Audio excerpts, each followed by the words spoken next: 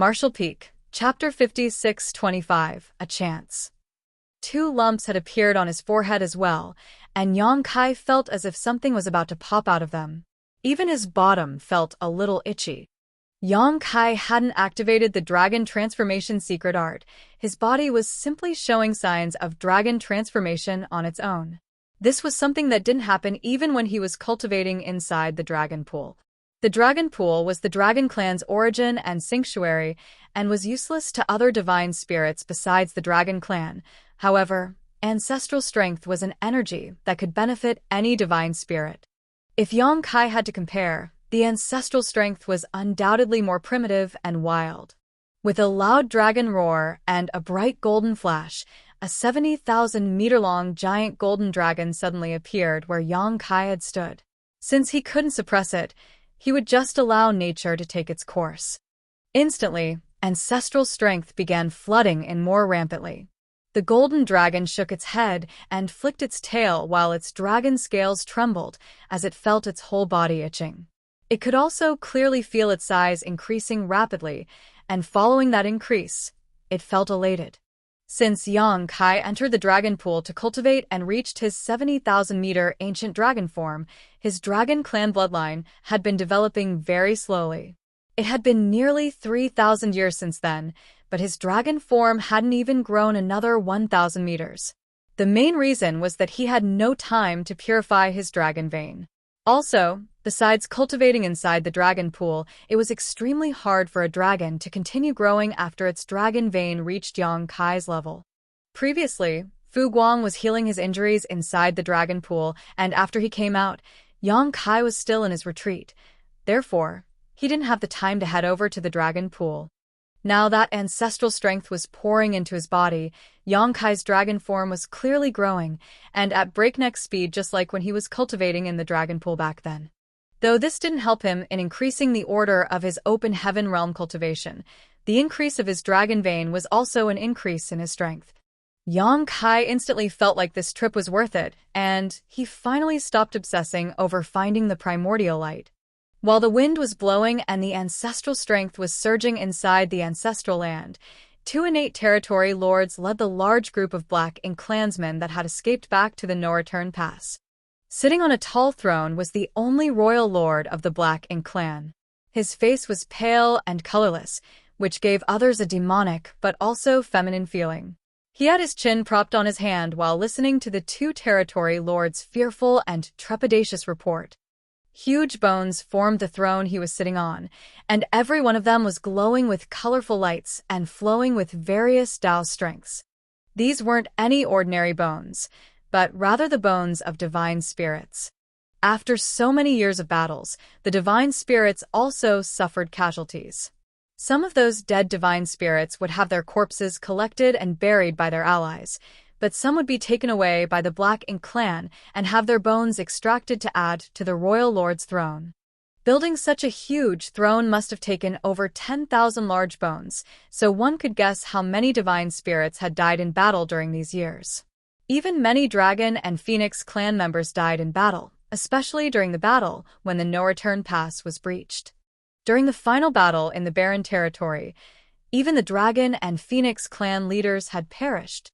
Although the royal lord didn't release his aura and was simply listening quietly, the 2 territory lords below felt like they were standing on pins and needles. Retreating without a fight was considered a dereliction of duty. They were responsible for guarding the ancestral land, but after one of their fellow innate territory lords was killed, they chose not to fight with Yang Kai and ran away instead. They even discarded their mid-rank Black Ink nests. Such crimes were enough for them to lose their heads.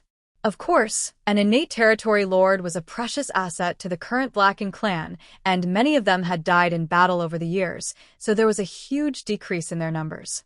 The royal lord wouldn't easily execute these 2, and would most likely just send them to the 6 battlefields that had masters from both races, so that they could atone for their sins. On the 2 sides of the main hall were 2 rows of innate territory lords. Though the Black Ink clan had quite a lot of acquired territory lords now, they were either battling the human race masters on the battlefields to fine-tune themselves, or devouring Black Ink's strength inside Black Ink nests as they cultivated their strength. The only ones free were the innate territory lords because their abilities were fixed right after birth. At this moment, most of those territory lords had sympathetic expressions on their faces. They had also heard of Yang Kai's reputation during these years, so they knew that it was already lucky to be able to survive after an encounter with that killing star. Of course, it was also because that fellow was worried about the agreement between the two races and didn't dare to break it easily. Otherwise, these two territory lords might have already been killed. Once the two territory lords finished their report, they looked up at the throne, waiting nervously for their fate to be decided. After a long time, the royal lord asked, "What you mean to say is, Yang Kai has entered the divine spirit ancestral land?" "Yes."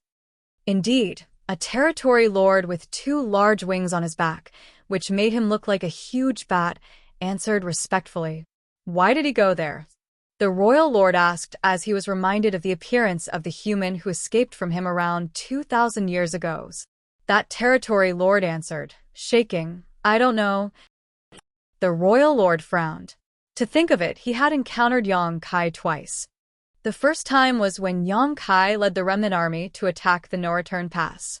During that time, he used the Azure Void Pass old ancestor's corpse and the strength of the Ox monster to forcefully kill many Black Ink clansmen to open a bloody road and send the remnant humans to the barren territory.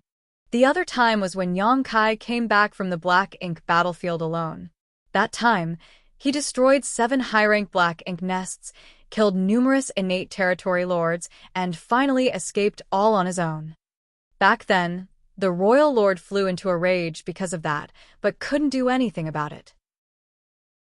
He soon heard the news about Yang Kai from the frontline battlefields and knew that Yang Kai had killed numerous territory lords.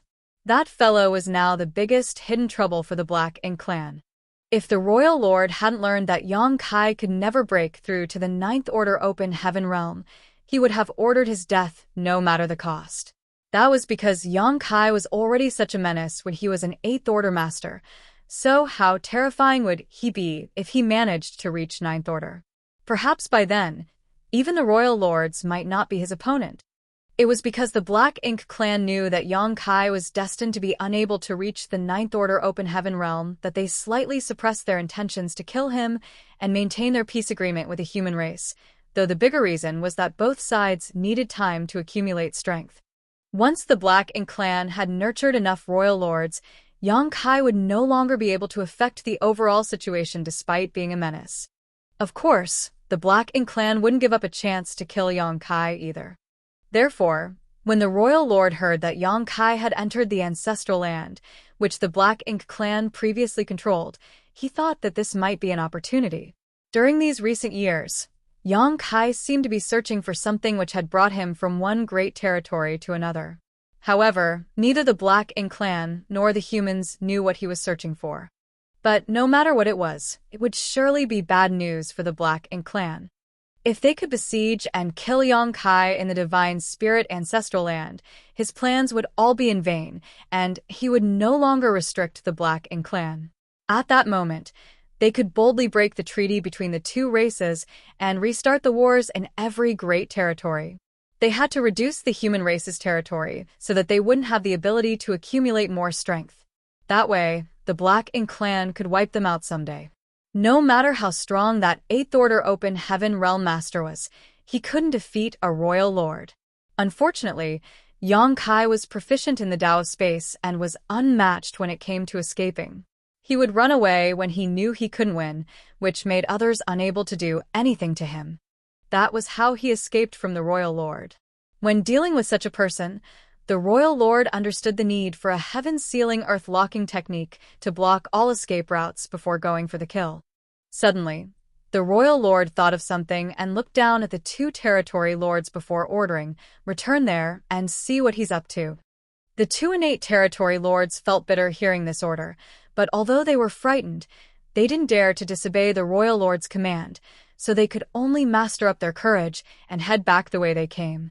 1 month later, the two territory lords appeared outside the ancestral land. They had bitter expressions as they hesitated, secretly hoping that Yang Kai had left. Otherwise, they didn't know how to explain their appearance if they bumped into him. They couldn't say that they were here to visit him, right? Even though they were nervous, they weren't too afraid because if Yang Kai wanted to maintain the agreement between the two races, he wouldn't openly attack them. Therefore, this trip might be dangerous, but it wasn't life-threatening. Carefully approaching the ancestral land, the two territory lords soon sensed something strange. The divine spirit ancestral land seemed to have changed drastically from how it was when they were last here. An inexplicable energy was surging and permeating the entire world, and even the wind and clouds were churning. At first, they were carefully hiding their bodies and aura lest they be exposed, but after looking at the current state of the ancestral land, they became bolder. Then, they released their divine senses to look around, and gradually discovered what was happening. All that energy seemed to be moving in one direction.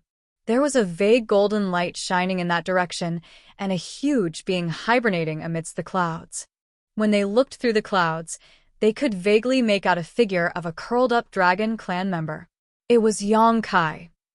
With all the intel the Black Ink clan had gathered, the fact that Yang Kai could transform into a true dragon was no longer a secret. After all, there were many Black Ink disciples who were loyal to the Black Ink clan hiding in the dark now. Those two territory lords looked at each other and revealed ecstatic expressions. They suddenly realized why the royal lord wanted them to return here. Silently retreating, they hurried back to the no-return pass. This time, it didn't take them a whole month to reach the no-return pass. When they got back, they once again bowed down before the royal lord's throne of bones and reported everything they saw and heard to him. The royal lord sneered, as I had expected. When he first heard that Yang Kai went to the divine spirit ancestral land, he made several guesses. Now, it seemed like he had gone there to cultivate. According to what he heard, it was said that the power inside the divine spirit ancestral land was very beneficial to divine spirits. Did you too expose yourselves? The royal lord asked. The Batwing territory lord shook his head. No. Yang Kai was entirely immersed in his cultivation and didn't sense anything. Very good. The royal lord nodded in satisfaction while tapping his fingers on the back of his throne while looking down at the two. Qingfu Muyu, don't complain that this king didn't give you a chance to make up for your crimes. The two of you are to immediately enter the Black Ink nest together for source fusion. Once those words were said, all the territory lords became pale. The two territory lords, Qingfu and Muyu, shivered as they looked up at the royal lord with terrified eyes. Muyu even screamed frightenedly, "Sir, please have mercy." It was as though the so-called source fusion was a death sentence. Even though Qingfu didn't say anything, he had a depressed and desperate look on his face. However, the royal lord didn't show any change in expression. Instead, he looked at them calmly before declaring, "If you live, that is your good fortune. If you die, that is your fate. Go." Martial Peak, Chapter 56-26, Source Fusion Technique. The humans had many sayings for when one returned home, each describing it as something glorious after enduring difficulties or achieving something astonishing that brought honor to the family. However, source fusion in the Black Ink clan had nothing to do with returning with honor. The only similarity with those sayings was that it was somewhat related to going home. To the humans, one's homeland was their place of birth. In that sense, the Black Ink nests were the Black Ink clan's homeland because they nurtured all Black Ink clansmen. To the Black Ink clan, source fusion was both punishment and glory. Moreover, only territory lords could perform source fusion. Technically speaking, source fusion was a type of secret technique that only the Black Ink clan could use, and to use it, they must have a high-rank Black Ink nest. A territory lord would enter the high-rank Black Ink nest and use the source fusion technique to fuse their body and essence with the Black Ink nest. Though any territory lord could easily perform the technique, it had never been used since ancient times. That was because when the territory lord fused their body with the Black Ink nest, there was a huge possibility that they would be devoured by the Black Ink nest and cease to exist. Despite the fact that there were quite a lot of territory lords in the Black Ink clan, they were all pillars of the various battlefields, so it wasn't easy to sacrifice any of them. Of course, with such a high risk, the reward naturally wouldn't be small. If the territory lord who performed the source fusion technique could withstand the black ink nest's devouring and instead assimilate the black ink nest, they would achieve earth-shattering changes. Simply put, the relationship between the territory lord using the source fusion technique and the black ink nest was that they had to devour each other. Only one between them would survive. Since the day of their birth, an innate territory lord's abilities were fixed and had no way of increasing.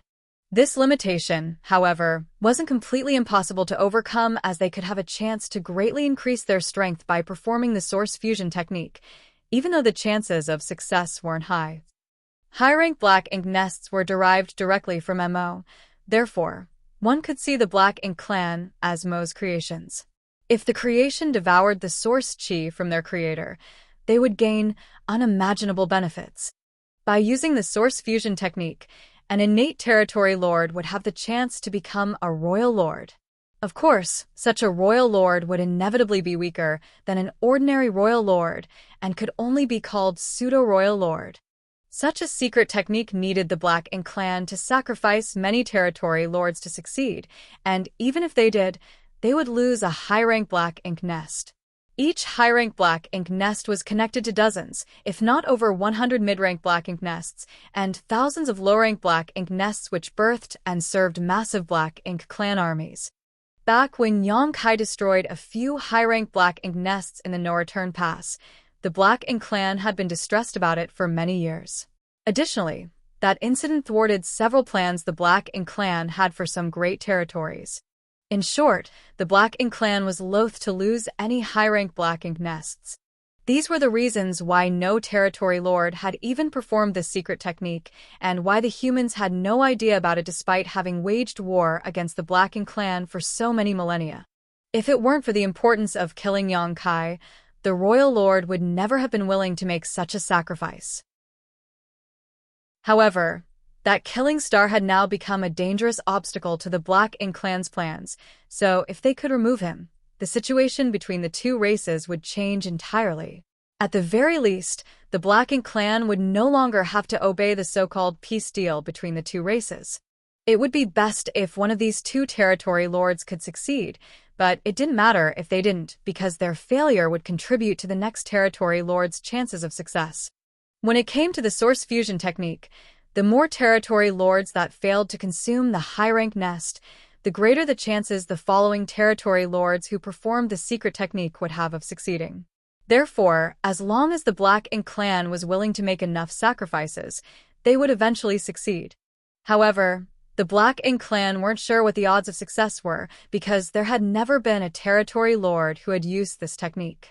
Even the royal lord only had a rough estimation that the initial chances of success were around 10% and would increase by about that much for successive attempts. In other words, even if things went smoothly, they still had to sacrifice around a dozen territory lords before a pseudo-royal lord could be born. Of course, those estimations didn't account for the amount of territory lords, feudal lords, and ordinary Black Ink clansmen that the destruction of a high-rank Black Ink nest would implicate. Such a huge sacrifice for such a small reward was obviously not cost-effective for the Black Ink clan outside of extremely special circumstances.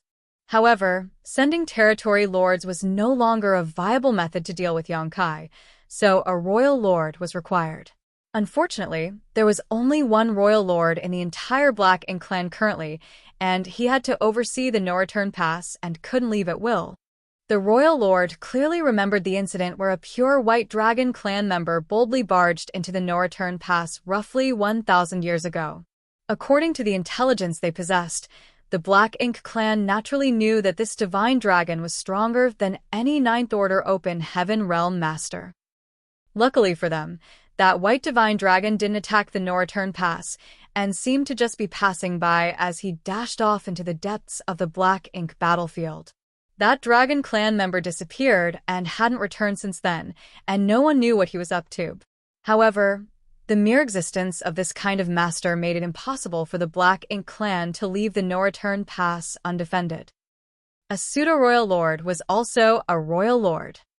Therefore, no matter what price they had to pay, the Black Ink clan had to kill Yong-kai in the divine spirit ancestral land. Qing Fu and Mu Yu felt devastated as they left. Though they were reluctant to die in such a way, it was in the Black Ink clan's nature to obey those superior to them. Since the royal lord had given the order, they could only abide. After finding a high-rank Black Ink nest, the two innate territory lords looked at each other and saw the despair in each other's eyes. They smiled bitterly at each other before flying into the Black Ink nest. When they arrived at the innermost part of the Black Ink nest, the two territory lords sat cross-legged and began performing the source fusion technique. At that instant, the fleshy walls of the Black Ink nest squirmed as the two territory lords' bodies gradually sank downwards, as if they were in a swamp. Their figures disappeared in a few short breaths as the Black Ink nest completely devoured them. Only their auras remained, trying to resist the Black Ink nest from within. As time passed, the two territory lords' auras weakened before finally disappearing. Back inside the main hall, the royal lord and many territory lords were monitoring the situation. When they were certain that the two territory lords' auras had completely disappeared, many of the innate territory lords sighed. It seemed like the source fusion technique really wasn't something that could be easily used. But the sacrifice these two made was destined to not be wasted, as they soon heard the royal lord asking, "Is there any of you who is willing to perform source fusion with this Black Ink nest?" It was almost like asking if any of them would be willing to die. Having witnessed Qing Fu and Mu Yu's end, none of the innate territory lords below dared to volunteer to perform source fusion with the Black Ink nest. Therefore, it was complete silence after the royal lord asked his question. Finally, after a long time, a territory lord came forward and declared, "Sir, I am willing to try." Coming forward while everyone was silent made this territory lord stand out greatly, and many gazes of all sorts landed on him. The royal lord sitting above them revealed a gratified expression. Although many Black Ink clansmen were afraid of death because of the personality they were born with, there were still some who were willing to sacrifice themselves for the greater good of their race. Nodding, the royal lord said, "If that's what you wish, Di Wu, I'll give you a chance." "Yes." The territory lord called Di Wu cupped his fist and waited to receive further orders. "Is there anyone else?" The royal lord turned to look around, but didn't get any response, so he was a little frustrated and began calling out a few territory lords' names with no trace of politeness. The faces of those few territory lords instantly became ashen as they came forward with difficulty. Meanwhile, the other territory lords watched the scene and secretly analyzed the situation. Then, they realized that those territory lords had either lost to human race masters or made blunders on the battlefield that harmed the Black Ink clan. It seemed like the names the royal lord called out weren't at random, which made a few territory lords feel relieved. Di Wu stays behind while the rest of you go ahead. Black Ink Eternal. Though the few territory lords couldn't put their feelings into words, their expressions still became stern as they yelled, "Black Ink Eternal." After that, they turned around and set off. Moments later, the auras of the chosen innate territory lords disappeared one after another inside the high-rank Black Ink nest, obviously indicating that they had failed. Although it all failed, those auras were hung on for longer and longer, which meant that the source fusion technique was getting closer to success. At that moment, the desire in those innate territory lords still on the scene were ignited. An innate territory lord was indeed strong, and ordinary Eighth Order masters weren't their opponents, but it had always been a point of frustration that their abilities were fixed with no way of increasing in the future. Right now, the innate territory lords could still occupy a pivotal place in the war against the human race, but once the final battle between the two races began, there would surely be quite a lot of royal lords and Ninth Order masters. By that time, what was the use of being an innate territory lord when they couldn't even save themselves from danger? They also wanted to have greater power and become royal lords, even if they were only pseudo-royal lords. In the meantime, 6 territory lords had gone through source fusion with the Black Ink nest, which meant the chances for succeeding was growing increasingly higher. Perhaps one of them might be able to devour the Black Ink nest, break through their innate shackles, and transcend to the next level. While they feared death, they also craved power. If the innate territory lords in the hall could be said to be avoiding the source fusion technique before, they were now feeling a little excited. After the 8th territory lord had fallen, the royal lord asked again, "Who else is willing to give it a try?" The territory lords were now far more enthusiastic than before. Of course, the royal lord knew what they were thinking, but he still nodded lightly while looking at them with a gratified expression. However, he didn't let the territory lords take action together this time. The ones before were to build a foundation, and now that it had been built, it was time to carefully collect his harvest. Under the royal lord's command, the first territory lord in line entered the black ink nest and performed the source fusion technique. Half a day later, his aura disappeared. Following that was the second territory lord, then a third. Each territory lord was able to last much longer than the previous one, which meant they were creeping closer to success. However, it wasn't until the 13th territory lord failed to return that the other territory lords below the throne began looking at the royal lord with burning gazes. Anyone could see that success was near. Perhaps it would be the next one or the one after that.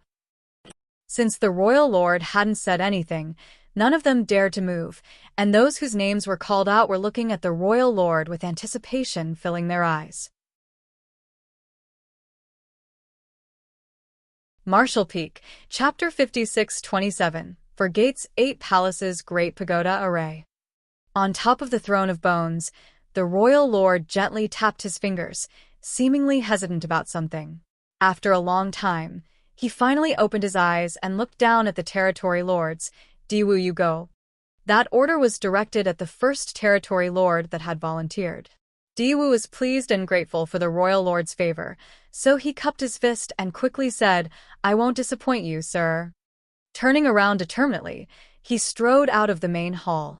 The rest of the territory lords looked at each other before smiling bitterly, because they couldn't stop Diwu, nor did they dare to blame the royal lord for being biased. Since Diwu was the first to stand up and volunteer when the royal lord asked who was willing to perform the source fusion with the black ink nest, he had shown that he was braver than the other territory lords. The royal lord naturally appreciated and favored such a territory lord. In addition, it was obvious that the royal lord had chosen Diwu to receive the benefits in the end, all along. The previous territory lords who went to perform the source fusion technique were all sacrifices to pave the way for Diwu. Now that the royal lord had instructed Diwu to head over, it undoubtedly meant that the royal lord also felt that success was at hand. If Diwu didn't move now, he might not get a chance to. Several divine senses were probing at what was happening inside the high-rank black ink nest as Diwu entered and quickly performed the source fusion technique, letting the black ink nest devour his body while leaving behind his aura. This time, his aura endured for a long time without weakening, constantly resisting the black ink nest's devouring. His aura stayed longer than any of the previous territory lords. Meanwhile, the other territory lords had complicated feelings as they continued to sense what was happening. They both anticipated Diwu's success, but also hoped he would fail. If he succeeded, he would be the first pseudo-royal lord that emerged from using the source fusion technique, a momentous occasion for the Black Ink clan. But if he failed, the other territory lords present would have a chance to obtain that glory for themselves. Several days later, the long battle between auras suddenly quieted down, and the royal lord sitting on the throne relaxed his furrowed brow before grinning. Success. The territory lords below hurriedly offered congratulations. It was indeed a success. Diwu had undoubtedly devoured the high-rank Black Ink nest and even absorbed part of the strength from the 13 territory lords before him. In short order, he would break through the innate territory lord's restrictions and become a pseudo-royal lord. That time wouldn't be too long either. No one in the Black Ink clan was sure whether their decision to sacrifice a high-rank Black Ink nest and 13 innate territory lords in exchange for a single pseudo-royal lord was worth it. Still, if they could use this newly acquired strength to kill Yang Kai, it would be a huge strategic win for them. Now that everything was prepared, it was time to start planning their attack. The royal lord released a burst with his divine sense, and several 7th Order Black Ink disciples soon came to the main hall before bowing down. While leaning forward to look at an old man among the black ink disciples, the royal lord asked, "How is your research progressing? Is your 4 gates, 8 palaces great pagoda array usable yet?" That old man replied, reporting to Sir Royal Lord, "We have already perfected it long ago and have refined many array boards and banners." Then, the old man's expression became serious. "My lord, are you planning on using this array?" In recent years, quite a lot of humans were corrupted by black ink's strength and turned into black ink disciples, but very few were proficient in the Tao of spirit arrays. The few standing before the royal lord were the array masters among the black ink disciples that had high attainments in the Tao of spirit arrays. More than 2,000 years ago, the royal lord began gathering these specialists in the No Return Pass, providing them with protection and any materials or resources they required, while giving them a single order to develop a heaven-sealing, earth-locking grand array that they could use when needed. Although the royal lord didn't specify who they would use that spirit array on, the 7th Order Black Ink disciples weren't fools. It wasn't enough to just deduce a heaven-sealing, earth-locking grand array, however. Refining array boards and banners had also cost numerous resources, and powerful masters were also needed to set up and maintain the grand array. Considering the massive investment, the royal lord must want to use this grand array for a special purpose. That target must be a tricky enemy who is great at escaping. Among all the 8th Order masters in the human race, there was only one who the Black Ink clan would take so seriously. However, such a huge array wasn't easy to arrange. The person they were trying to trap could easily escape if they alerted him, and he found out about the grand array before it was fully activated. That was why they hadn't used this grand array despite it already being ready to deploy. They didn't expect the royal lord would gather them here today. After listening to the old man's answer, the royal lord nodded calmly. "Very good. Yang Kai has trapped himself inside the divine spirit ancestral land and seems to be immersed in cultivating. This is a perfect chance to deal with him." The divine spirit ancestral land. That old man seemed surprised. "Sir, are you going to use this grand array to seal that place? Can it be done?" The royal lord looked at that old man with a serious expression. How could that old man dare to say no? Judging by the royal lord's behavior, he might perish on the spot if he said no. So, the old man quickly replied, "Yes. If Yang Kai is indeed immersed in cultivation, there is a high chance for success. But the divine spirit ancestral land is an incredibly vast place, and this old master doesn't have enough strength to seal it entirely. I must trouble Sir to allocate some territory lords to cooperate with me." "How many do you need?" 8. "No, 10 territory lords." The royal lord replied flatly, "I will give you 20 innate territory lords. This plan can only succeed and not fail." When the old man heard this, he was taken aback. It was no small deal using 20 innate territory lords to deal with one human, but it also showed how cautious the Black Ink clan was of that human. He had also heard of Yang Kai's reputation, but no matter how strong Yang Kai was, he would not be able to escape after being trapped inside this grand array. Therefore, the old man accepted the order. "Yes, sir." Afterwards, the royal lord called out 20 territory lords and gave them an order. "You will accompany them and offer whatever assistance they require to set up the grand array. However, don't act recklessly before Diwu arrives. Once Diwu arrives, he will take charge." All the territory lords accepted their orders. "Yes, sir." "Go." With a wave of the royal lord's hand, the 20 territory lords and several 7th Order array masters immediately left the main hall and flew away. Looking outside the main hall, the royal lord appeared gloomy. Although he couldn't personally kill Yang Kai to vent his rage, this small displeasure was nothing before the Black Ink clan's plans for total conquest. In fact, if they hadn't lost more than a dozen territory lords to the source fusion technique already, he wouldn't have only sent 20 territory lords but 30. When dealing with someone like Yang Kai, there were only 2 options before them: leaving him alone, or attacking him with overwhelming force to ensure he died. Once this battle was over, the Black Ink clan would no longer have any worries, and that agreement between the 2 races would become meaningless. The Black Ink clan masters immediately left the no-return pass, but soon after, a Black Ink clan army consisting of 1,000,000 troops followed behind under the leadership of many feudal lords. They were also heading for the Divine Spirit ancestral land, but weren't in a rush to get there, so the territory lords departed before them. After all, no one knew how long Yang Kai would remain in the Divine Spirit ancestral land. It would be a total waste of effort if they arrived too late and Yang Kai had already left. As they were moving quickly, it only took the group of masters 20 days to pass through the Divine Ability Sea and arrive at the outskirts of the Divine Spirit ancestral lands.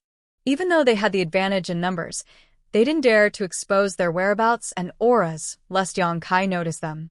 Next, they let a territory lord who was skilled in concealment go forward to scout the place. Soon, that territory lord returned and told the others what he discovered. Strange things were happening inside the Divine Spirit ancestral land. The wind and clouds constantly churned, causing a huge commotion, but Yang Kai was obviously still immersed in his cultivation and unaware of his surroundings. That news made the other territory lords feel relieved. In the meantime, that seventh-order old man laughed mockingly. That fool is courting death by creating such a huge commotion while cultivating, but the commotion gives us cover while we prepare. Enough nonsense. Hurry up and tell us what we have to do, one of the territory lords asked impatiently. Black Ink disciples never had much of a status among the Black Ink clan, therefore, the group consisting of only innate territory lords naturally would look down on them. However, the territory lords didn't act outrageously because they still needed these Black Ink disciples to arrange the grand array. That was because the Black Ink clan had little to no aptitude in the Tao of Spirit arrays. Yes, sir. That seventh-order old man nodded and bowed before instructing them politely, "Please come with me." While saying so, he took the lead and flew away. He had already told the territory lords the basics of the grand array, and even gave them a jade slip each to let them better understand it. These territory lords might be powerful, but it was difficult for them to understand anything about spirit arrays. That was why these territory lords still didn't know much about the Four Gates, Eight Palaces Great Pagoda Array, despite having 20 days to study it already. If possible, that old man would rather work with the other 6 seventh-order Black Ink disciples to set up the grand array, not these innate territory lords. However, he needed these powerful territory lords to enhance the spirit array's power, so he was stumped. For now, his only choice was to teach them while hoping these territory lords wouldn't be too ill-tempered. Under the seventh-order old man's guidance and directions, the territory lords stood in prearranged positions while holding an array banner each. Then, the old man followed down the line and placed several array boards before arranging for the other seventh-order Black Ink disciples to stand in the critical nodes. This arrangement took them more than 10 days. The old man was tuckered out and secretly grateful to the royal lord for sending 20 territory lords over. At first, he thought they would only need a few territory lords for this spirit array, but after arriving here, he discovered that he had greatly underestimated how vast the Divine Spirit ancestral land was. In the end, they used 12 innate territory lords and every seventh-order Black Ink disciple to seal this place up. Luckily for them, Yang Kai, who was cultivating in the ancestral land, had no idea of the changes being made outside and was still immersed in his cultivation. Once everything was ready, the old man secretly breathed a sigh of relief. He went over and stood at one of the critical nodes of the grand array and with a serious expression, pulled out an array banner and channeled his strength into it. Instantly, world force surged. Around the void, the grand array's nodes and array boards hummed simultaneously, while the anxious territory lords also inserted their strength into their array banners. Martial Peak, Chapter 56-28. Going back in time. Following the activation and trembling of each array banner, the array boards also quickly released their aura and intertwined with them. Invisible energy appeared and passed through the place where the seventh-order Black Ink disciples and 12 innate territory lords stood. After 10 days of hard effort, they succeeded in activating the grand array. Instantly, The void where the divine spirit ancestral land was located was entirely enveloped by the Grand Array, isolating it from the outside world. It was only then that the old man responsible for setting up the spirit array finally felt relieved. He was terrified of the possibility that Yang Kai might realize the Grand Array was being assembled before it was done. If that happened, they wouldn't be able to trap him. Now that the Grand Array had been activated, though, no matter how proficient Yang Kai was in the Tao of space and escaping, he would have no way to flee. The only way out was to destroy the Grand Array, but now that it enveloped the entire ancestral land, that would be no easy task. The old man's expression became stern as he used the array banner in his hand to inform everyone the Grand Array's successful formation has caused a substantial change in the surrounding void, so Yang Kai must have already noticed it. Sirs, please be on guard. If others were trapped inside the Four Gates 8 Places Great Pagoda Array, they might not sense any changes. Moreover, they went with a more stable plan and used 12 innate territory lords to activate this Grand Array and seal the entire ancestral land to guard against any unexpected events. However, Yang Kai was different. He was proficient in the Tao of space, and this was a heaven-sealing, earth-locking Grand Array that would isolate the inside from the outside. Such a huge commotion wouldn't be able to escape Yang Kai's senses. The territory lords felt anxious after hearing the old man's warning and raised their guard up while using their divine sense to scout their surroundings, afraid that Yang Kai might suddenly appear and attack them. After waiting for an entire day, though, they didn't notice any suspicious movements. They waited another day, but it was still very quiet. The territory lords used their array banners to converse with each other secretly and were dumbfounded by what Yang Kai might be planning. One of the territory lords couldn't help asking, "Are you sure that guy is still here?" It wasn't their fault for doubting, because if Yang Kai was here, how could he remain so idle? According to how domineering he usually treated the Black Ink clan, he would definitely have caused a huge scene if he noticed he was sealed inside this place. Even if he didn't cause a commotion, he would at least show his face and not be as quiet as he was now. There were several territory lords with the same doubts. Soon, another territory lord's voice came from the array banners. "He should be here. When I scouted this place earlier, I felt a strange change in the ancestral land, which is clearly his doing." "Did you actually see him?" "I didn't." Since the territory lord didn't dare to expose his whereabouts, he was very careful when scouting ahead and didn't dare to investigate too deeply. What if he accidentally alerted Yang Kai while scouting, causing him to get suspicious and leave? He wouldn't be able to handle the consequences. Let's just wait. Maybe he's lurking around in the dark. The group of territory lords calmed down and continued to wait. But several more days passed, and there were still no signs of Yang Kai.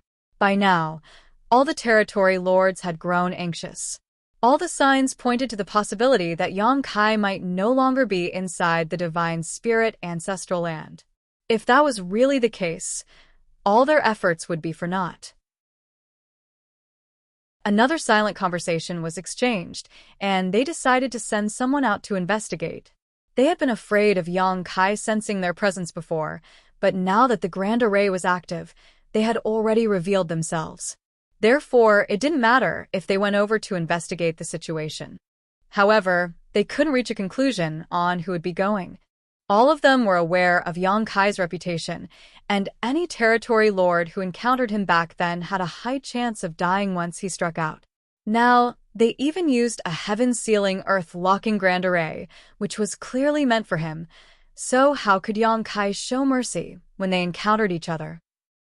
Therefore, all the territory lords passed the responsibility among them, as no one was willing to enter the ancestral lands. Luckily for them, the Black Ink clan army from the No-Return Pass that had departed after them had now arrived. So, the territory lords picked out a feudal lord and ordered him to lead 3,000 soldiers into the ancestral lands. That unlucky feudal lord felt bitter, but couldn't do anything but follow his orders. Moving forward carefully, the troops soon arrived in the sky above the ancestral land, but before landing, the feudal lord sensed a suppressive force coming at him from all directions. He had never felt this kind of sensation, and under this suppression, he found that he couldn't circulate his Black Ink strength as smoothly as before. Even his feudal lord aura had slightly decreased. Such a change surprised him, and he quickly stopped moving before looking around. He noticed the 3,000 Black Ink clan soldiers he brought with him also wore uncomfortable expressions. Is this the suppression of the ancestral strength? The feudal lord's expression turned gloomy as he wondered. Of course, he knew that the divine spirit ancestral land had ancestral strength. After all, the Black Ink clan had occupied this place for thousands of years and had sent back comprehensive reports describing the ancestral strength in the ancestral land that had a certain amount of resistance to Black Ink strength. Therefore, the Black Ink clansmen with lower strength would feel more uncomfortable being in this place. However, the feudal lord didn't expect the suppression to be this intense. He was barely at the outskirts now, and hadn't even entered the ancestral land. What would happen if he dove deeper inside?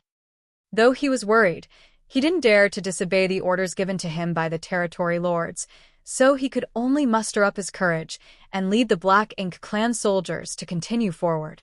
As the feudal lord expected, the closer they got to the ancestral land, the more obvious the suppression of their strength was. His feudal lord aura was constantly weakening as if there was a mysterious force suppressing the strength inside him. When he finally arrived at the ancestral land, his expression had already turned extremely stern. He summoned his strength, but realized that his current output was only on par with that of a high-rank Black Ink clansman. That omnipresent, extremely dense ancestral strength had actually suppressed his strength by an entire realm. If this was his condition, the other 3,000 Black Ink clansmen would naturally be in an even worse state. The lower the strength, the more obvious the suppression. There were already some Black Ink clansmen who couldn't stand the pain and released suppressed roars. Meanwhile, the feudal lord was terrified and immediately knew that there was something off about this piece of land. He suppressed the discomfort he was feeling and began looking around. Then, he led his army away after not finding anything. It wasn't until they left the divine spirit ancestral land that the feeling of suppression gradually faded. The feudal lord reported what happened to the territory lords, making all of them frown. Is the divine spirit ancestral land's suppression really so powerful? How did Qing Fu and Muyu stand living in this place back then?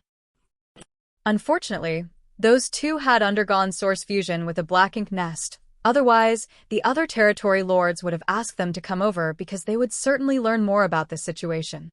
They're dead, but there are a few feudal lords that escaped alive at that time.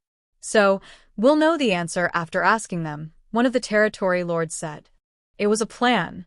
Among the millions of soldiers that followed them here, there were a few feudal lords who had previously guarded the ancestral land. Those feudal lords were called over and asked about the previous situation here. After finding out that things were completely different now, the territory lords were certain that, while there was previously ancestral strength here as well, it wasn't nearly as dense as it was currently. It was clear that the ancestral land had gone through a dramatic change they knew nothing about, which was likely caused deliberately. In other words, Yang Kai was still inside the ancestral land, but no one knew where he was hiding or what he was doing. Should they keep searching for him? Now that they had a Black Ink clan army that consisted of millions of Black Ink clan soldiers, there was a huge possibility of finding Yang Kai in his hiding spot if they scattered enough people around the ancestral land. However, what would they do with him after finding him? Another round of discussion later, the territory lords decided to just lay low and wait. They were now very sure that Yang Kai was still inside the ancestral land, and as long as he was here, he couldn't run away. Moreover, the royal lord had ordered them to wait for Di Wu to arrive and take over, so they would do just that. After Di Wu successfully performed the source fusion technique, he became a pseudo-royal lord. Now, all he needed to do was to absorb the power from the Black Ink nest and all 13 innate territory lords sacrificed before him, and he would have enough power to defeat Yang Kai. Once a decision was made, all the territory lords felt relieved and waited silently. In the meantime, Yang Kai had sunk deep into the ancestral land, but this wasn't by his own doing. At first, he was just an adopted son to the ancestral land, the so-called matriarch, and then he advanced into a true son after contributing something. Later, he became the ancestral land's favorite son. Following that, the ancestral land might have sensed Yang Kai's desire for power and decided to help him with all it could. Yang Kai transformed into a 70,000-meter ancient dragon before beginning to absorb and refine as much ancestral strength as he could from the ancestral land. While refining his dragon vein, he was so immersed in his cultivation that he didn't notice that his body had involuntarily sunk into the ground and arrived deep below the surface of the ancestral land. Yang Kai didn't even notice signs of his body fusing with the ancestral land. This phenomenon was naturally not the same as the Black Ink clan's source fusion technique, which required devouring one another. It was as though the matriarch had opened her arms to welcome Yang Kai into her embrace because she was trying to inject that huge amount of strength into his body. With the constant refining of his dragon vein, Yang Kai noticed that the effects here were even more outstanding than those he had while cultivating in the dragon pool. As Yang Kai had entirely sunk into the ground, not only did he not notice that the Black Ink clan had set up a heaven-sealing, earth-locking grand array called the Four Gates 8th Palace's Great Pagoda Array, but the Black Ink clan who came in to look around for him also wouldn't be able to find him. Time passed by, and Yang Kai's fusion with the ancestral land was becoming stronger, like he was about to become one with it. At a certain point, his perspective seemed to entirely change, becoming both ancient and wide. As his dragon vein continued to be refined, he felt a strange power seeping into his body and gradually resonating with the entire ancestral land. It was the purest form of time, Tao essence. The Dragon clan's bloodline talent was the Tao of time. If a Dragon clansman's bloodline reached a certain level of purity, they would naturally become proficient in the Tao of time and gain the ability to use time principles. Yang Kai possessing a dragon vein might have been a huge factor as to why he could reach such high attainments in the Tao of time back then. Now, the time Tao essence of this world seemed to have caused some kind of strange change. Though Yang Kai still retained his consciousness, it had expanded greatly as he felt himself fuse with the ancestral land. The sensations of his body faded away as he then saw a strange phenomenon. He witnessed several Black Ink clansmen investigating something in the ancestral land before leaving quickly. This wasn't strange in and of itself, but what was odd was the scenes seemed to be occurring in reverse. Yang Kai even saw some Black Ink clansmen walking backwards. Next, he saw a grand array, which enveloped the entire void around the ancestral land, dispersed before several Black Ink disciples began running around with a number of territory lords seemingly disassembling it. Another 2 territory lords suddenly appeared outside of the ancestral land, but left after investigating what was inside. Those 2 territory lords seemed like the 2 he had previously released. Yang Kai also saw the territory lord he killed revive from the dead. He even witnessed himself withdrawing his finger from that territory lord's forehead before their battle played out in reverse. All these scenes rapidly appeared and disappeared, but Yang Kai's emotions remained as tranquil as an ancient wall. It was like he was a bystander who was observing what had happened in the ancestral land. Even watching himself kill that territory lord didn't draw any kind of reaction from him. At that moment, Yang Kai suddenly realized that he was going back in time.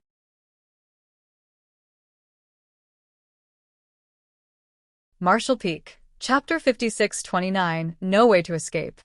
The Tao of Time was profound and mysterious. Since ancient times, there were very few cultivators who cultivated this grand Tao.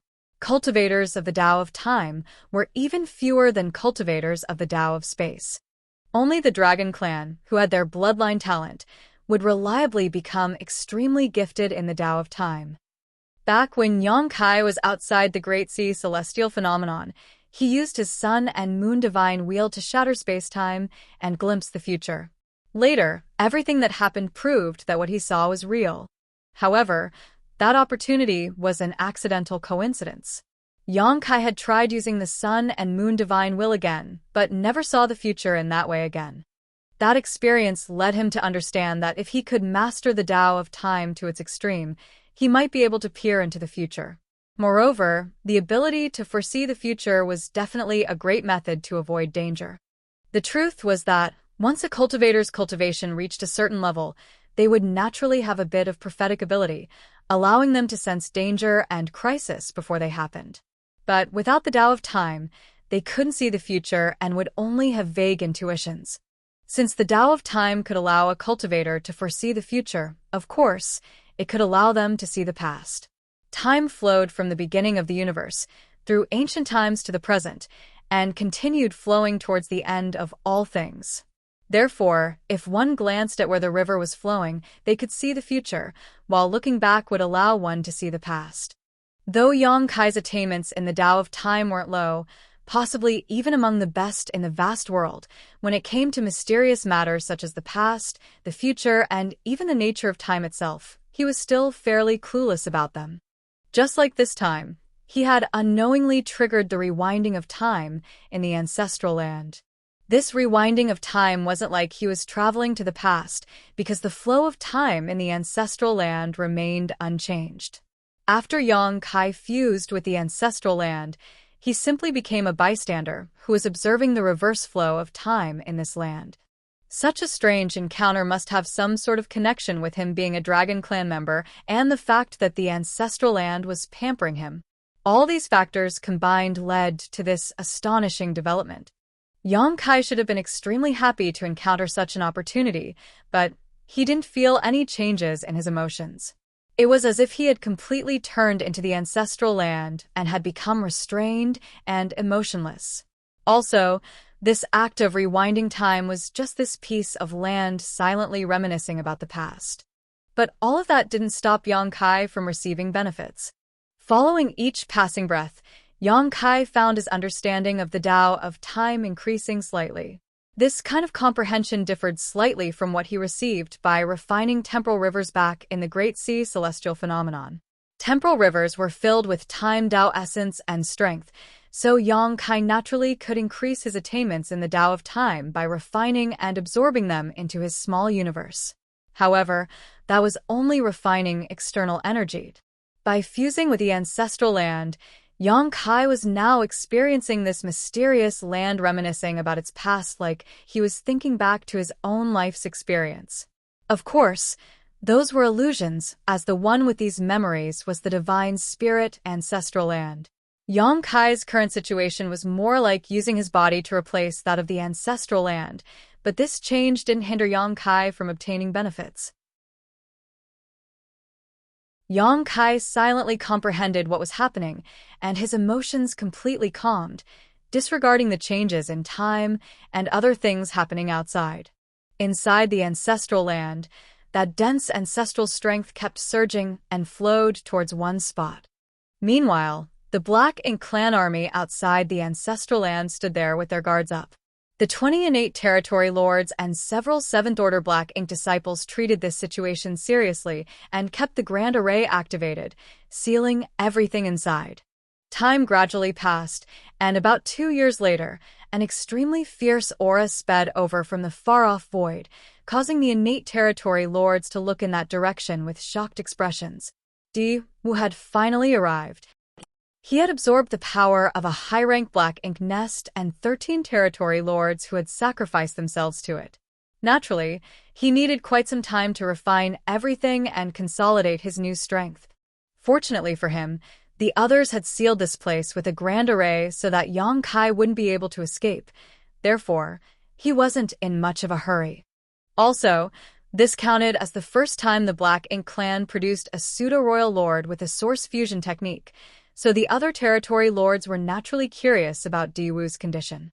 After they briefly probed Di Wu, the territory lords all turned grim. That was because Di Wu had a blaring aura. By comparing only their auras, Di Wu seemed to have the strength of a real royal lord, but all of the territory lords knew that this was just an illusion. The reason Di Wu's aura was so pronounced was that he could not control it. Royal lords didn't wantonly release their aura because they could perfectly control their strength. Therefore, the rampaging aura was a sign that Di Wu couldn't actually handle his current power properly. It was obvious from this situation that no matter how strong an innate territory lord was, and what methods they used to bypass their innate shackles, there was still an absolute limit. Even though Di-Wu had received a power that was far above his original strength and had 2 years to adapt to it, it was still hard for him to fully control himself. Perhaps it would be impossible for him to gain full control over that power in his lifetime, or else he wouldn't be regarded as a pseudo-royal lord. Rather, he would be a true royal lord. Despite knowing all that, the innate territory lords were still envious of Di-Wu because their strength had been fixed since their birth. Who wouldn't want to become stronger? Especially when there was an unavoidable final battle between the Black Ink clan and humans brewing. More power meant better protection for oneself when facing the catastrophe that was about to sweep through the entire universe. It was a pity that the others could only admire Di-Wu because the birth of a pseudo-royal lord meant that a high-ranked Black Ink nest and more than a dozen innate territory lords had to be sacrificed through the source fusion technique. The Black Ink clan could not create a large amount of pseudo-royal lords unless they were in a desperate situation, and even then, it was doubtful if such sacrifice would be worth the gains. A while later, a deep, dark cloud arrived before them. Even the innate territory lords couldn't see Di-Wu's appearance because he was enveloped in extremely dense Black Ink strength. The shocking momentum and murderous intent coming from the Black Ink cloud made the territory lords even warier. When Di-Wu was still a territory lord, he was more of a staid individual, but now, he was like a caged ominous beast that had broken free, wanting to devour every person he saw. "Where is he?" Di-Wu's raspy voice came from within the cloud. The territory lord nearest to him quickly pointed in a specific direction. He should still be inside the ancestral land. Once that was said, the Black Ink cloud immediately shot towards the ground. A short while later, a violent vibration seemed to have come from below, accompanied by Di-Wu's angry roar, "Come out." The world shook, and the wild shockwave made the void itself tremble. Even the Grand Array was slightly affected, forcing the territory lords to channel more strength to stabilize it quickly. Inside the ancestral land, the Black Ink cloud seemed like a rampant child as it continuously released the huge power it suddenly acquired. Soon, Di-Wu, who was inside the Black Ink cloud, noticed something strange. He clearly felt a dense ill will coming from all directions, like the world itself was rejecting his presence. It wouldn't have bothered him if that was all, but this strange will also had the power to suppress his strength. Ancestral strength. Of course, Di-Wu wouldn't be unaware of the most primitive strength of the divine spirits. It was just that he had never visited the ancestral land before and never anticipated that the ancestral strength here would be so dense. Being a pseudo-royal lord, even if he couldn't completely control his strength, dealing with an 8th Order Open Heaven Master like Yang Kai shouldn't have been a problem. However, the dense ancestral strength here suppressed almost half of Di-Wu's strength, leaving him only slightly stronger than he originally was as an innate territory lord. Knowing Yang Kai's ferocious reputation and ridiculous strength, Di-Wu wasn't confident that he could win against him with such a limitation placed on him. He came here with full confidence, but now he was suddenly worried, which was quite embarrassing. In this situation, not only might he fail to kill Yang Kai, but he was actually at risk of being the one killed. Looking around, he had a serious face as he prepared himself for Yang Kai's sudden appearance. Luckily for him, there weren't any movements around him. Frowning, he began investigating his surroundings. He found that all the ancestral strength on this land was gathering in one direction. "Is that bastard still cultivating?" Di-Wu vaguely muttered to himself after reaching his own conclusion. Under normal circumstances, he would have interrupted Yang Kai's cultivation no matter what because, as an enemy, he couldn't just sit and watch Yang Kai become stronger. That killing star was already too strong, so what benefit would there be to let him grow stronger? However, Di-Wu currently had another plan. Since Yang Kai was busy devouring the ancestral strength to cultivate, perhaps he should just let him be. After all, this land couldn't have an infinite amount of ancestral strength. Therefore, the longer Yang Kai cultivated, the less ancestral strength there would be. Once all the ancestral strength here had been depleted, there would be nothing suppressing the Black Ink clan's strength, and by that time, he could exert his full power. Although Yong Kai would also become stronger, as long as he didn't break through to the Ninth Order Open Heaven Realm, Diwu was confident that he could defeat Yong Kai. Could Yong Kai break through to the Ninth Order Open Heaven Realm? The answer was no. This man had reached his limit at the Eighth Order Open Heaven Realm. The Blacken clan wouldn't mess up such a critical piece of intelligence, or else they wouldn't have agreed to negotiate with the humans. Once he decided, Diwu didn't remain any longer and flew up into the sky, heading back towards the Grand Array. When he returned, many pairs of eyes fell on him, which made him feel a little embarrassed. Luckily, he was hiding inside a thick black ink cloud, so the other territory lords couldn't see his face. I haven't mastered my current strength, so I'll let him live a while longer and head over to kill him once I've become better familiarized with myself. It was clearly an excuse, and the territory lords all knew what Diwu was thinking. They secretly snickered, but didn't dare to show anything on the surface. Sir Diwu, you're the one in charge. We will keep a close watch on Yong Kai's movements. Diwu nodded lightly. Inform me immediately if there are any changes. After saying that, he shot to the side and silently began familiarizing himself with his strength. Despite spending 2 years devouring the strength from the Black Ink Nest and 13 territory lords, this wasn't strength he had built up through his own efforts, so it was somewhat incompatible with him and rioted regularly. That was also one of the reasons he could not stop releasing his aura. If he let Yong Kai continue to cultivate, he could also gradually polish the strength that didn't belong to him and make himself stronger. At the same time, in the depths of the ancestral land, Yong Kai was still looking into the past while fusing with the ancestral land's aura. But a moment ago, there seemed to be a kind of external force that almost interrupted his cultivation.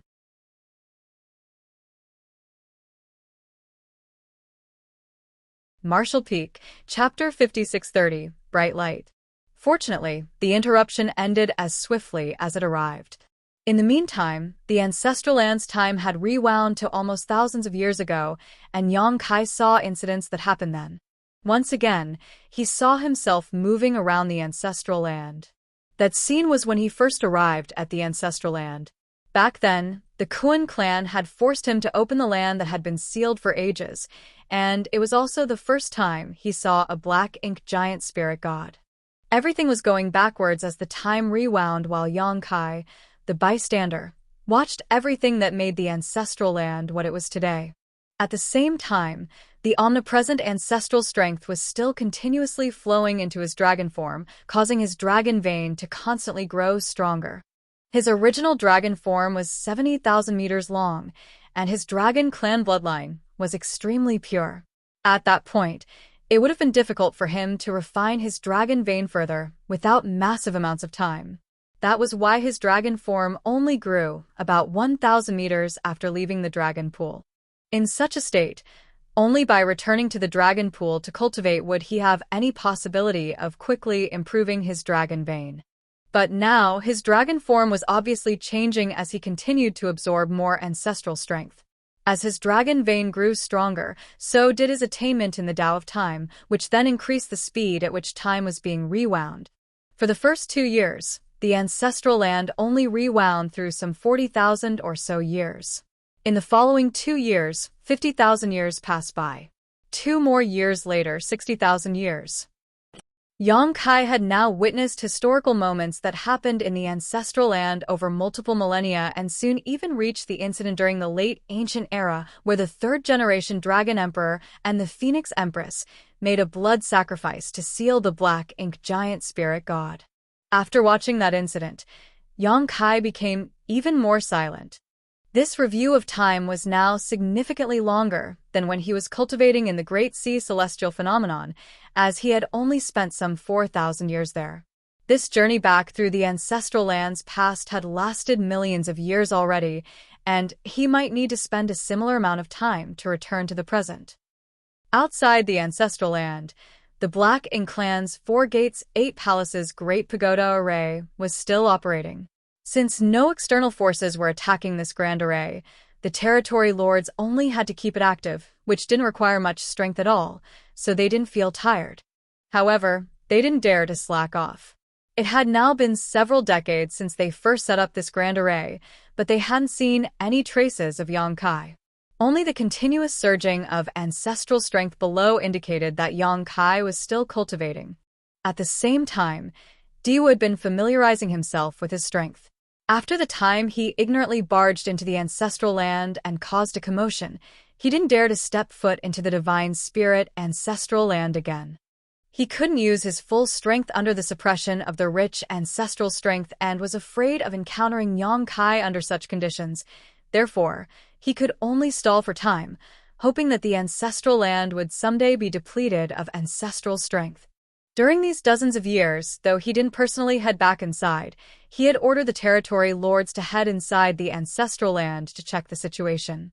However, the reports he received were disturbing.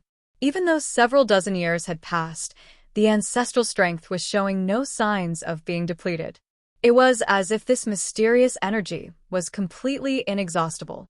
The royal lord had sent people over from the no-return pass to check on them a few times. Diwu didn't dare lie, so he reported everything that happened honestly. The royal lord wasn't upset with him, though, and only instructed him to wait for the perfect opportunity. When the time came, he had to kill Yang Kai in the ancestral land. In that sense, the royal lord wasn't worried about waiting. After getting the royal lord's reply, Diwu felt more assured and was filled with determination as he waited. 100 years passed, but the situation inside the ancestral land remained unchanged. By now, Yang Kai had rewound through untold ages. Currently, he was witnessing an abundance of divine spirits in the ancestral land. There were even some species that Yang Kai had never seen or heard of before. This was during the early ancient era when the monster race ruled the universe and the divine spirit's glory had faded. Despite that fact, the ancestral land was still a paradise for the divine spirits. Rewinding further, he witnessed an unimaginably huge battle that happened in the ancestral land. That battle was an internal struggle between divine spirits. Those large bodies were as tall as the sky and broad as the earth, and during that period, the ancestral land was actually far broader than what it was now. That war resulted in many divine spirit species and an enormous amount of divine spirit sources shattering. Even a vast stretch of the ancestral land was destroyed. Further back was the primordial era. This was the time when the divine spirits ruled, and it was also when they were at their prime. They were so strong they were practically invincible. If they hadn't gone through that internal war, the monster race wouldn't have had a chance to rise up. Yang Kai suddenly had a strange feeling, like he was witnessing something unfathomable. That feeling started vague, but as time passed and the longer he witnessed the ancestral land's reverse evolution, the more that feeling became obvious. At this moment, the rewinding of time was extremely fast, and many scenes were rushing by, as though they were only flashes of memory. If Yang Kai hadn't become one with the ancestral land and was currently relying on it to look back in time, he wouldn't have been able to see those scenes at all. It wasn't until one moment that all the divine spirits on the ancestral land had completely disappeared, and the entire land was filled with an ancient and barbaric aura that a bright light flashed across the land before everything returned to stillness. Yang Kai felt his heart skip a beat as he suddenly felt anxious. Then, for the first time, he took the initiative to activate the time principles to affect the huge ancestral land. The rate of time rewinding slowly and gradually came to a stop. It was then that Yang Kai was able to get a closer look at this land. The ancestral land of this era was different from all other eras because this was what it looked like before divine spirits and ancestral strength existed. In this era, the ancestral land was only a vast, empty expanse. Such an ordinary world could be found everywhere in the 3,000 worlds of this time.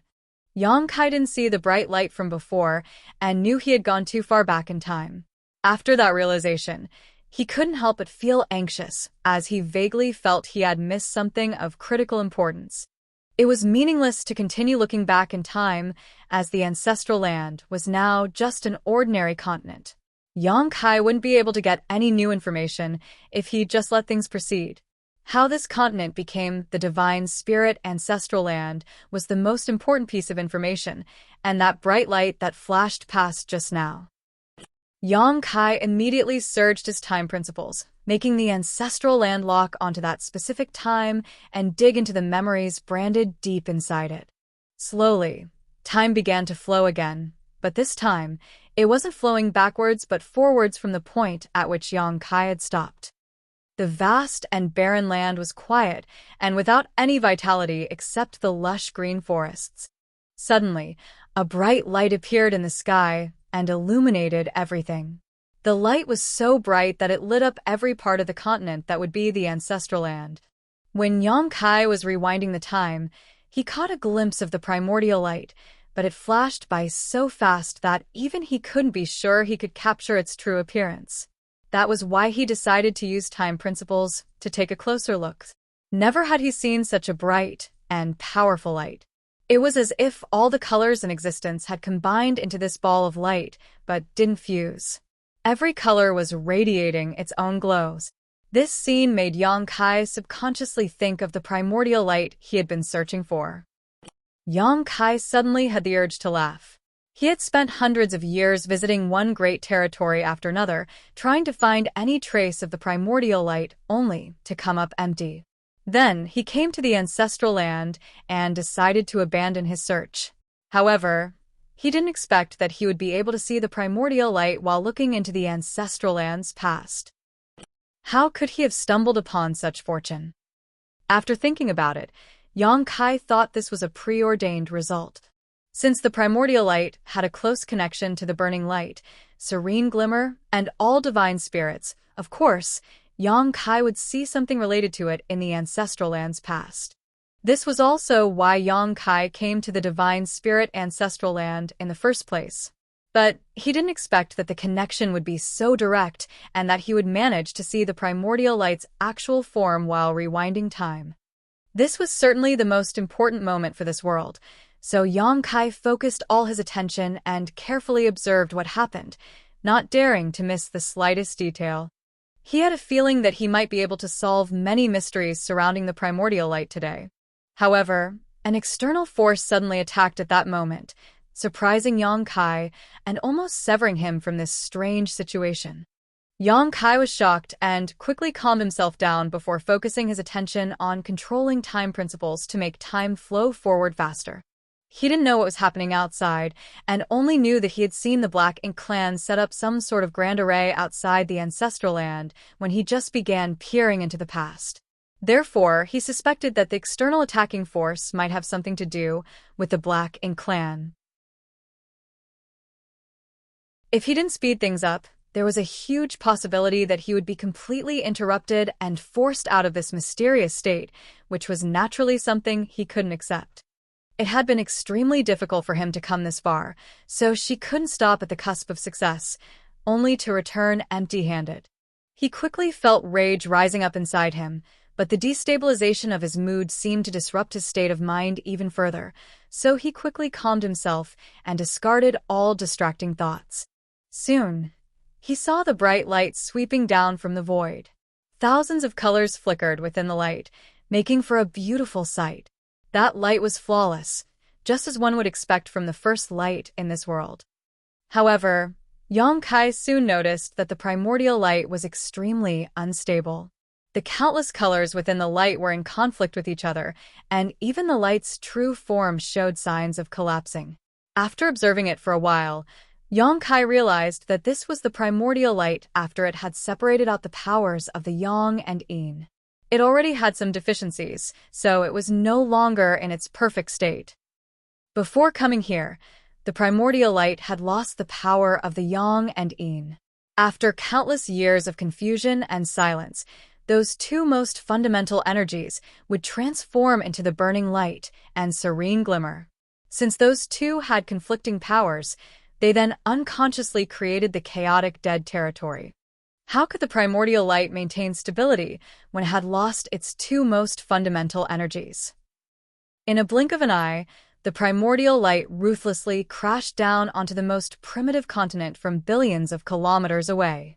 At that instant, The light enveloped every inch of the ancestral land, and the thousands of different colors splashed out across the world.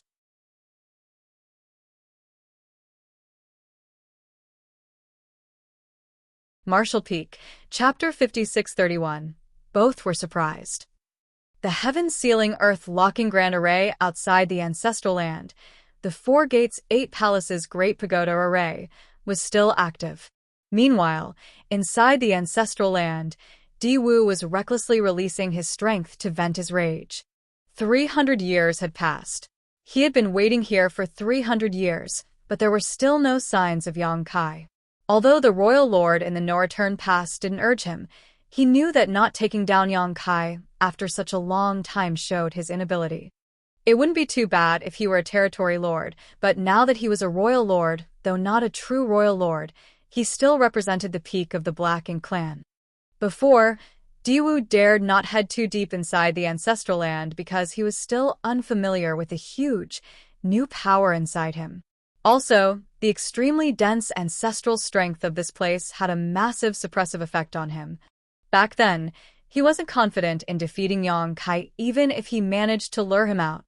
So many years of waiting weren't in vain though, because 200 years ago, the ancestral strength in the ancestral land began gradually decreasing and thinning out day by day. Until this day, the amount of ancestral strength remained stagnant. Now, although there was still ancestral strength in the ancestral land, it wasn't nearly as dense as it was 300 years ago. It was at a level that Di-Wu could tolerate. Of course, the more important reason was that he had finally gained more control over his strength after so long. It was impossible to fully control the strength he obtained from the Black Ink Nest and 13 sacrifice territory lords because if he could, he wouldn't be a pseudo-royal lord but a real royal lord. In other words, by using the source fusion technique, the total strength Di-Wu possessed wasn't any less than a real royal lord, but his ability to control that strength was inferior to one. Now that the environment had changed and he had gained better control over his strength, Di-Wu finally had the bravery to attack. Every time Di-Wu attacked with his majestic Black Ink strength, the ancestral land would tremble. If this had been an ordinary universe world, it wouldn't have withstood the ruthless bombardment of a pseudo-royal lord and might have been shattered already. However, the divine spirit ancestral land was different. This was a continent that had existed since the primordial era and had nurtured numerous divine spirits.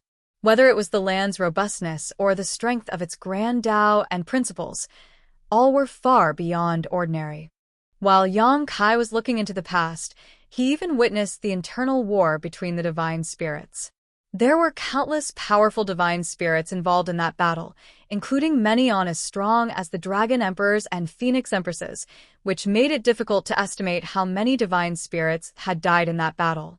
That war was definitely among the most shocking the universe had ever witnessed, with few, if any, matching its magnitude and intensity. Even that great battle that involved the entire ancestral land didn't destroy this world though, and only damaged it somewhat. So how could a lone pseudo-royal lord be capable of that? Therefore, Di-Wu couldn't help but be dumbfounded after releasing a series of attacks. The divine spirit ancestral land was far more mysterious than he imagined, and most importantly, his actions seemed to have evoked hatred and resistance from this world. The humans had an old saying, "The world lives." Even a relatively young universe world like the star boundary had its own will, let alone one as ancient and vast as the ancestral land. When the primordial light fell onto the ancestral land and turned into numerous colorful rays of light, the ancestral land's consciousness appeared. As a result, this world's will was far stronger and purer than other universe worlds. If this wasn't the case, the ancestral land wouldn't have shown such favoritism to Yang Kai. All of this was because the ancestral land could feel the golden divine dragon source inside Yang Kai was one of those colorful rays. Of course, Di-Wu's efforts weren't totally in vain, as he had almost shaken Yang Kai from his strange state. If he had succeeded, Yang Kai would have been frustrated to the point that he spat blood. After using so much time to witness the ancestral land's history and evolution, he had reached a moment of critical importance, so failing at this point would be too much to bear. Luckily for him, he quickly calmed down his emotions after noticing this strange sensation. "Come out!" Diwu's roar spread throughout the entire ancestral land, especially in the direction the ancestral strength was moving in. He could roughly guess where Yang Kai was hiding, but since he couldn't break the ancestral land apart, he didn't have a way to get Yang Kai to come out. He had been waiting here for long enough and wasn't willing to continue idling. So, he decided that no matter what, he must make Yang Kai come out of hiding and kill him. Suddenly, a resounding dragon roar came from below the surface. It sounded furious, and Diwu could clearly feel a powerful aura rising from below. Diwu wasn't surprised but happy because, to him, making Yang Kai come out was the most difficult task. As for killing Yang Kai, Diwu thought that it wouldn't take too much effort to kill him, so he immediately prepared. Right after he had readied himself, that strong aura closed in. Following that, a huge golden dragon had suddenly appeared from the ground. That dragon head had 2 horns with thick dragon scales all over its body. Its dragon beard was swaying under its widely open mouth that looked like it could bite away a mountain. The dragon's mouth bit down fiercely at Diwu as though it was about to swallow him whole. Time principle surged, and even with his newfound strength, Diwu couldn't help but fall into a daze. Luckily for him, he instantly woke up and quickly retreated. The dragon chased after him with eyes that were filled with fiery rage, seemingly wanting to burn him to ashes. In that moment of running and chasing, the pseudo-royal lord and dragon leapt 1,000 kilometers into the sky, and it was only then that Diwu caught a glimpse of what this dragon looked like. It was a huge dragon form that seemed to be 100,000 meters long. Though the dragon head was right before him, the dragon tail seemed to stretch out forever, and the dragon pressure was so strong that it was like a furious wind that shook the world around it. Diwu felt his heart sink. Is this guy Yang Kai? He couldn't help but doubt whether the intelligence had been mistaken because the being before him wasn't an ordinary dragon, or even a powerful ancient dragon, but quite possibly a divine dragon. According to the information the Black Ink clan had obtained, while Yang Kai possessed a potent dragon clan bloodline, he was still far from becoming a divine dragon. Yang Kai's dragon form was supposed to be just 70,000 meters long. But the dragon before him was unquestionably 100,000 meters in length. A 100,000-meter-long dragon was a divine dragon, a master superior to ordinary royal lords and Ninth Order Open Heaven Realm masters.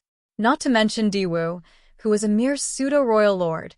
Even the royal lord back at the No-Return Pass would have to act cautiously if he encountered a divine dragon. However, there was only one white divine dragon left among the dragon clan, and that divine dragon had flown into the depths of the Black Ink battlefield over 1,000 years ago, disappearing without a trace. How could there be a second divine dragon here now? Along with everything he saw these past 300 years, Diwu immediately concluded that the divine dragon in front of him was indeed Yang Kai, and these years of cultivation allowed him to gain significant growth. This is bad. My pseudo-royal lord's strength is enough to crush an 8th Order master, but if Yang Kai has become a divine dragon, I'm the one in danger of dying today. While Diwu was panicking, Yang Kai was also shocked, and half of the rage in his eyes faded. A royal lord? How could there be a royal lord here? Previously, an external force almost interrupted his hard work of many years, so Yang Kai was naturally furious. After witnessing the primordial light landing on the ancestral land and what happened shortly after, he furiously charged out from the depths of the ancestral land. It seemed like he had been too lenient and determined to adhere to the agreement between the two races.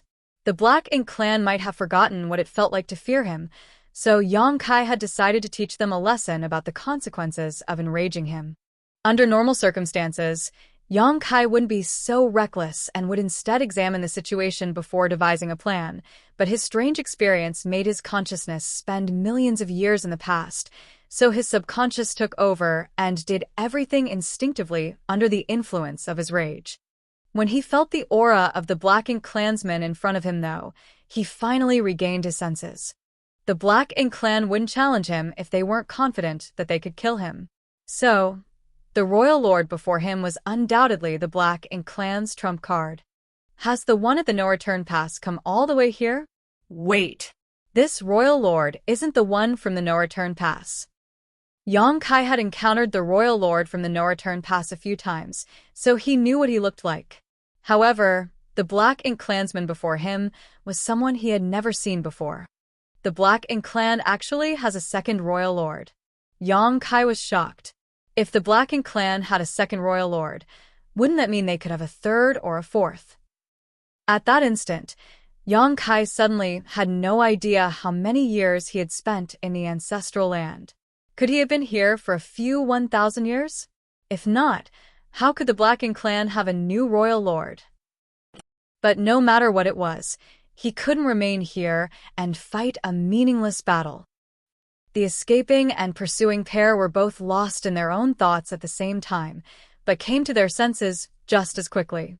Following that, the dragon released a powerful dragon breath from its huge maw, which became a blast of raging golden fire threatening to burn the sky down. In response, Diwu threw a few punches that were surging with Black Ink's strength with all his might. A loud boom sounded in the air, and the dragon breath was put out while the Black Ink's strength dispersed. Yang Kai and Diwu were both sent flying. The huge golden dragon suddenly shrunk and returned to human form. Then, Yang Kai immediately flew away without turning back. He didn't have any intention of fighting a royal lord. With his current strength, it was still quite difficult for him to kill a royal lord, and he was anxious to find out what had happened in the outside world. How long had he been here, and what was the state of the human side? However, he had only flown a short distance when he heard an angry roar from above. Get down. Immediately after that, the void trembled and a huge bolt of lightning came crashing down on him. Although the bolt wasn't overpowering, it wasn't weak either. Not expecting to encounter an ambush, Yang Kai looked up and saw a territory lord holding an array banner while pointing at him from afar, looking nervous but feigning calm. Yang Kai coldly snorted before manipulating space principles, preparing to flee. But just as his instantaneous movement activated, it sputtered, and he was ejected from the void. That short pause caused the thunderbolt to hit him directly, making him tremble. Even a few strands of his hair were made to stand on end. A heaven-sealing earth-locking array. At the thought of that, Yang Kai's face fell as a memory from the depths of his mind emerged. He vaguely recalled that when he was looking back in time, he saw a group of territory lords setting up some sort of grand array outside the ancestral land. Now it seemed like they had sealed the ancestral land. No wonder the Black Ink Clan dared to attack me. It's because of this.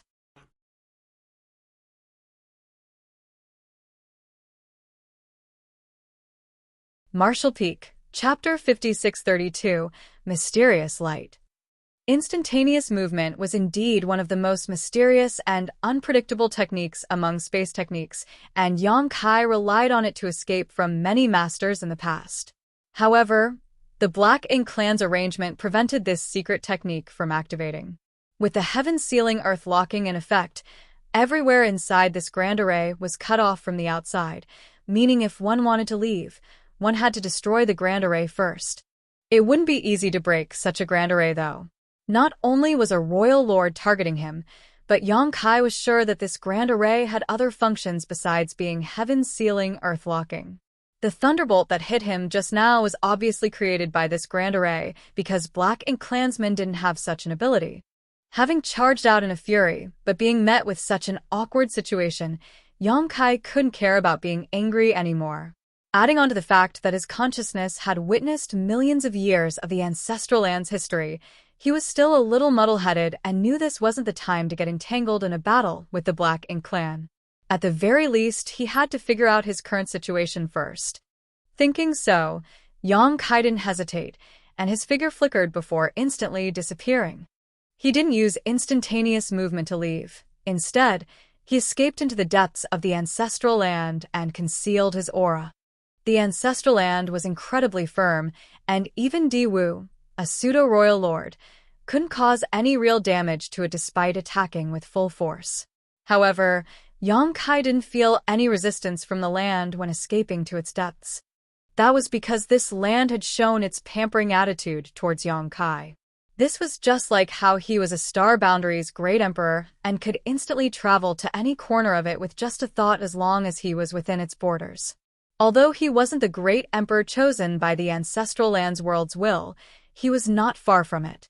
Next, Yang Kai's divine sense flowed out like the tide and quickly examined the ancestral land and its surrounding void, which was indeed enveloped by an unknown grand array that had sealed this place and separated it from the outside world. Yang Kai's face fell. It was bold of the Black Ink clan to come after him, but judging by the arrangements they had made, they did have the capital to do so. With a royal lord overseeing the heaven-sealing, earth-locking grand array, and who knows how many innate territory lords hiding in the dark, the Black Ink clan could take the risk to fight for victory. How many years has it been since I came to the ancestral land? Calming down, Yang Kai began estimating the days, and soon felt relieved. Thankfully, it had only been 300 years. When he saw an unfamiliar royal lord, Yang Kai worried he had spent thousands or even tens of thousands of years in the ancestral land, but it seemed only 300 had passed. Though 300 years wasn't a short amount of time, it wasn't too long either, as Yang Kai had just previously spent 1,700 years in retreat. In such a short period, the situation between the Black Ink clan and human race couldn't have changed much. However, since that was the case, where did this unfamiliar royal lord come from? Logically speaking, a territory lord wouldn't have grown to become a royal lord in such a short time frame. Could it be that this royal lord had been hiding in the dark all this while? But that seemed impossible because if the Black Ink clan had a second royal lord available, they wouldn't have hidden him away. With the situation on the battlefield, if the Black Ink clan deployed a royal lord, the humans would at least have to give up a few more great territory battlefields and countless more of Eighth Order masters would have died in battle.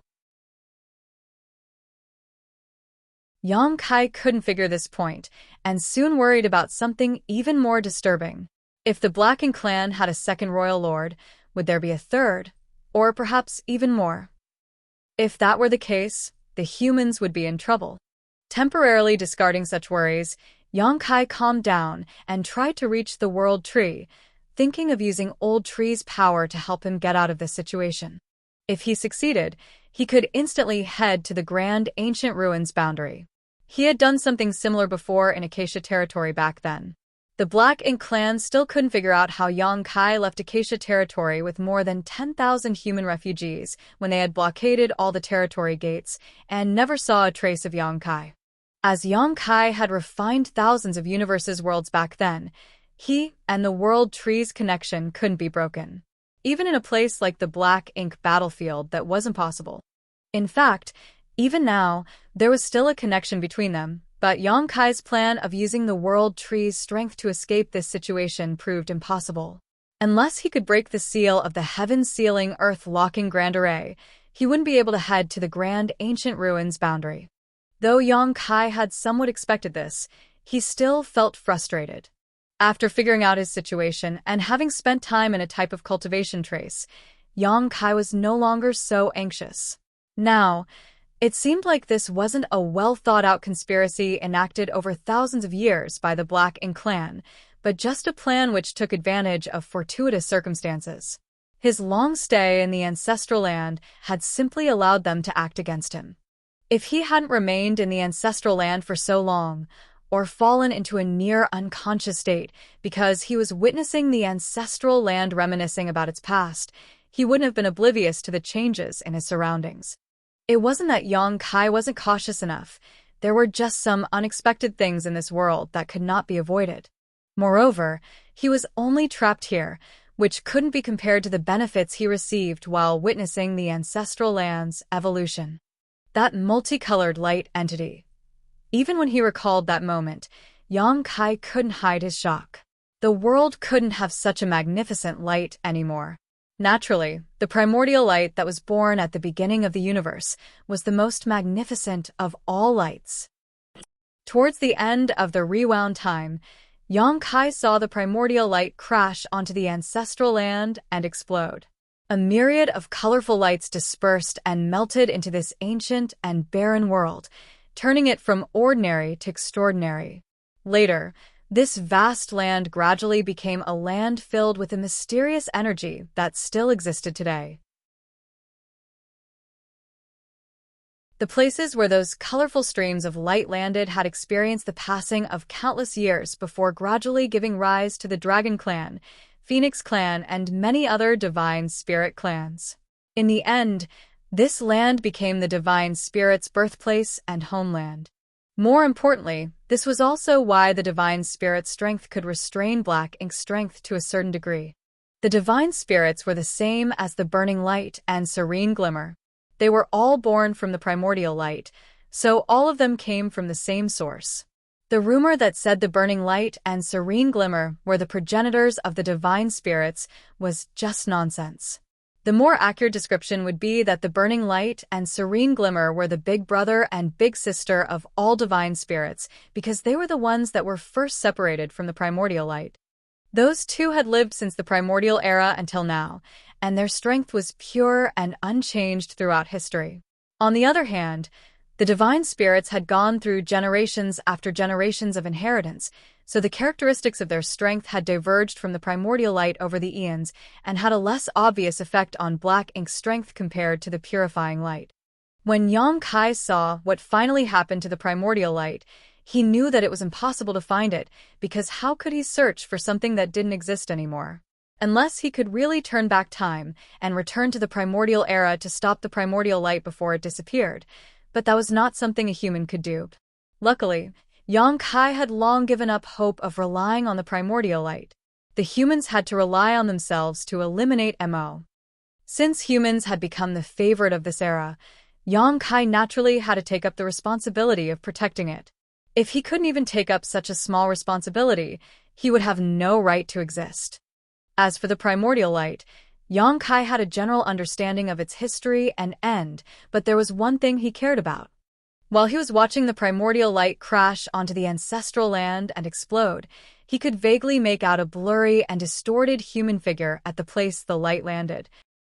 However, the rays of light were too intense, so he couldn't make out what that was. Does the primordial light have a connection with humans as well? What could it be? While the monster race were the descendants of the Divine Spirits, created to battle one another, humans had been born from the universe's energy itself. The primordial era and early ancient era all had traces of human activity, but the humans were far too weak back then. So, no matter whether it was the Divine Spirits or the monster race, they all saw humans as ants, unworthy of their attention.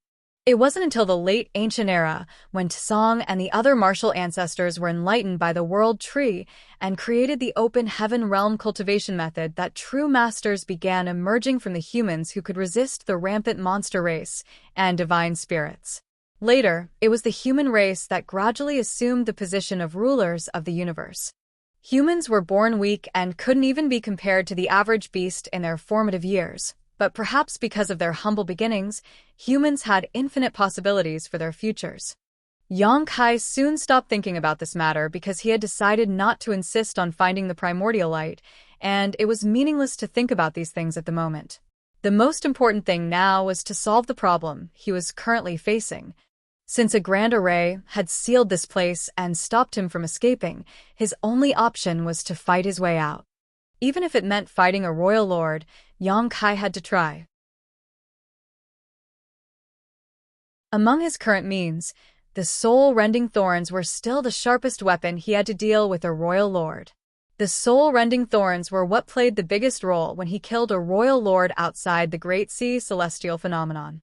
Back then, he had used 4 soul-rending thorns consecutively, which caused him to fall into a dazed state, but with how strong his soul was now, Yang Kai estimated he could use 5 soul-rending thorns at once and still barely maintain lucidity. No matter how that royal lord guarded himself, 5 soul-rending thorns could critically injure his soul.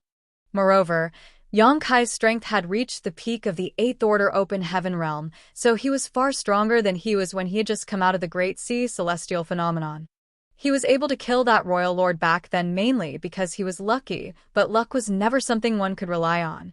However, Yang Kai soon brightened up because he discovered that his dragon vein had grown significantly stronger after 300 years of cultivation. Just now, though he had managed to battle the royal lord in his dragon form for a short while, he didn't pay any attention to the changes in his dragon vein. After examining himself, though, Yang Kai could feel that his dragon vein seemed to have hit a bottleneck. It was the bottleneck between the ancient dragon realm and the divine dragon realm. If he could achieve a breakthrough, he would be able to advance from an ancient dragon into a divine dragon. This realization greatly enthused Yang Kai. A divine dragon was in existence on the same level as a royal lord or ninth order master. Also, in general, a divine dragon would be stronger than other masters in the equivalent realm. When Yang Kai met Fu Guang in the depths of the dragon pool, the latter was in the same state as he was currently. But Fu Guang was now a white divine dragon.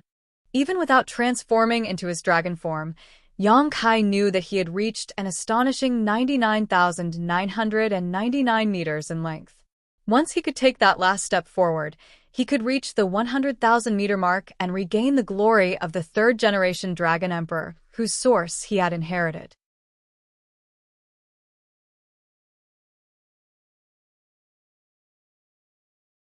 Martial Peak, Chapter 5633, Changes in Himself.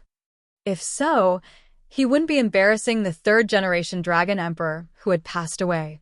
Yang Kai's gold divine dragon source came from the third-generation Dragon Emperor, and the third-generation Dragon Emperor didn't only have a 100,000-meter dragon form. 100,000 meters was only the minimum required length to reach the divine dragon realm, while only the strongest among divine dragons would have the right to be crowned a dragon emperor and command the dragon clan. During the third-generation Dragon Emperor's era, there wasn't just one divine dragon in the dragon clan, so being able to stand out among all the divine dragons meant that the third-generation Dragon Emperor was indeed unmatched. But even such a strong master had paid the ultimate price along with the Phoenix Empress of that era just to suppress and seal the Black Ink Giant Spirit God, which clearly showed how powerful a Black Ink Giant Spirit God was. In regards to the speed of cultivation among dragons, Yang Kai was ridiculously fast. Looking at today's dragon clan, he could be said to be the second strongest dragon after Fu Guang. He had expected his dragon vein to be refined because ancestral strength constantly flowed into his dragon form while he had been hiding deep below the ancestral land these 300 years. It would be stranger if his dragon vein had not been further refined. At this moment, Yang Kai could clearly feel that the ancestral strength in the ancestral land had thinned out a lot because of him. The refining of his dragon vein had caused his dragon form to grow from 70,000 meters to 99,999 meters. As for the increased length of his dragon form, though it didn't bring any benefits to his open heaven cultivation, his strength had undoubtedly increased. At the very least, the intrepidness of his physique and ability to withstand punishment had increased appreciably, which would be of great importance when battling the royal lord later. However, the benefits didn't stop there. The dragon clan's bloodline talent was the Tao of Time, so the more refined their dragon vein was, the higher their attainments in the Tao of Time rose. That was one of the benefits gained from inheriting a divine spirit bloodline. The dragon clan didn't need to have strong comprehensive skills. As long as their bloodline reached a certain purity, they would naturally comprehend things that ordinary people couldn't. Yang Kai could clearly feel that his attainments in the Tao of Time had greatly increased. Since coming out of the Great Sea celestial phenomenon, his Tao of Time could be said to have reached the 7th level, standing above all others within sight. All these years of constantly absorbing the things he gained from the Great Sea celestial phenomenon, he had gone much further in this stage.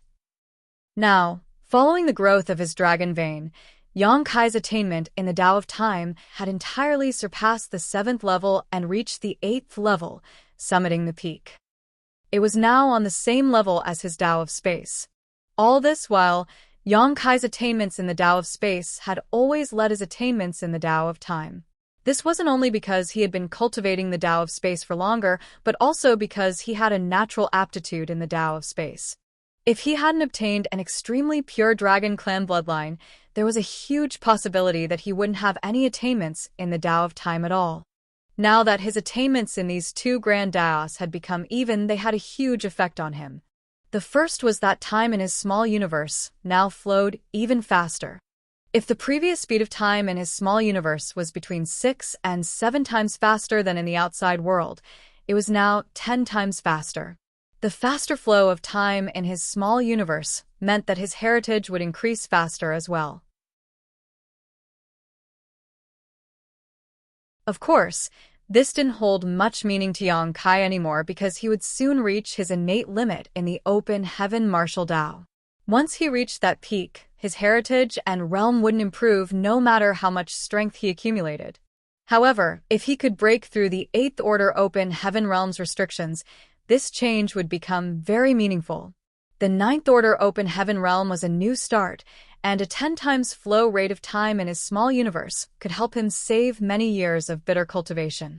While the changes in his small universe's time flow were directly affected by his advancement in mastery of the Tao of Time, there was another effect that wasn't so direct. That was with his strongest secret technique, the Sun and Moon Divine Wheel. A long while ago, Yang Kai had noticed that because his attainments in the Tao of Time and Tao of Space had some disparity, he would always feel like there was something incomplete with the Sun and Moon Divine Wheel, limiting its power. The Sun and Moon Divine Wheel was a secret technique that combined both grand Taos to create a brand new space-time strength. Since his attainments in the two grand Taos were different, with one slightly higher than the other, this space-time strength was unstable. That was why he couldn't perfectly combine the full strength of those two grand Taos. Yang Kai had previously surmised that when both these grand Taos had reached the same level of mastery, he might be able to use the Sun and Moon Divine Wheel's complete power. But after so many years, even he didn't have a way to force the two grand Taos into a balanced state. That was until today. Since Yang Kai's attainments in the Tao of Space and Tao of Time had both reached the 8th level, how much power would he be able to exert when he used them to activate the Sun and Moon Divine Wheel? At the thought of that, Yang Kai became excited and secretly decided to test this out as soon as possible. With the growth of his dragon form, improvement of his dragon vein, and new attainments in the Tao of Time, Yang Kai's overall strength had increased dramatically over the past 300 years. So what if he had to face a royal lord? Since he couldn't escape, he would just have to kill his way out. However, he first needed to understand the Black Ink Clan's plan. When he was fighting with that royal lord earlier, everything happened too quickly and he was too muddle-headed, so he didn't have time to carefully assess the situation. The only thing he knew was that there was a heaven-sealing, earth-locking grand array outside the ancestral land, a royal lord waiting for a chance to strike, and an unknown number of innate territory lords lurking in the shadows, observing the situation. At the same time, in the sky above the ancestral land, the arrogant expression on Di Wu's face was gone, replaced with one of uncertainty. After becoming a pseudo-royal lord and gaining tremendous strength, he was confident that he could succeed in killing Yang Kai, but how could he have anticipated that a single clash with Yang Kai would terrify him so greatly? Yang Kai was just a half step away from becoming a divine dragon, and in his fluster earlier, Di Wu nearly turned around and ran. Luckily for him, Yang Kai ran even quicker, or else he might have humiliated himself. Now that Di Wu carefully thought back on the previous exchange, though Yang Kai's aura was indeed powerful, it had not yet reached the stage of a divine dragon. Di Wu had previously felt the aura of the white divine dragon back at the no-return pass, and clearly remembered that it was far more imposing and majestic than the aura Yang Kai exuded. Although that guy has grown significantly while cultivating in the ancestral land, he is still yet to break through that final barrier, so he should still be an ancient dragon. Having realized that, Di Wu felt relieved. If Yang Kai really had become a divine dragon, Di Wu would have no choice but to flee. Di Wu was a pseudo-royal lord, while Yang Kai could be regarded as a pseudo-divine dragon, so the two were on par, with neither side being the genuine article. In fact, being a pseudo-royal lord meant that he was the stronger of the two because he possessed the raw strength of a royal lord. Even if he couldn't control that strength properly, he still had it, as opposed to Yang Kai, whose total strength was still lacking by comparison. Now that Yang Kai had gone into hiding, though, things had become difficult for him because, if he couldn't damage the ancestral land with his strength, he wouldn't be able to find Yang Kai. In short, although the Black Ink clan had cut off Yang Kai's hope of escape with the heaven-sealing, earth-locking Grand Array, as long as Yang Kai didn't reveal himself, there was no way for them to kill him. This was what troubled Diwu the most.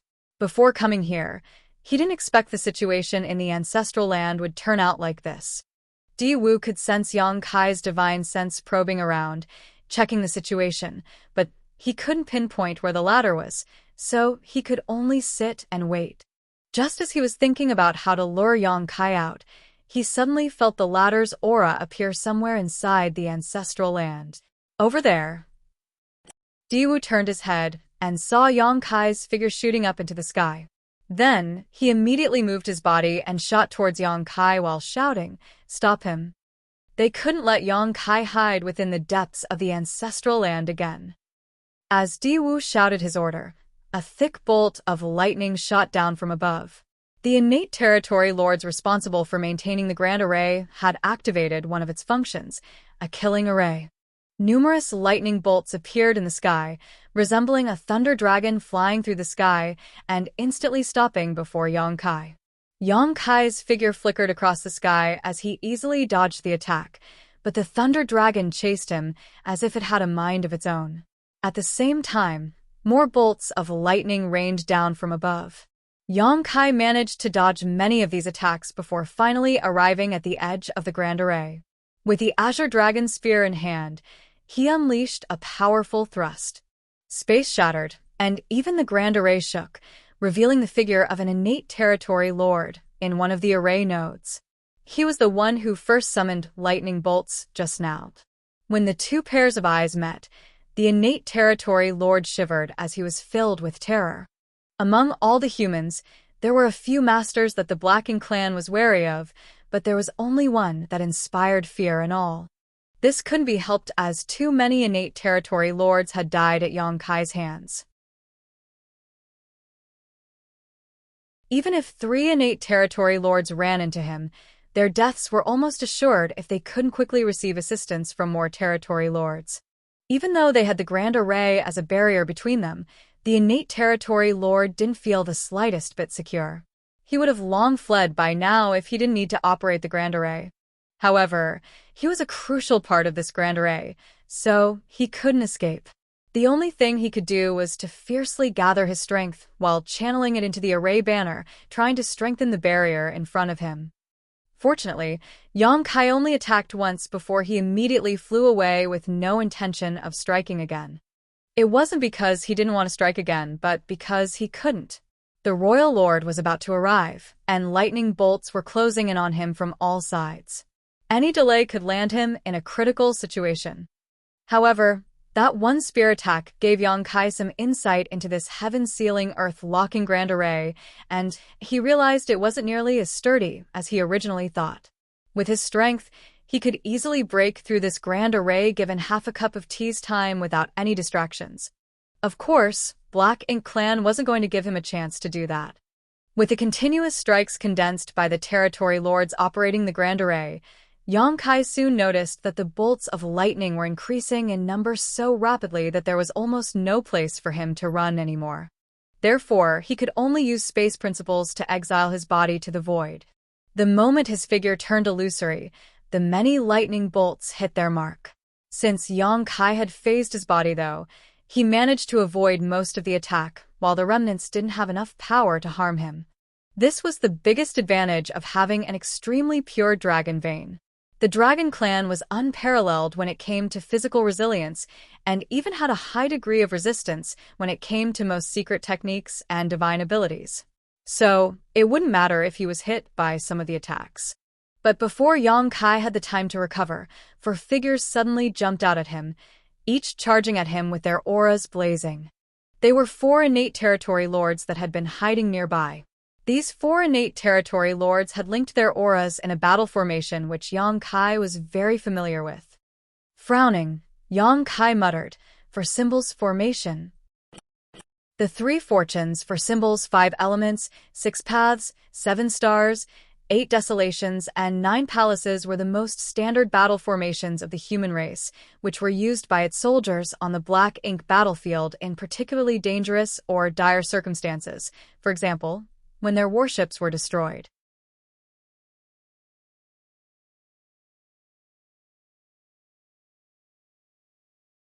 Martial Peak, Chapter 5634, Trapping Array. A warship was the largest reliance a human squad had when fighting against the Black Ink clan. Whether it was back at the Black Ink battlefield or on the current Great Territory battlefields, when both races fought, the humans were outnumbered. The only reason the humans could persevere was that the average strength of their soldiers was greater than that of the Black Ink clans, and they had warships. Each warship was essentially a mobile fortress with numerous artifacts that could greatly enhance the offensive and defensive capabilities of its crew.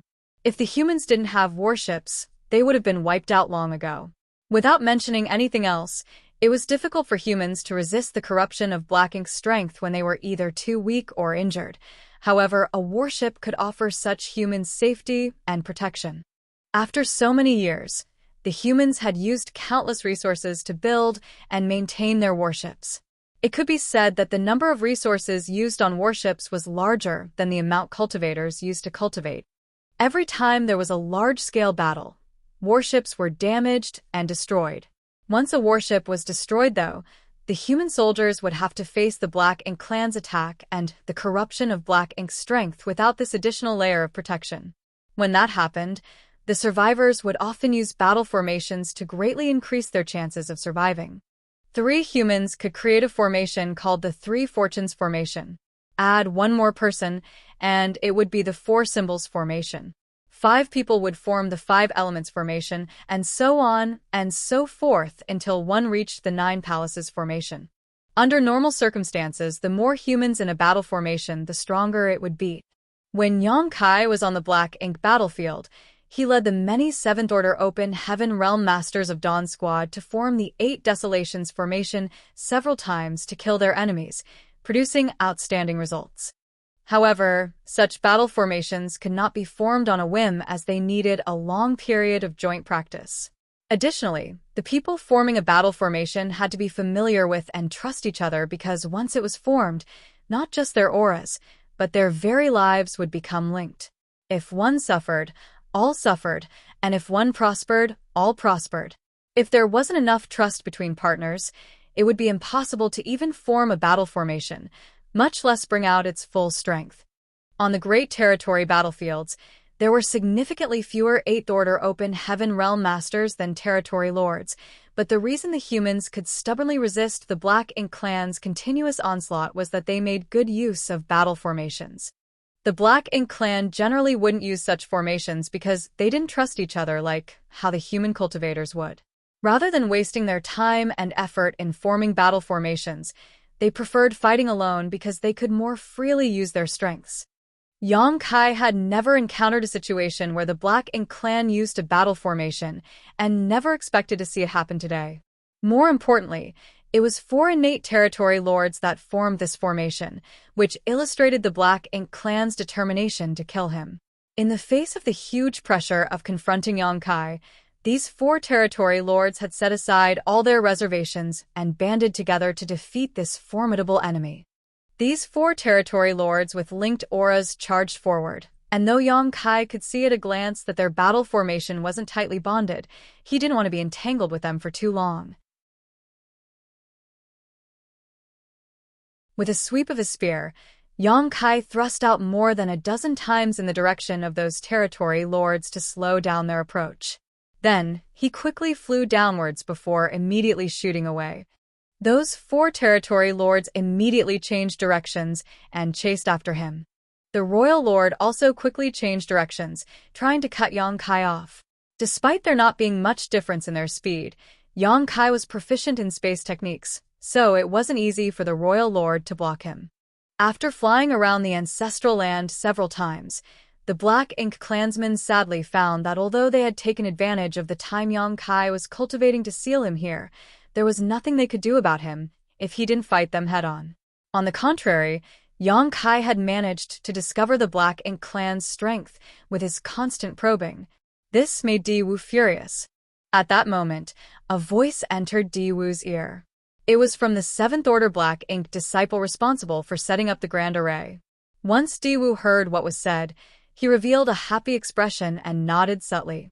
While Yang Kai was moving around the ancestral land, the killing array linked to the Grand Array surrounding the ancestral land didn't stop and was constantly sending lightning bolts towards him. It was a pity that this Grand Array's primary function was to act as a heaven-sealing, earth-locking barrier. Though it had a killing array embedded inside, it wasn't very powerful, so Yang Kai could easily dodge its attacks. With Yang Kai's current strength, only a Grand Array set by a great Grandmaster in the Tao of Spirit Arrays could completely incapacitate him.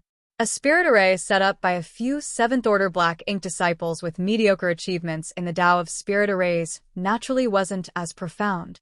As the chase continued, the ancestral land suddenly became covered in mist. This mist wasn't that dense in the beginning, but as time passed, it became denser and denser until visibility became essentially zero. Even divine sense was restricted to only being able to extend 100 meters from an individual. All of that was because the Grand Array had changed. Since the killing array was useless, they had switched it for a trapping array. Yang Kai couldn't help but slow down and carefully probe his surroundings.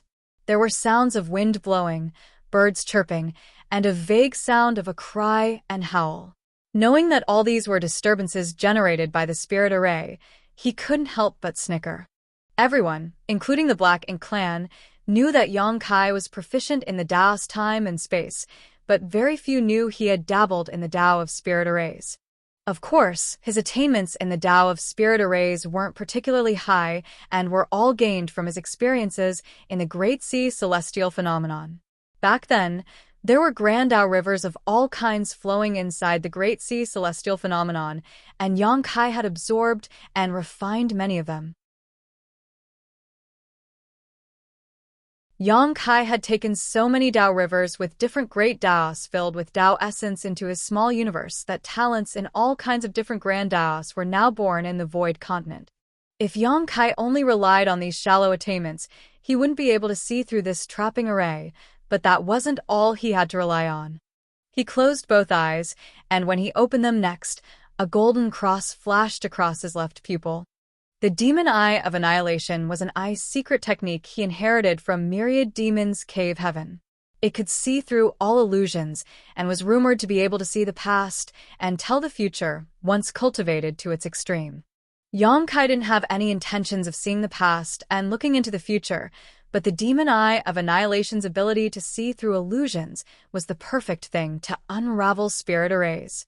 With this secret technique active, Yang Kai was able to see through the mist and get a clear view of his surroundings. Even though he hadn't reached the point where he wasn't affected by the mist at all, it was enough to help him in this situation. If the Black Ink clan had placed their hopes on this trapping array to restrict his movements, they had made the wrong choice. Yang Kai wasn't in a hurry to reveal his secrets, though, so he wore a gloomy look on his face and slowed down his actions so that he could test the Black Ink clan and learn more about their situation. Soon, he saw the Royal Lord had stopped near the border of the Grand Array, seemingly ordering some kind of attack, while looking in his direction with murderous intent filling his face. But Yang Kai noticed the Royal Lord didn't intend to charge right at him, which surprised him as he didn't know what the other party was worried about. Di Wu was indeed worried. Despite knowing that Yang Kai wasn't a true divine dragon, when they exchanged moves earlier, he had fully experienced how strong Yang Kai was. Adding on to the invisible suppression from the ancestral land, Di Wu wasn't confident he could kill Yang Kai without being injured. To a Black Ink clansman, being injured was a troublesome thing. They could endure minor injuries, but they would have to hibernate inside a Black Ink nest if they got seriously wounded. Di Wu couldn't accept the idea of having to hibernate and recuperate after his first battle as a pseudo-royal lord. Moreover, Yang Kai had a strange method to attack one's soul, and he had yet to use it, so Diwu thought that he had to wear down Yang Kai's strength and means before he could deal the finishing blow. Otherwise, if he were attacked with that technique, he couldn't be sure whether he could make it out of this conflict alive. In the meantime, Yang Kai saw four figures quickly arrive beside Diwu. They were the four that formed the Four Symbols formation. Soon after that, another four innate territory lords appeared. This scene shocked Yang Kai. He didn't notice the other four territory lords before and couldn't help but secretly exclaim at how determined the Black Ink clan was. When he was circling the ancestral land earlier, trying to investigate the Grand Array, he saw at least 10 innate territory lords maintaining its operation from the outside. Adding on the 8 territory lords before him, and perhaps a few that were still hiding, didn't that mean the Black Ink clan had sent a royal lord and more than 20 territory lords to deal with him? When faced with such a lineup, even a 9th Order Open Heaven Realm Master would find it difficult to handle, let alone an 8th Order Master like himself. Yang Kai soon learned that wasn't all though, for the Black Ink clan had also apparently deployed a massive Black Ink clan army as well. Moments later, the Black Ink clan army mustered their courage to charge into the mist under the Black Ink clan master's orders. It was obvious that they were planning to exhaust Yang Kai using these cannon fodder. What's more, there might still be other arrangements on the Black Ink clan side that Yang Kai was unaware of as of yet. Inside the mist, Yang Kai pretended to be disoriented as he walked around in circles, acting like a headless fly. When he tried to escape the mist by flying into the sky, he couldn't. Also, he failed when he tried to dive down and hide inside the ancestral land. This spirit array was actually quite good, which showed that those few 7th Order Black Ink disciples did have some talent in the Tao of spirit arrays, or else the Royal Lord wouldn't have looked so highly upon them. Just as Yang Kai was looking dazed and dizzy, the Black Ink clan army that had charged into the mist surrounded him. Immediately afterwards, the feudal lords followed the instructions of the 7th Order Black Ink disciple operating the spirit array and swarmed towards Yang Kai. A battle immediately broke out. A long spear swept back and forward, sending out spear strikes like a dense rain. Immediately after, black blood spurted everywhere as bodies exploded into pieces. With Yang Kai's current strength, how could that army of Black Ink clan cannon fodder defeat him when the strongest among them were just feudal lords? To put it bluntly, with sufficient time, Yang Kai alone could wipe out these 10 million Black Ink clan troops. Group after group of Black Ink clansmen were killed, and the speed at which lives were lost was unimaginably fast. On the ground, the fresh black blood had gathered into a pool, which then became a river, and soon began to look like an ocean, one filled with the broken corpses of Black Ink clansmen. Yang Kai killed methodically, without feeling any kind of joy or frustration. Since the Royal Lord was willing to sacrifice these Black Ink clansmen, Yang Kai was more than willing to oblige. The more Black Ink clansmen he killed here, the fewer the humans had to face on the battlefields. 10,000, 20,000, 50,000, 100, 000. Yang Kai's spear never stopped. In the beginning, Yang Kai moved around to more efficiently slaughter his enemies, but as time wore on, he could no longer be bothered exerting himself like that and simply stood in place while allowing the Black Ink clan army to come to him. The scene resembled water splashing onto a rock that was blocking a river, which was an astonishing sight to see. So many had died so quickly that the Black Ink clan army would have broken and routed if not for the territory lords and royal lord overseeing them, forcing them to continue.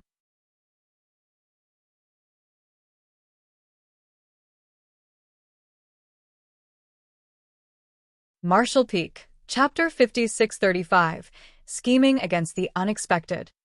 No one could maintain their calm when facing a hopeless battle. The humans couldn't, and neither could the Black Ink clan. The Black Ink clan soldiers attacking from all directions couldn't even get within 1,000 meters of Yang Kai. No matter whether it was a feudal lord, a high-rank Black Ink clansman, or a low-rank Black Ink clan member, they perished with a single swing of the spear. Under such desperation, the Black Ink clan army's morale soon crumbled.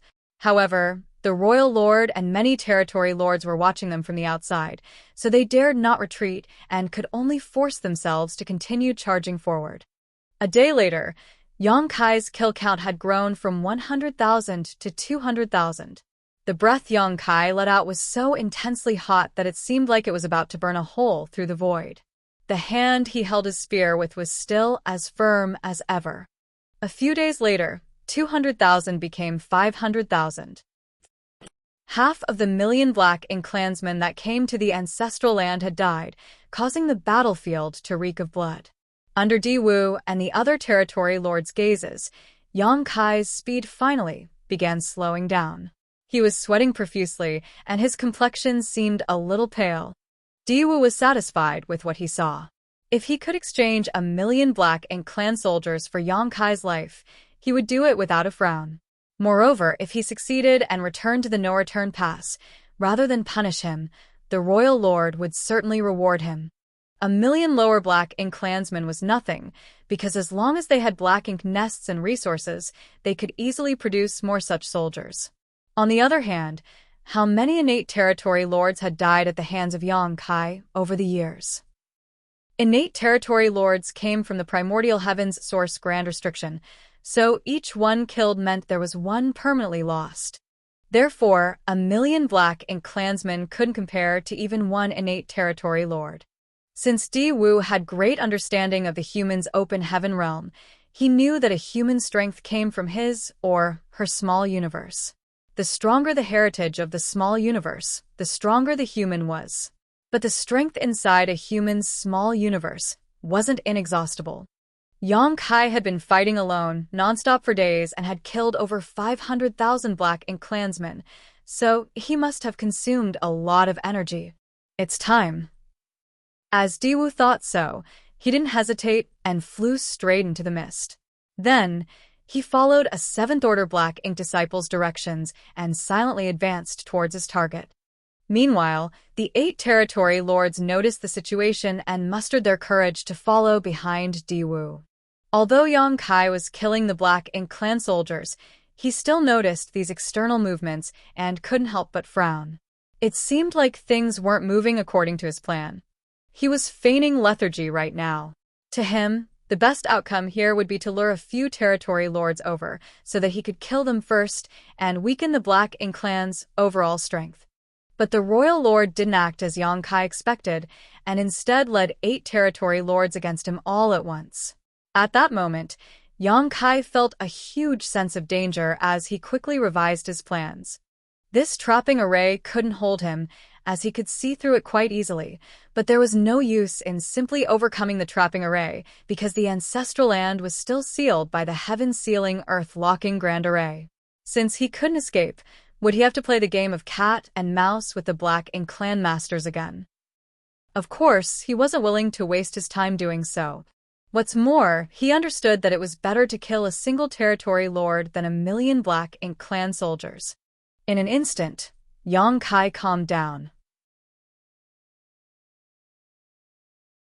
Since the territory lords dared to come over, he had to let them know the consequences of their actions. If he missed this opportunity, he might not get another one. Having determined his next course of action, Yang Kai pretended to be even weaker. The 8 territory lords had split into 2 teams and hid within the Black Ink clan army, concealing their auras while nearing Yang Kai. 4 of them were mixed within the army, while 4 remained on the outskirts. Meanwhile, the royal lord was hiding even further away, silently watching Yang Kai's every move as if he were a predator hiding in the dark, waiting to pounce. As the distance between them decreased, the 4 territory lords nearest to Yang Kai began secretly linking their auras. Yang Kai knew it was time for him to act, because once those 4 territory lords linked together, they could easily form a battle formation. By then, it would be much harder for Yang Kai to kill them. As the thought came to his mind, Yang Kai's murderous intent flared up. Instantly, whether it was Di Wu or the 8 territory lords, all of them could clearly sense the sudden change in Yang Kai. He was radiating a dangerous aura, and the paleness on his face had vanished. That sudden change caught them off guard. Di-Wu immediately stared in the direction Yang Kai was standing, and although there was a dense layer of fog between them, he could see a pair of black eyes looking right at him. In the next instant, an endless darkness enveloped him. Almost instantly, Di-Wu felt like he had fallen into an abyss that contained not even the tiniest bit of light. He seemed to be alone in the universe, and even his senses failed to detect anything around him. It was one of the two core eye secret techniques of the myriad demons' heaven, the Black Purgatory Eye. If Yang Kai had enough proficiency in this secret technique, he could engulf Di-Wu in such deep darkness that he could never escape and could be easily killed. Of course, Yang Kai's proficiency in this secret technique wasn't nearly high enough for him to do that. Moreover, there was a huge gap between their raw strengths, so it only took a moment before the darkness around Di-Wu to quickly disappear and the latter to regain his senses.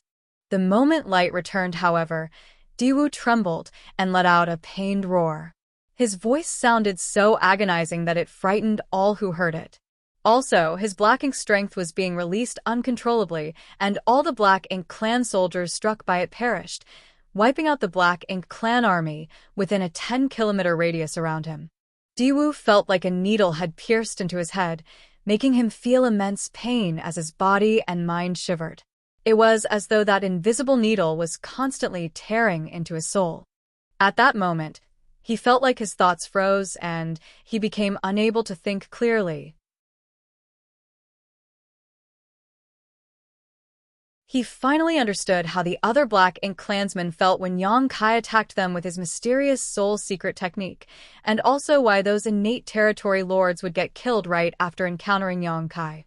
When he first heard about these stories, he thought those dead territory lords were too weak and careless, but now that he had experienced it himself, he realized that those territory lords were neither of those things. It was simply because no one could endure such sudden and excruciating pain. Di-Wu shouldn't have suffered such intense pain because since the Black Ink clan found out about Yang Kai's strange soul secret technique, all territory lords who encountered Yang Kai would quickly use their strength to protect their soul. Only by doing that could they best weaken the effects of this insidious secret technique. Di-Wu naturally did so as well, but the Black Purgatory Eye caused him to lose all his senses and disrupted his focus. Although he recovered quickly, he had lowered the defenses of his soul for a brief moment. Without protection against the soul-rending thorn, the consequences were extremely painful. Even a pseudo-royal lord like Di-Wu found it hard to endure. At the same time Di-Wu screamed in pain, for other screams rang out as well. Those screams came from the 4 territory lords nearest to Yang Kai, who were about to form a battle formation. Yang Kai used the element of surprise and sent out 5 soul-rending thorns in quick succession, 1 at Di-Wu and the other 4 at the closest territory lords. That was his limit. Using any more soul-rending thorn would cause him to lose consciousness. Even at this moment, Yang Kai felt dizzy and was seeing stars. Fortunately, he had experienced this many times and had long grown used to it. Now, the intense pain in his head even had the effect of keeping him awake. A royal lord couldn't bear such pain, but Yang Kai was used to it. No one's success was without reason, as only by withstanding constant tempering could a person achieve great things. Yang Kai's figure still floated atop the mountain of corpses, but that was only an afterimage as his true body had already reached the territory lord nearest to him. Then, he smashed apart that territory lord's head with 1 spear thrust. Following that, a second territory lord fell. Yang Kai struck out at the 3rd territory lord, but he failed to kill him in 1 stroke.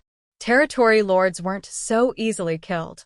When the 4 territory lords approached Yang Kai, they had paid attention to protecting their souls, so although the soul-rending thorns were powerful, the territory lords could greatly decrease the damage they took by taking precautions. They would still feel pain and have a blurry conscience, but they wouldn't completely freeze up and become easy targets. Still, this scenario was a testament to Yang Kai's cunning and ruthlessness. Before the 4 territory lords could form a battle formation, Yang Kai launched a preemptive strike. With most of their focus on linking their auras to successfully form the battle formation, they never expected Yang Kai to launch a sneak attack. They had thought that Yang Kai was completely trapped in the spirit array and hadn't noticed them silently approaching. How could they have known that Yang Kai had been carefully monitoring their every move? What happened was the outcome when someone schemed against the unexpected. This was a desperate gambit within a hopeless battle. The entire ancestral land had been sealed with no way to escape, and there were many Black and clan masters here, leaving Yang Kai with no chance of escape or victory on his own. However, the original predicament changed because of the enemy's trapping array. A real master needed the ability to turn even the enemy's advantage into their own. If one only had brawn but no brain, they would forever be a reckless fool.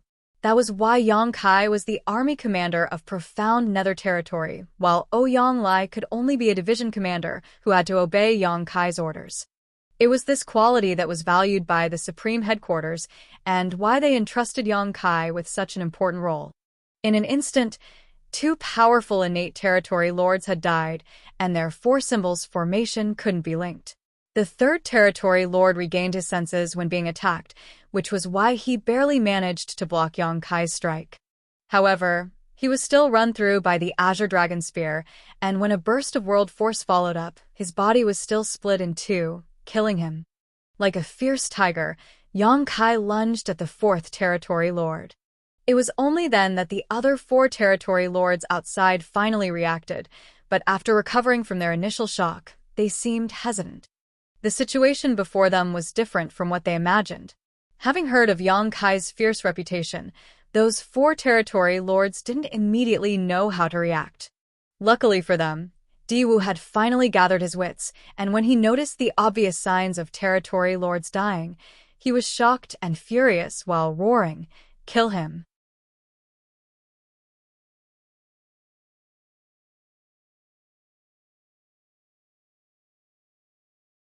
Martial Peak, Chapter 5636, Miscalculation.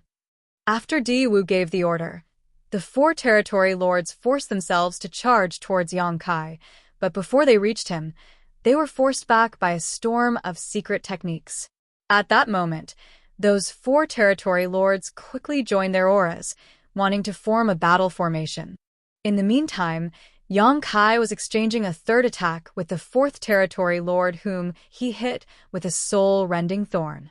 His assault grew fiercer with every swing of the Azure Dragon Spear. It was purely a release of raging power without any form of technique.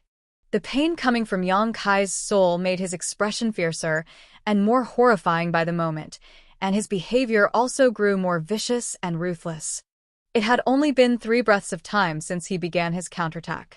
He first used the Black Purgatory Eye to disrupt Diwu's senses, then sent out 5 soul-rending thorns before killing 3 territory lords.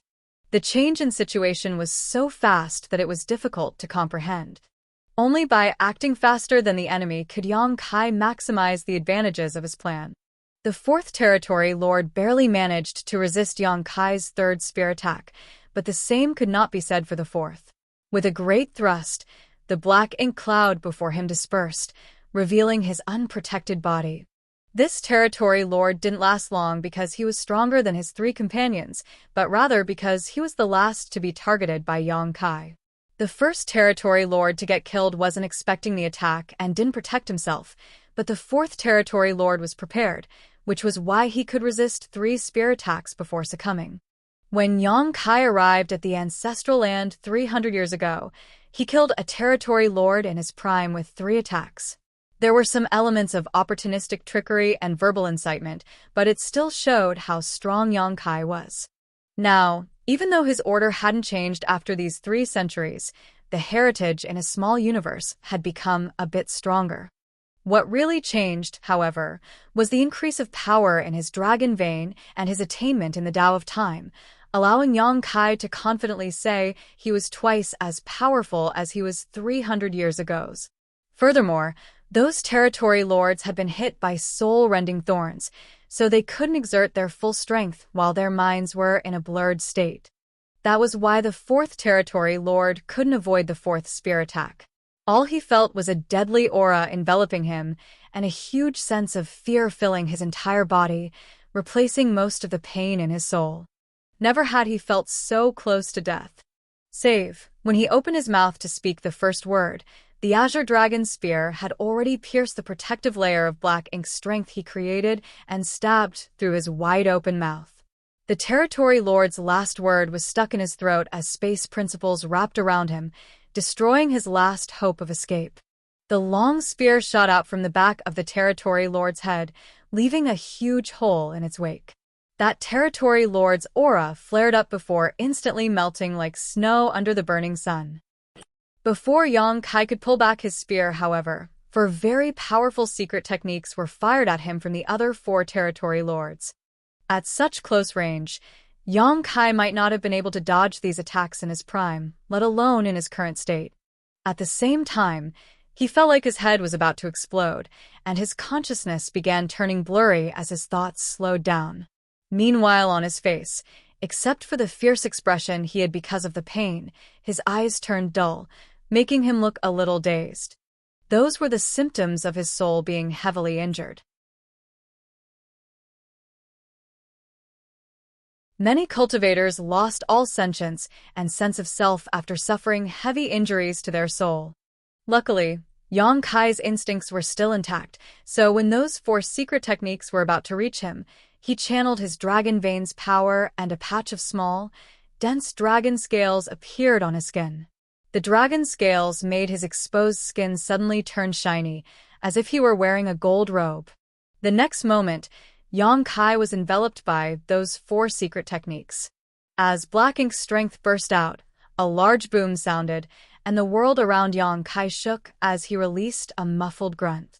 Before the effects of the Territory Lord's secret techniques had faded, the angry Diwu arrived from behind and lunged at Yang Kai. Diwu knew that since Yang Kai had used his strange soul secret technique, this would be the best chance to kill him. Before this, he was wary of Yang Kai's means, but now Yang Kai was like a toothless tiger to him, so he naturally wouldn't let go of such an opportunity. At the same time, the 4 Territory Lords that had formed the battle formation exchanged a glance before quickly moving back while maintaining their formation. Since Diwu had made a move, they didn't have to do anything else besides keeping up the 4 symbols formation and preventing Yang Kai from escaping. The truth was that they were happy to see this situation as well, because they were still afraid of dealing with Yang Kai. They were scared of getting killed by this human killing star, so they had no qualms about letting Diwu take the lead. Sounds of explosions kept ringing in everyone's ears while there seemed to be figures flying about within the dense black ink strength. Soon, a figure flew out like an arrow leaving its bow. The figure spat out a mouthful of golden blood in midair. It was Yang Kai, and he clearly couldn't control his body. At this moment, he seemed extremely haggard. Not only was his hair in a mess, but the layer of dragon scales covering his body was also like a broken net, shattered and peeling off in many places. With the help of an artifact like the soul-rending thorn, he could easily kill innate Territory Lords, but that didn't mean innate Territory Lords were pushovers. Every one of their attacks was incredibly strong, so Yang Kai didn't feel good after forcefully taking 4 such attacks. Then, Diwu came right after that and attacked Yang Kai, rendering him dizzy and looking disheveled. The advantage of having a stronger dragon vein was evident at this moment. If Yang Kai's dragon form was still 70,000 meters long, he might not have been able to withstand such a heavy beating, but now, though he was injured, he didn't lose all combat ability. This was the specialty of a powerful dragon vein. It granted the physical body incredible resilience. All the attacks were first weakened by the dragon scales before reaching the body, so the impact was naturally weakened. It was especially so for the 4 secret techniques used by those 4 Territory Lords. First, they were obviously weakened by the dragon scales before they hit Yang Kai. However, the effect of the dragon scales protection was greatly weakened when facing physical attacks, like the ones Diwu used. Following Yang Kai's haggard figure was Diwu. He also flew out from the area covered by black ink strength while staring coldly at the pale figure before him, roaring loudly, "Yang Kai, suffer death." Yang Kai's expression became even more angered as veins throbbed on his forehead, his fury obvious to all. His original plan was to use the soul-rending thorn to kill those four innate territory lords and then quickly escape from the trapping array before hiding back inside the depths of the ancestral land to recuperate. Once he had another few years to heal his soul, he would come back out and ambush the others. He couldn't kill the royal lord, but he could kill the other four territory lords. Also, if he was decisive and found a good opportunity, he could kill every territory lord that came, just like how he had on the profound Nether Territory battlefield. Back then, he killed so many territory lords that they all trembled in fear whenever they heard his name. When fighting the enemy, it was best to leave nothing to chance, and it was natural to make full use of all of one's strength and advantages. The soul-rending thorn was now Yang Kai's trump card when facing territory lords and royal lords. It could be said that this move worked every time. All Yang Kai needed was patience, because someday, the Black Ink clan forces here wouldn't be able to withstand the losses and would take the initiative to retreat, or deploy even more territory lords. Either way, it wouldn't be much of a loss for Yang Kai. That was his original plan. But even the best-laid plans often fail to withstand the first clash of battle. No one could predict what would happen next in the heat of combat. In the end, Yang Kai still overestimated how much his soul could tolerate. He thought that he could still manage to keep a clear mind after using 5 soul-rending thorns, and he had built the rest of his plan around that idea. However, after he threw those 5 soul-rending thorns out, his consciousness became blurry, while he barely managed to maintain some clarity. To put it simply, though he could still think at the moment, his instincts were taking over, and he was now showing some signs of falling into a daze. If a cognitively impaired person was attacked, they would either try to escape or retaliate fiercely. Yang Kai obviously gravitated towards the latter response, which was already illustrated by his behavior back at the Great Sea Celestial Phenomenon. Otherwise, he would have escaped when he lost consciousness back then. That was why, despite having taken on 4 secret techniques from the territory lords and being beaten up by Diwu, Yang Kai still glared fiercely at Diwu in his battered state. Veins were protruding from his forehead as he widened his eyes and said through gritted teeth, "You dare hit me?" Hearing this, Diwu was filled with murderous intent and turned gloomy after. What nonsense is he talking about? This is a life-or-death battle. Who else would I hit if not you? You actually dared to hit me. Yang Kai growled through gritted teeth. He was like a bullied child questioning why he was being targeted while suppressing the vexation he felt inside. Enough nonsense, Dai. Diwu roared before immediately charging at Yang Kai. After the previous attack, he was sure that Yang Kai was no longer his opponent. Although he still needed some effort to kill Yang Kai, today was going to be the day of Yang Kai's death. From today onwards, the Black Ink clan wouldn't have to be worried about this human anymore, which was a great contribution on his part. While the thought flashed across his mind, Diwu's expression suddenly fell because at that moment, Yang Kai's supposedly weakened aura exploded out. "Since you hit me, I'll hit you back." The aggrieved child was finally retaliating. "Heavens and earth, lend me your strength." The injury to Yang Kai's soul made his mind become a little unstable, and the endless rage had influenced his thoughts into forgetting his original plan. However, he still had his natural abilities, so he instinctually knew he had to go all out when dealing with a royal lord. If his own strength wasn't enough to deal with a royal lord, he would just borrow strength from others. He was going to borrow strength from the ancestral land. What he did 300 years ago won him the favor of this land. Then, he fused with it for 300 years, which allowed him to look back in time and see the evolution of this world. Also, the huge amounts of ancestral strength entering his body had helped his dragon vein grow stronger and allowed his dragon form to grow from 70,000 meters to 99,999 meters. Even cultivating inside the dragon pool for 300 years wouldn't have been so beneficial. The entire ancestral land had opened its arms for Yang Kai, letting him have whatever he wanted. Under such conditions, it wouldn't be hard for Yang Kai to borrow some strength from the ancestral land.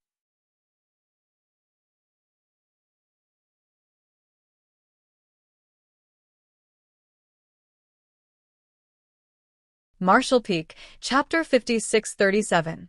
A huge mistake. When Yang Kai was only a 6th Order Open Heaven Realm Master, he had used his identity as Void Great Emperor to borrow the Star Boundaries world strength. It was only through that method that he could deal with Suoquan Hui, a 7th Order Open Heaven Realm Master from Thousand Cranes Paradise. During that battle where he used the Star Boundaries world strength, Yang Kai's strength advanced from 6th Order Open Heaven Realm to 7th Order Open Heaven Realm, which helped him solve the crisis he was facing. This time, though it wouldn't increase his order, he might be able to take advantage of the favorable conditions and advantageous position here to overcome his enemy. Moreover, this was what Yang Kai had secretly planned for long ago. If he were forced to face the Royal Lord, he knew he had to borrow the ancestral land's strength. It was just that his anger got to him, and he exposed this secret method far earlier than he wanted to. A loud humming sounded all across the ancestral land. The ancestral strength, which had been gradually thinning out throughout the past 300 years, suddenly became dense again. It was as though the ancestral strength hiding deep inside the land had surfaced and surged in response to that one sentence from Yang Kai. Not only that, the ancestral strength from the entire ancestral land was gathering towards Yang Kai's body from all directions. Then, the ancestral strength formed a layer of brilliant protection around Yang Kai's figure in the blink of an eye. While watching the scene, Diwu felt his face twitch.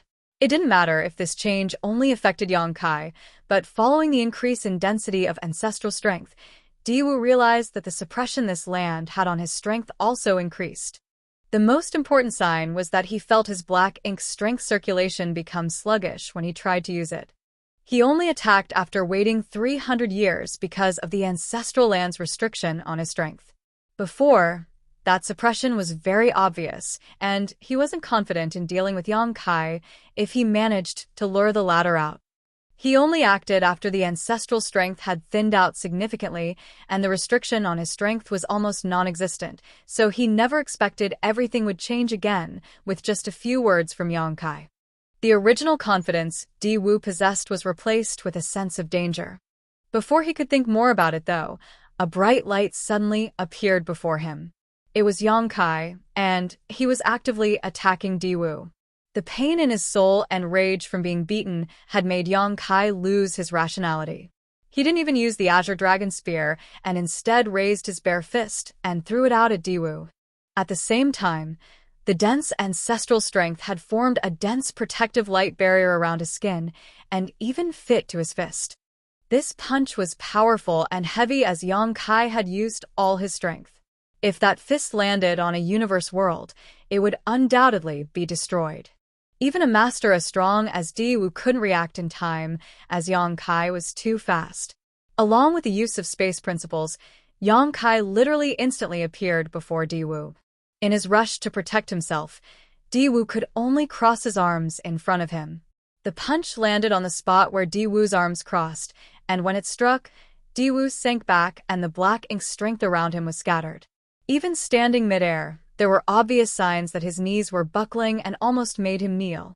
Realizing this, Di Wu was enraged and gathered all his might to throw a punch at Yang Kai's face as Yang Kai was throwing his second punch. Right after throwing that punch, Di Wu gained an understanding of how much the ancestral land had affected his strength. The ancestral strength didn't restrict his strength too much, only shaving about 10% off his peak, which was still within an acceptable range. It seemed like the surging of ancestral strength was just an illusion and wasn't as bad as he had imagined. This wasn't surprising as Yang Kai had kept devouring ancestral strength these 300 years, so the ancestral land had been severely depleted. Even though there were some left behind, it didn't amount to much.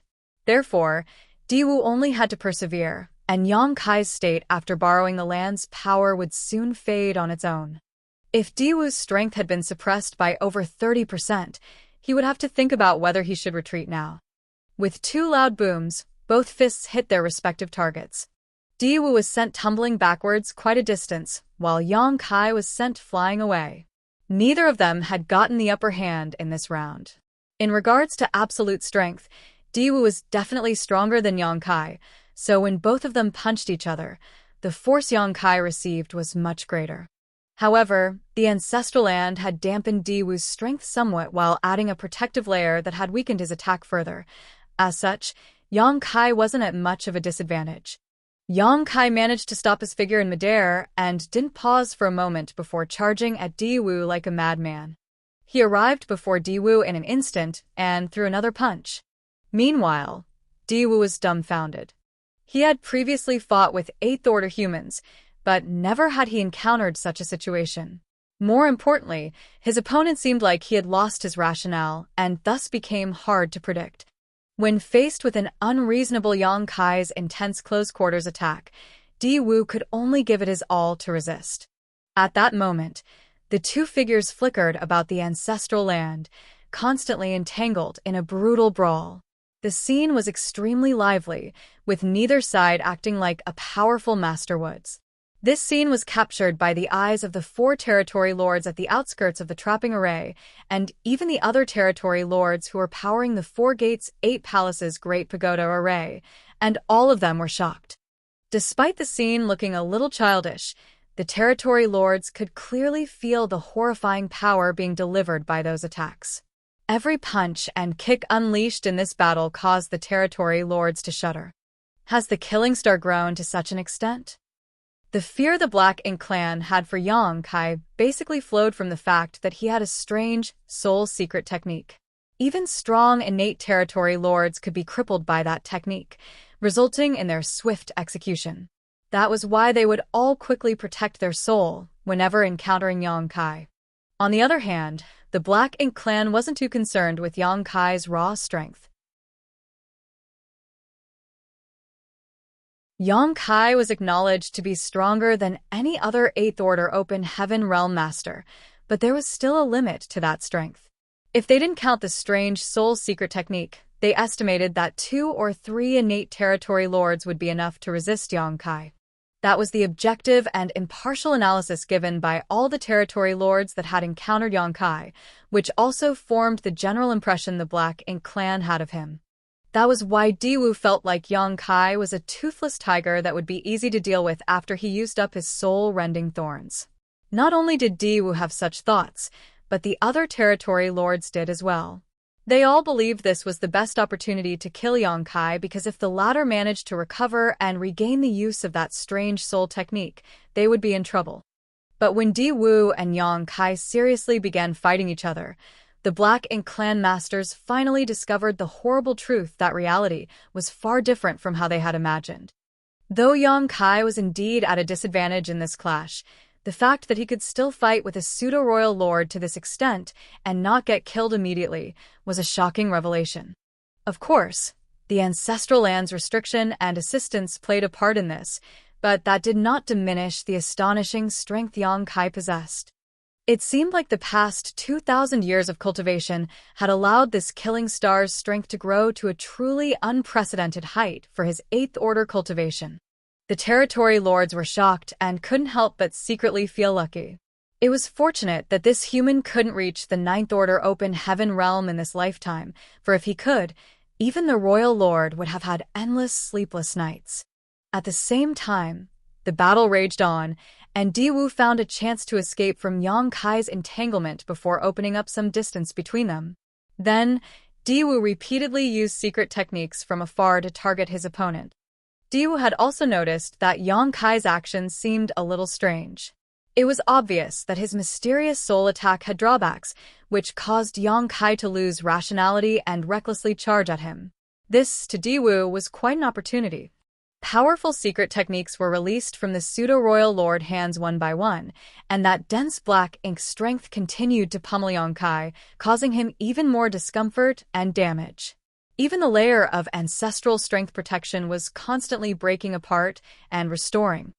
Fortunately, the ancestral strength was still continuously gathering over, creating a strong protective layer around Yang Kai. Without entirely destroying that layer of protection, it would be impossible for Diwu to give Yang Kai fatal blows. Occasionally, Yang Kai would also take advantage of an opening and appear before Diwu and give him a few punches. Whenever that happened, Diwu would feel extremely distressed. It wasn't easy to escape from an opponent proficient in the Tao of space, and Diwu was just lucky that Yang Kai was basically moving completely on instinct. Otherwise, if Yang Kai had used his space principles consciously, Diwu would have had to engage Yang Kai in close quarters even if didn't want to. The firm body of a pseudo-divine dragon wasn't something a pseudo-royal lord like him could compare to. A while later, Diwu saw that the protective layer around Yang Kai's body had been completely restored again and finally gave up on the idea of fighting Yang Kai alone. He insisted on fighting Yang Kai alone until now because this was his first battle as a pseudo-royal lord, and his opponent was Yang Kai. Therefore, he wanted the credit all to himself so that he could enjoy all the glory before the royal lord back at the no-return pass. But since that no longer seemed possible, there was no need to force the issue. When he escaped Yang Kai's range again and threw another secret technique at him, Diwu roared, "What are you waiting for?" The 4 territory lords standing outside the battlefield secretly complained, but didn't hesitate to attack Yang Kai with their secret techniques. Yang Kai had just steadied himself when he was enveloped by the secret techniques coming from afar. The ancestral strength gathered around his body instantly broke, and his figure flew out and tumbled like a sack. Right after landing on the ground and spitting out a mouthful of golden blood, Yang Kai became aware of the cool feeling in his mind, causing his consciousness to wake up a little. The soul-warming lotus had kept working to mend his injured soul this whole time, but since his soul was injured quite seriously, it took a while to have any noticeable effect. Yang Kai was confused by his current situation and the danger around him, but he didn't have time to think about it as several secret techniques were already flying his way again. Instinctively, Yang Kai wanted to use his strength to protect himself, but before he could, the ancestral strength, once again, gathered around him and formed a thick barrier. Unfortunately, even this protection didn't last a single breath before breaking apart again. Feeling those secret techniques landing on his body, Yang Kai felt his 5 viscera and 6 organs churning and an immense pain coming from his bones, a number of which were now broken. Yang Kai's heart sank as his blurry consciousness became clear again. Everything that happened quickly flashed across his mind, and he realized that he had unconsciously made a huge mistake and inexplicably caused this to happen.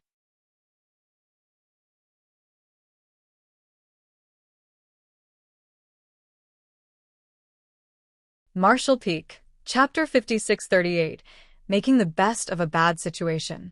Yang Kai felt frustrated. He didn't mind getting beaten up a bit, because his injuries would slowly restore on their own. The key was that he had exposed his ability to borrow strength from the ancestral land, which was one of his hidden trump cards. That was also what he was counting on to battle the royal lord. On the other hand, he felt lucky that he instinctively borrowed the ancestral land's strength after sensing danger. Otherwise, this situation would have ended badly. However, there was still doubt in his mind. Even though he had borrowed strength from the ancestral land, obtaining both favorable conditions and an advantageous position, his opponent was a royal lord, so he should have lost long ago. After all, a royal lord was equivalent to a 9th-order old ancestor. Also, Yang Kai had previously fought a royal lord, so he clearly knew how strong they were. Despite the fact that he could kill innate territory lords like he was slaughtering chickens and butchering dogs, he knew he was no match for a royal lord. Otherwise, he would have gone straight to the no-return pass and destroyed their black ink nests without bothering to try to maintain some random insincere peace treaty. The environment in the ancestral land had a certain degree of restriction on the royal lord, but Yang Kai knew he had devoured too much ancestral strength these past years and greatly decreased the ancestral land's heritage, which meant that the suppression wouldn't be too significant. In other words, the ancestral land's restriction on the royal lord wouldn't affect him too much. After carefully recalling his battle with the royal lord, Yang Kai suddenly realized something. Without question, the strength exerted by this royal lord was indeed at the level of a royal lord, but he seemed quite bad at controlling it. He had 100% of the strength of a royal lord, but could only exert 70% to 80% of it, making every attack feel like he was holding back. On top of that, there was also the suppression from the ancestral land's environment and the protection the ancestral strength granted Yang Kai. It was the combination of all these factors that allowed Yang Kai to stay alive until now. This guy must be a newly advanced royal lord, which is why he can't perfectly control his strength and why the humans had never heard of any news about him. Yang Kai thought he had guessed the truth, unaware that the real situation was completely different. If he hadn't been immersed in his cultivation inside the ancestral land, the Black Ink clan wouldn't have sacrificed 13 innate territory lords and a high-rank Black Ink next to create a pseudo-royal lord like Diwu. The Black Ink clan could create such a master from the start, but hadn't done so until now. To the current Black Ink clan, every innate territory lord and high-rank Black Ink nest was indispensable, so considering the overall situation, it just wasn't cost-effective to create a pseudo-royal lord. But if they could use Diwu's strength as a pseudo-royal lord to kill Yang Kai, that would definitely be worth it. Without mentioning the Black Ink clan's plan, Yang Kai was now having a headache about his predicament. The trapping array had been completely destroyed, so the royal lord and 4 territory lords by themselves might not be able to stop him if he wanted to disengage. Of course, it was still impossible to leave the ancestral land because this world would still be sealed before the 4 gates, 8 palaces, Great Pagoda array was broken. However, Yang Kai didn't need to leave the ancestral land. He only needed to dive deep into it to heal his injuries. If he did so, the Black Ink clan wouldn't be able to do anything to him. Unfortunately, the idea of retreating now made Yang Kai feel quite reluctant. His trump cards had been exposed one after another, so he would lose the element of surprise in the next battle. Since that was the case, he figured it would be better to just go with the flow and end this debacle once and for all. He made the plan to hide deep inside the ancestral land after killing the 4 territory lords because he thought he wasn't the royal lord's opponent, but now that he knew he was up against a royal lord who couldn't exert his full strength, Yang Kai thought that there might be a chance he could kill his enemy here today. Yang Kai was secretly even hoping for the royal lord to lose his patience and use his royal lord's secret technique. Back outside the Great Sea Celestial Phenomenon, Yang Kai had killed a royal lord shortly after breaking through to the 8th Order Open Heaven realm, not because he was strong, but because many coincidences came together. His biggest opportunity was when the royal lord used the royal lord's secret technique on him, wanting to corrupt him with Black Ink strength. The royal lord's secret technique was something only a royal lord could use. When performed, it was silent but had an incredible impact.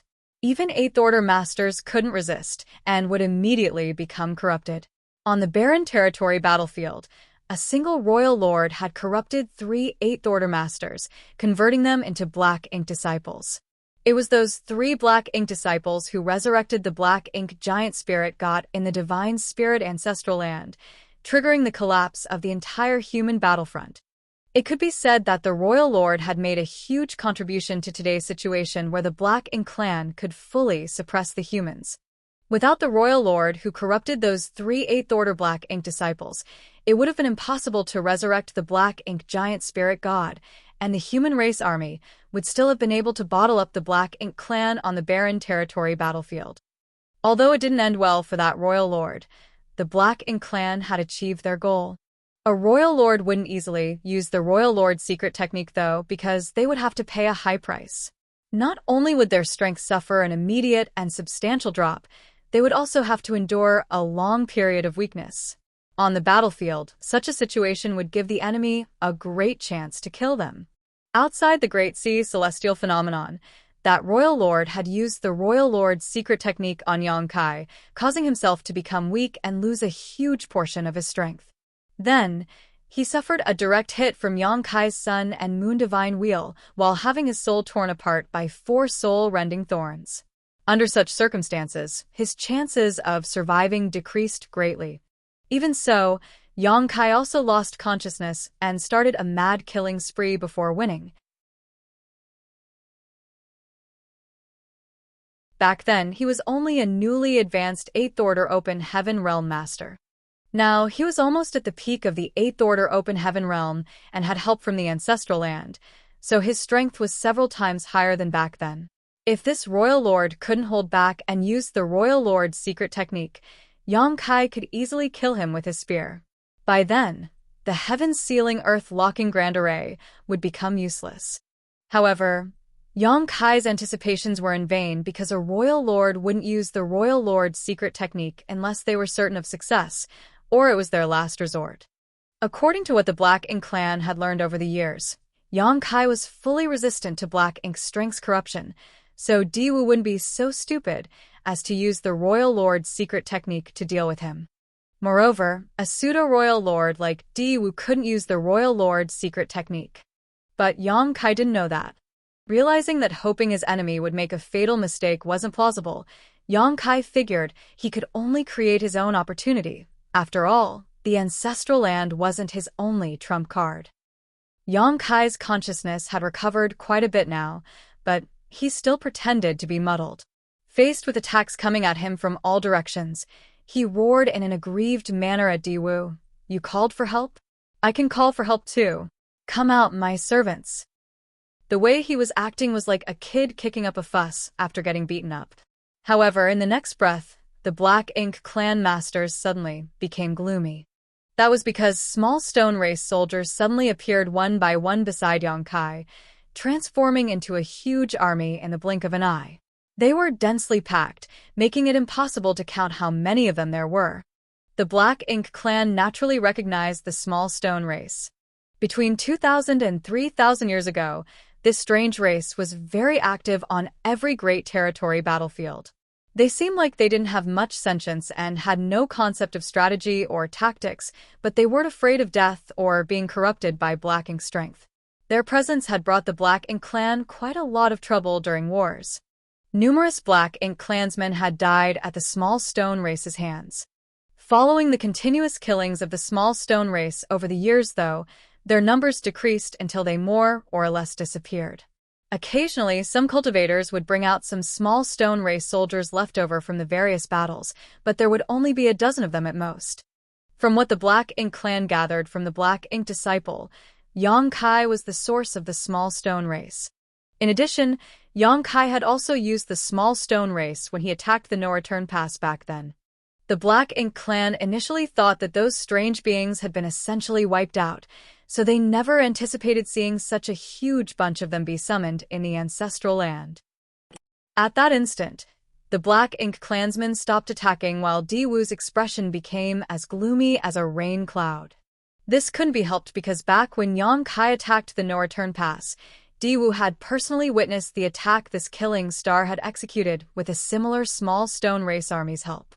Back then, Yang Kai seemed to have used some kind of technique and instantly sacrificed 2 million small stone race soldiers to form a terrifying explosion of purifying light that even seriously injured the royal lord, giving Yang Kai a chance to escape. Therefore, in Diwu's memory, while these small stone race members weren't that terrifying, the means they gave Yang Kai access to was frightening. Kill him quickly. Seeing that the small stone race army was growing larger and larger, Diwu immediately roared while retreating to put some distance between himself and Yang Kai. The 4 territory lords didn't need Diwu's order for them to go all out as they fired their secret techniques at Yang Kai. But by now, the space around Yang Kai had become densely packed with small stone race. Although those attacks killed and injured a large patch of small stone race soldiers, Yang Kai remained untouched, hong long long. Thunder came down from the sky, and another fight started. The territory lords and 7th Order Black Ink disciples operating the Grand Array had reactivated the killing array to target the small stone race army. Not only that, the Black Ink clan army, which had retreated far away while Yang Kai was fighting Diwu and the territory lords, came forward once again and surrounded the small stone race from all directions. In an instant, the battle between masters had become a violent war between 2 armies, further heating up the atmosphere in the ancestral lands. The small stone race roared and pounded their chests as their desire to kill the enemy had been raging since they were summoned by Yang Kai.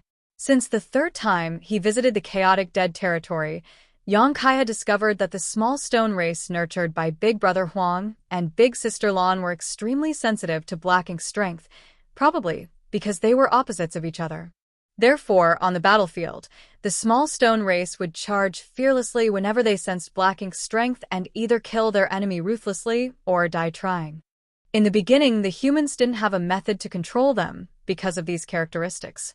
Once the small stone race were sent to the battlefield, they became like unleashed wild horses, which caused the humans to lose many more of them than necessary.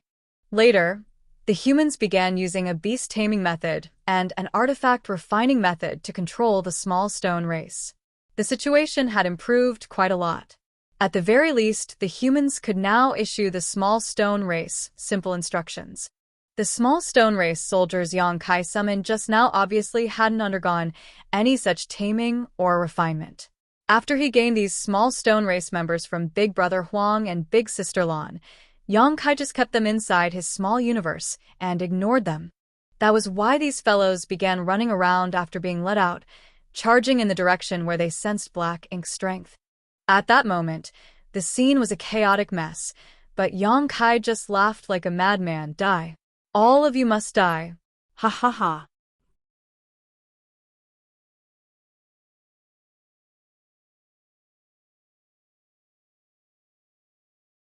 Marshall Peak, Chapter 5639, End of the Road. A fierce battle was happening in the ancestral land. The small stone race's intrepid nature doomed them to have a bad ending if no one controlled them. Many small stone race soldiers charged at the 4 territory lords, but could not get near them because they were rendered to pieces of stone scattered on the ground by the latter's secret techniques. Even the Black Ink clan army that came back had begun surrounding these unruly and scattered combatants. Numerous small stone race soldiers were being broken to pieces with each breath. However, large amounts of small stone races were still appearing around Yang Kai. It was like there was an infinite amount of them, impossible to wipe out. On the other hand, Yang Kai's laughter grew louder and wilder, as though he had gone crazy. Diwu had withdrawn his aura and was now hiding among the Black Ink clan army, cautiously observing the situation. The memory of the technique Yang Kai used at the no-return pass, in which he sacrificed 2 million small stone race soldiers, was still etched in Diwu's mind. Therefore, Diwu immediately retreated when Yang Kai began summoning his army to avoid being surrounded and experiencing the same tragedy from that time. Back then, the royal lord had been injured, causing his aura to drop by at least 10%. It took the royal lord a full 1,000 years to recover from that incident. So, if Diwu, a mere pseudo-royal lord, was hit by the same technique, he would likely end up in an even worse state. In addition, if Diwu remembered correctly, there were some powerful masters among the small stone race. The Black Ink clan had previously encountered a number of massive small stone race soldiers roughly 1,000 meters tall that had strength similar to that of an 8th Order Open Heaven Realm Master. Even though they had lower sentience and couldn't wield this strength efficiently, their attacks were still not to be underestimated. After observing for a long time, Diwu noticed that none of the small stone race soldiers Yang Kai summoned were 1,000 meters tall. The strongest of them all was only 100 or so meters tall, which gave them power equivalent to 7th Order Masters and feudal lords. Diwu didn't take these small stone race soldiers seriously, and even the 4 territory lords currently in battle could easily kill vast swaths of them. As chaos swelled on the battlefield, Yang Kai summoned more small stone race soldiers. The 4 territory lords were in a better situation as they had formed the 4 symbols formation, so they only had to hold their ground and kill every small stone race member that came at them. However, the Black Ink clan army seemed to be having difficulties holding on despite having help from the killing array. Originally, 1 million Black Ink clan soldiers had been deployed to the ancestral land. Yang Kai had already killed half of them, leaving only about 500,000 of them. Now that the small stone race had joined the battle, even fewer Black Ink clan soldiers were left standing. Although the small stone race undoubtedly suffered greater losses, the Black Ink clan army would be wiped out eventually if this continued. Despite the disadvantageous situation, the Black Ink clan soldiers didn't dare to retreat because the territory lords were still fighting, so how could they withdraw? On the other hand, Diwu finally rejoined the fight, but his target wasn't Yang Kai. Instead, He was still hiding among the Black Ink clan army and killing the small stone race soldiers, his cautious personality making him decide to continue observing the situation for now. 4 days later, the 500,000-strong Black Ink clan army had been reduced to only a few tens of thousands, and all the survivors were soaked in blood and had unstable auras. Despite their discomfited looks, the surviving Black Ink clansmen all seemed excited.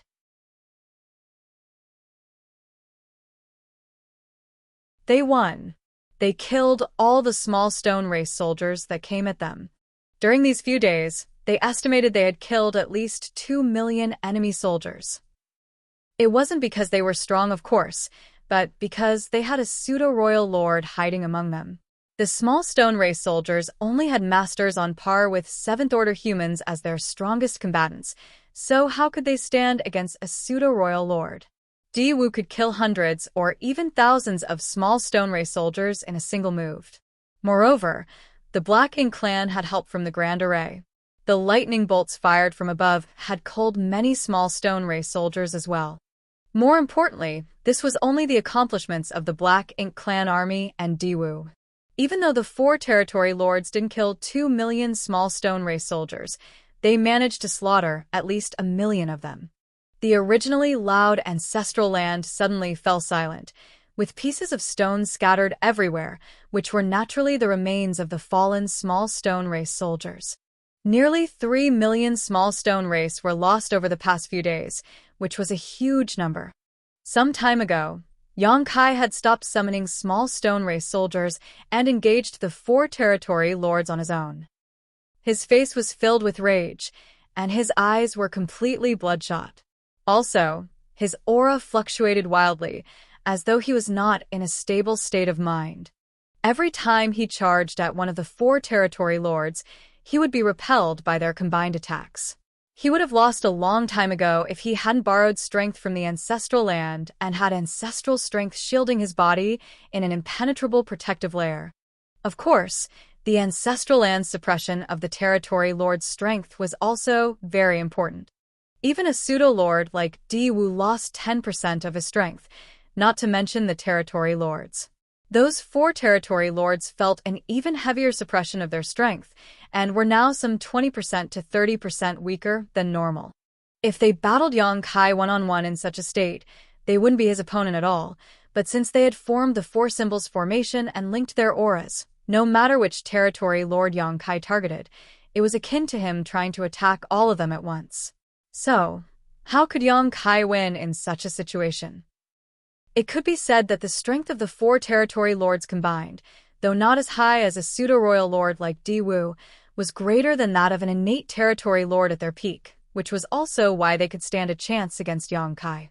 In the beginning, the 4 of them were still hesitant when facing this killing star, but after battling each other for a while, they felt that Yang Kai wasn't as strong as they had imagined.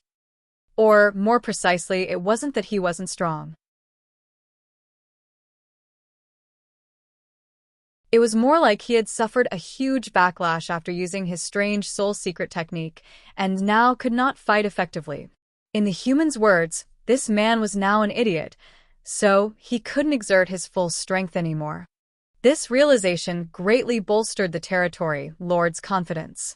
Since the small stone race had all been ruthlessly killed, and Yang Kai had fallen into this demented state, they had the confidence to slowly whittle away his energy and kill him eventually. The ancestral strength in the ancestral land couldn't be inexhaustible, so once it was completely drained, Yang Kai wouldn't be far from death. Successfully killing Yang Kai was an incredibly glorious achievement, and it could only be obtained once in this world. If the Royal Lord decided to create more pseudo-royal lords in the future, they would be the first in line to gain such power, just like Diwu. Of course, innate territory lords wished for greater strength, but they could only become pseudo-royal lords, and they would have to pay a high price for that. Therefore, the Royal Lord wouldn't create a pseudo-royal lord if it weren't a dire situation. Regardless, these territory lords wouldn't be able to get their wish because Diwu was the one in charge of this mission to kill Yang Kai. He was turned into a pseudo-lord just for this mission, and now that things were leaning in their favor, How could Diwu possibly let the territory lords steal the credit from him? If that were to happen, it would make him seem too useless. After several days of secretly observing Yang Kai, Diwu concluded that this human-killing star was an arrow at the end of its flight. According to the current situation, Yang Kai couldn't turn things around. Diwu felt a little lucky that Yang Kai had overused his secret technique, messing up his mind and revealing his trump cards. Borrowing strength from the ancestral land and the 3 million small stone race army were definitely the secret trump cards Yang Kai had. If he were in a conscious state of mind and used those two methods to corner Diwu, if that happened, Diwu would definitely have been taken by surprise. Once that happened, with the strength Yang Kai had revealed, they would most likely have failed their mission. At the thought of that, Diwu shivered. Although they had lost 4 territory lords and 1 million Black Ink clan soldiers, that was still nothing compared to being able to kill Yang Kai. When Yang Kai was blown away by one of the territory lords again, the light barrier made of ancestral strength around him became extremely dim and did not immediately recover like usual. Seeing that, Diwu didn't hesitate and dashed over like lightning. Yang Kai was immediately thrown to the ground, and before he stabilized his footing, Diwu arrived. With a fierce explosion of power, Diwu used his hand like a knife and pierced through the ancestral strength's protection and into Yang Kai's chest. Following that, Diwu roared, "Die!" "I did it!" Diwu suddenly felt a little excited as he could even feel Yang Kai's beating heart in his chest. Wait, why is his heartbeat still so strong? While frowning, Diwu instinctively felt something wasn't right and looked over at Yang Kai. He saw Yang Kai standing before him, unmoving, his black hair hanging over his forehead, creating a dense shadow that covered his eyes so that no one could see his expression. Only his lips were showing, curled up in a meaningful grin. Diwu then heard something that terrified him. "You finally decided to come out." Yang Kai suddenly raised his head, and Diwu immediately saw a pair of bloodshot eyes. Those eyes were filled to the brim with ruthlessness and murderous intent, but there was no trace of madness in them. A trick, Diwu immediately thought. What he saw all this time was just what Yang Kai wanted him to see, making him think that the killing star was not in a conscious state of mind and had uncontrollably revealed all his trump cards. He might even be feigning weakness right now, making it seem he had reached his limit after being besieged by the 4 territory lords. All of this was just to lure Diwu out. But why would Yang Kai do this? Did he have another way to turn the tide of battle even from this dire situation? No matter what Yang Kai was up to, Diwu wouldn't let him use any more tricks. Just as Yang Kai finished speaking, Diwu exerted strength into his hand and stabbed it further into the former's chest. If he could pierce just a finger length deeper, he could tear apart Yang Kai's heart. To an 8th Order Open Heaven Realm master like Yang Kai, having his heart destroyed might not be a lethal blow, but it would still be a severe injury. But just as Diwu exerted his strength, a large hand grabbed his wrist and firmly held him in place. In terms of cultivation, a pseudo-royal lord was indeed stronger than an 8th Order master like Yang Kai. However, in terms of raw physical power, a pseudo-divine dragon like Yang Kai surpassed Diwu by a wide margin. Therefore, how could Diwu move when he was restrained in such close proximity to Yang Kai?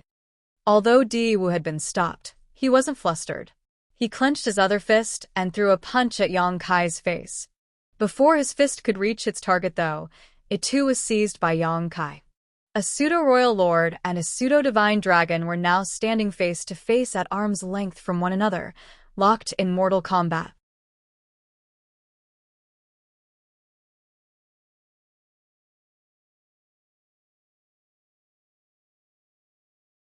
Martial Peak, Chapter 5640, Sun and Moon Divine Seal. Diwu was entirely at a disadvantage because Yang Kai had the absolute upper hand when it came to physical strength. The excruciating pain coming from Diwu's wrist was something he had never experienced before. Next time, don't make others wait so long, Yang Kai bellowed before headbutting Diwu. The aggressive force was like the whole world was coming at him, making Diwu feel dizzy and almost disperse the black ink strength he had gathered inside him. The sudden change rendered the four territory lords dumbfounded. Originally, they thought that this would be an easy kill for Diwu, but the result shocked them. In their flustered state, the territory lords didn't have time to think about anything else and quickly attacked Yongkai with their secret techniques, trying to save Diwu. A series of explosions sounded across the ancestral land. Since the light barrier protecting Yongkai had been torn open by Diwu, Yongkai had to take on consecutive attacks from the territory lords with his own body. Although he had his own layer of protection from his world force, resisting the attacks was difficult. His body was instantly battered, and he kept spitting out golden blood. "Are you done? I've been enduring you all for too long." Yongkai roared.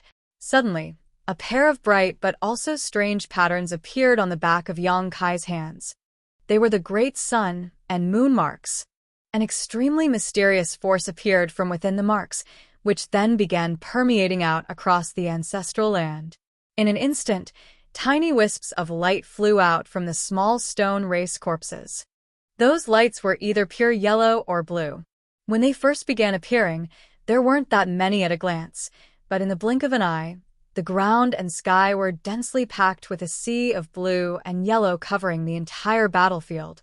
Some 3 million small stone race soldiers had died in this vast land over the past few days, and if Diwu had observed carefully enough, he would have noticed that these small stone race soldiers had two different characteristics.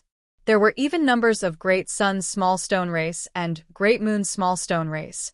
Big Brother Huang and Big Sister Lan had spent years painstakingly nurturing these special beings with their power, and with the small stone race's nature of devouring and refining resources to grow themselves and breed new clansmen, it could be said that they were now living yellow and blue crystals, although less pure than the real ones.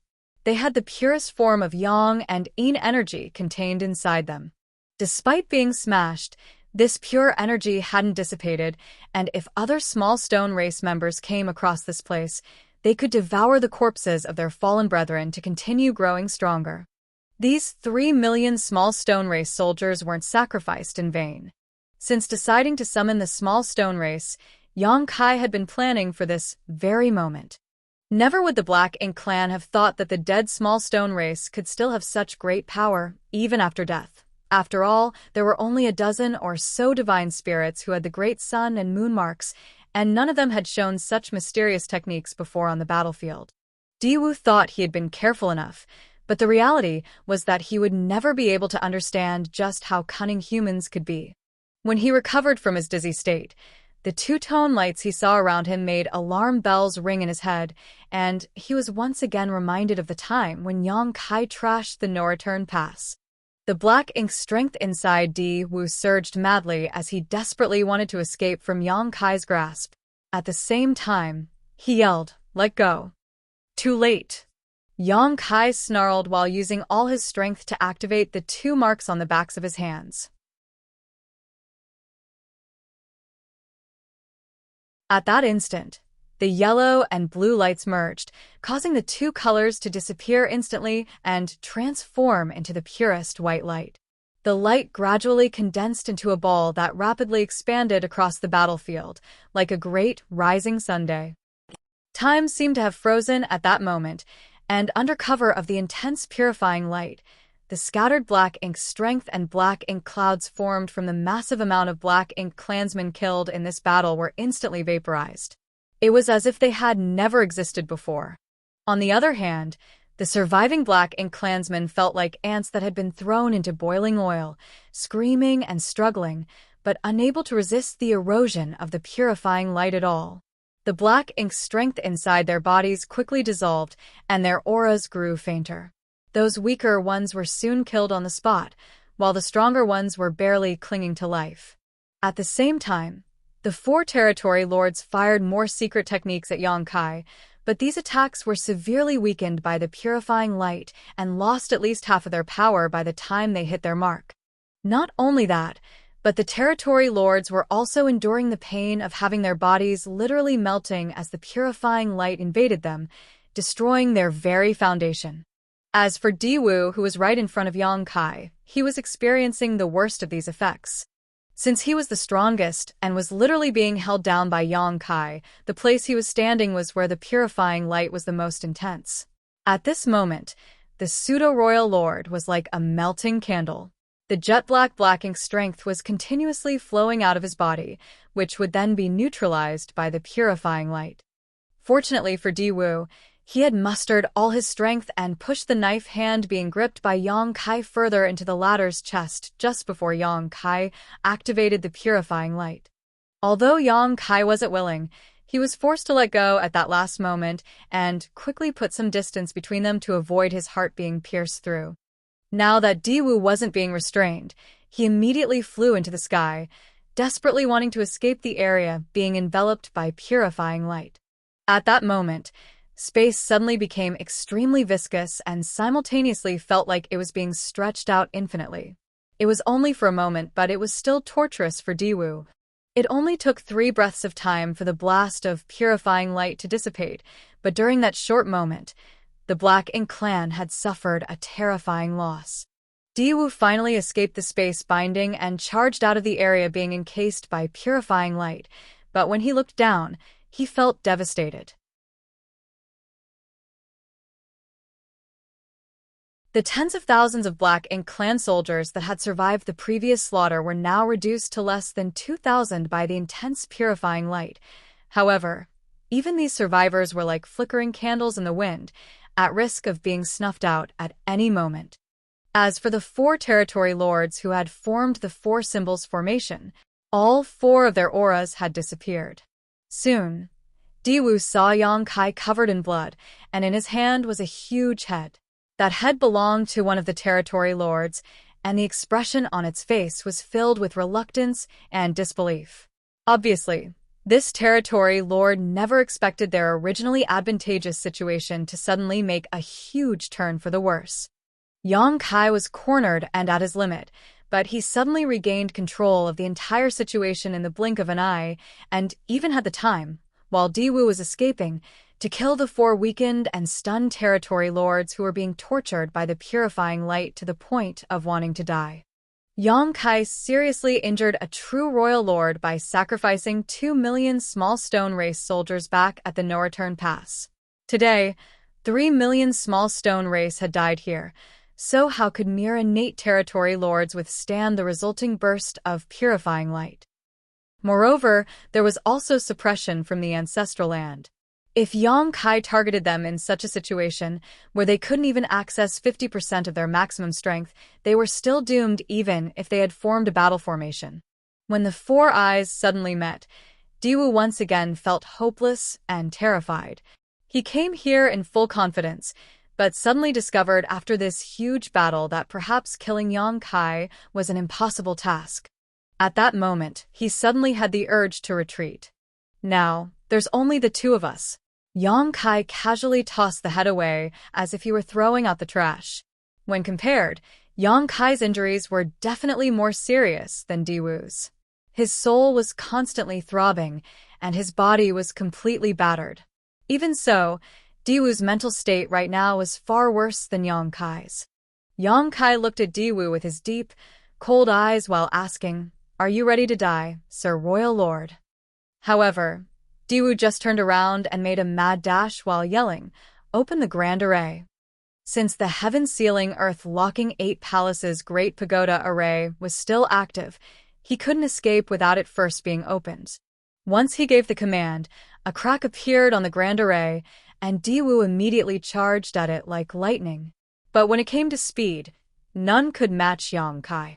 Diwu felt his sight blur for a moment before he saw Yang Kai already blocking the opening while looking down at him. This scene stunned the Black Ink disciples and territory lords managing the Great Array, and they didn't know what to do. With this strong opponent blocking his only path of escape, Diwu steeled himself and gathered all his strength to form a Black Ink cloud before charging at Yang Kai. Yang Kai lifted his hands, and a great sun ascended into the sky as a golden crow cawed. At the same time, the full moon rose into the air, bathing the world in its icy glows. The mysterious scene of the sun and moon rising together reappeared, and Yang Kai stood below them like a deity. Both Yang Kai's trump cards of borrowing strength from the ancestral land and the small stone race army were just external aids, while the one he displayed right now was wholly his own. Sun and Moon Divine Wheel. That was a secret technique only Yang Kai could perform because it was the extreme fusion of both the Tao of Space and Tao of Time. Even though Zhao Yibai and Su Yi could also stimulate the mysterious space-time strength, they were still two individuals and could never truly comprehend the essence of this esoteric power. Since Yang Kai had first comprehended this secret technique, he had used it many times in battle against enemies he couldn't defeat through conventional means, and it had not disappointed him before. However, he had never been able to call upon it so smoothly and with such ease as he did today. Before now, his attainments in the Tao of Space had always been higher than his attainments in the Tao of Time. Even though he could still use the Sun and Moon Divine Wheel, since one of the two grand Taos that it was formed from was stronger than the other, the technique had always been unbalanced. It was only after he came to the ancestral land this time, and his attainments in both grand Taos reached a balance, that something had changed. The Sun and Moon began orbiting around Yang Kai as time and space principles permeated the air. These two principal strengths then began fusing together, creating a new space-time strength. Everything happened incredibly smoothly. It was only at this moment that Yang Kai gained an epiphany. Time and space were originally two interdependent principles, so when they fused and integrated, they were just returning to their natural state. Space without time was like a tree without roots, or a river without a source, and time without space was only a vast emptiness that had no substance to it. Time was the imprint of space, and space was the carrier and root of time. After millennia of studying and comprehending both the Tao of Time and the Tao of Space, Yang Kai was finally showing signs of gaining true understanding and mastery of them. This newfound enlightenment had immediate tangible benefits in how the Sun and Moon Divine Wheel manifested. Originally, the Sun and Moon Divine Wheel took the form of a great sun and the full moon rapidly spiraling towards each other as they shot forth, blasting out waves of space-time strength as they flew forward. But now that Yang Kai had gained a deeper understanding of space-time, the sun and moon were able to fuse entirely and turned into a mysterious seal that was one-half great sun and one-half full moon. This seal was not nearly as dazzling and awe-inspiring as the original Sun and Moon Divine Wheel, but it was actually far more profound as it had condensed all the power which had been blasting out into a single point. With unstoppable momentum, the seal fiercely slammed into the black ink cloud that Diwu was hiding within.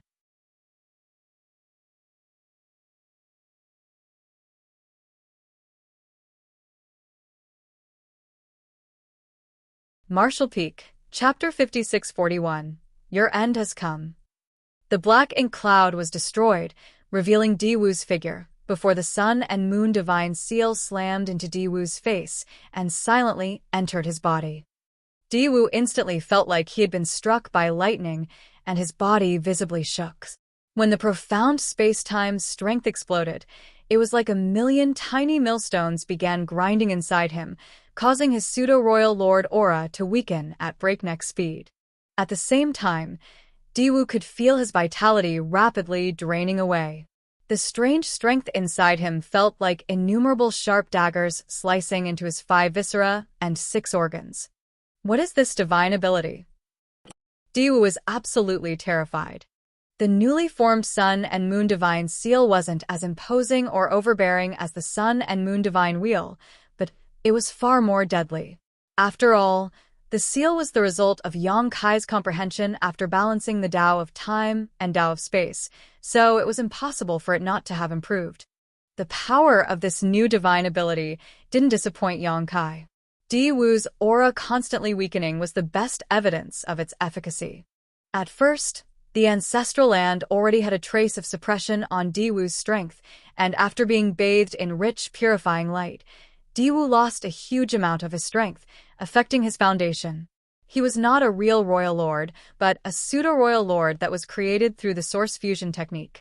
Previously, at the No Return Pass, The royal lord had been struck by a similar blast of purifying light, and although he was injured seriously and had 10% of his heritage wiped away, his foundation remained stable. It was a different case for Diwu because once his pseudo-royal lord foundation, which was already unstable, was affected, there was a huge possibility that he would fall back into the innate territory lord realm. He couldn't accept that, and the royal lord wouldn't forgive him if that happens. The Black Ink clan had paid an enormous price to create a pseudo-royal lord, which was why Diwu chose to escape in the end. Unfortunately, Yang Kai had blocked his escape. Now that he was struck with the Sun and Moon Divine Seal, Diwu's already weakened pseudo-royal lord foundation finally reached the point of rupturing. At that moment, dense and viscous black ink strength began pouring out of his body, but it wasn't by his own doing. Instead, it was a sign of his inability to control his own strength. Diwu's expression became extremely pained. He was using all his strength to suppress the rioting strength inside his body, but the Sun and Moon Divine Seal was still wantonly destroying him from the inside. So how could Diwu succeed? When Yang Kai noticed Diwu's state, he was puzzled but didn't think too much of it. He summoned the Azure Dragon Spear again and stared coldly at Diwu. "Sir Royal Lord, your end has come. Suffer death." Those words Diwu had spoken before were returned to him. Who would have thought that their situations would make a complete turnaround after just a few days? Once those words were spoken, Yang Kai thrust his spear at Diwu. When the light from the spear bloomed, a myriad of Tao strengths wove together, giving the spear an unstoppable momentum. Diwu roared madly as he counterattacked, and the two figures instantly became entangled with each other. Even with the suppression from the ancestral land, and after being weakened by purifying light and the Sun and Moon Divine Seal, Diwu still had the strength to fight. However, his strength was constantly slipping away, and as time passed, he would only become feebler. Once his pseudo-royal lord foundation fully cracked, he would return to his original territory lord state.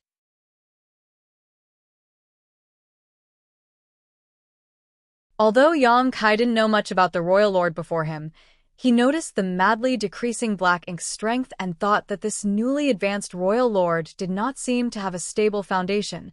Otherwise, such a situation wouldn't have happened. When Yang Kai first met this royal lord, he didn't have any intention of fighting him because he knew he wasn't a royal lord's opponent.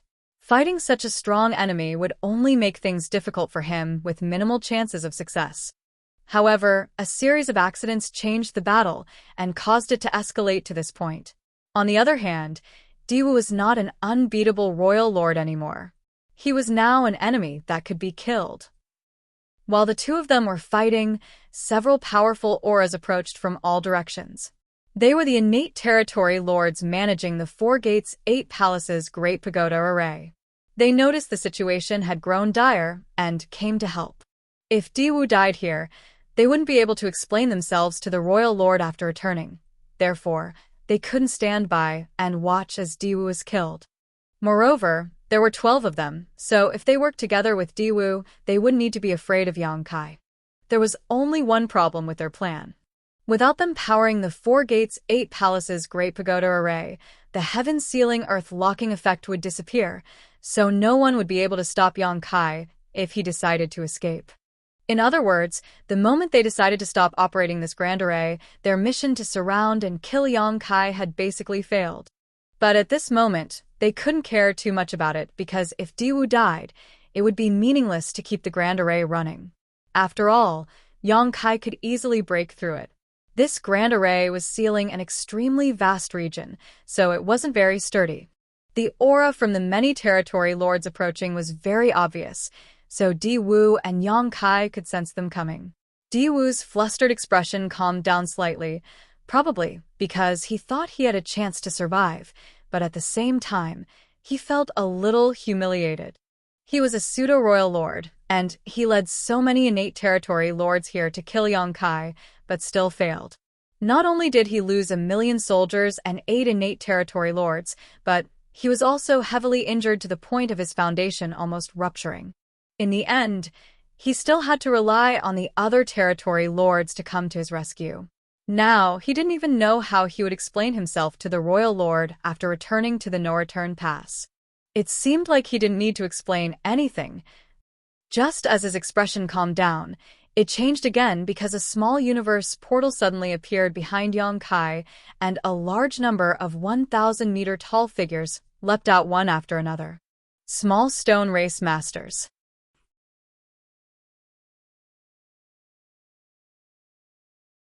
In an instant, nearly 300 of these 1,000-meter-tall small stone race masters appeared, each of them radiating extremely imposing auras that made it obvious they had the strength of 8th Order Open Heaven Realm Masters. Of course, since they didn't have much sentience and acted entirely out of instinct, their combat capabilities were far lower than 8th Order Masters. Moreover, ordinary 8th Order Masters were weaker than innate territory lords. However, none of that mattered with this kind of advantage in numbers. 300 small stone race masters was an enormous lineup. All the remaining Black Ink clansmen were thoroughly shocked because, from what they knew, the small stone soldiers were a very special race that was difficult to nurture. After some 3,000 years of war, the small stone race had basically been wiped out. Even if there were still some, there wouldn't be many. Yang Kai summoning the 3 million small stone race soldiers was already very shocking for the Black Ink clan. Back then, Diwu even specially observed the small stone race, trying to see whether there were any of these more powerful masters among their ranks, but he never spotted any. Since Yang Kai could summon so many small stone race, how could it be possible that he didn't hide any small stone race masters? It was just that Yang Kai didn't want to bring them out. When they witnessed so many small stone race masters appearing before them, the Black Ink clan realized their mission to surround and kill Yang Kai had failed before it even began. However, Yang Kai kept this advantage hidden and continuously used his discomfited state to give the Black Ink clan false hope. He even exposed a number of his tricks and trump cards just to grind away at the Black Ink clan's strength. At this moment, he finally showed his final hidden hand, as if to spell out for them how hopeless and pitiful all their plotting truly was. 8 territory lords were dead, and a Black Ink clan army of 1 million soldiers was wiped out. Also, the pseudo-royal lord, Diwu, was seriously injured, and the existence of the 4 Gates 8 Palaces Great Pagoda array was exposed. These were the losses the Black Ink clan had suffered in this battle, but what about Yang Kai? Some serious injuries? 3 million dead small stone race soldiers? Did any of that even matter? Diwu felt both aggrieved and angry at the same time. What a scheming bastard. The instability of his state of mind caused his pseudo-royal lord foundation to falter even more. Adding on to Yang Kai's constant attacks, he knew he couldn't hold on much longer. After getting summoned, those 300 small stone race masters dispersed in all directions, roaring as they charged at the approaching 12 innate territory lords. The territory lords were stunned at the same time and didn't know whether to continue forward or retreat. If they continued trying to save Diwu, they would inevitably be besieged by these small stone race masters, with each of them having to face at least 20 on their own. Even if these small stone race masters didn't have much sentience, their incredible strength wasn't easily dealt with. Once the territory lords were surrounded by these small stone race masters, death was basically guaranteed. But it wouldn't be appropriate for them to retreat either.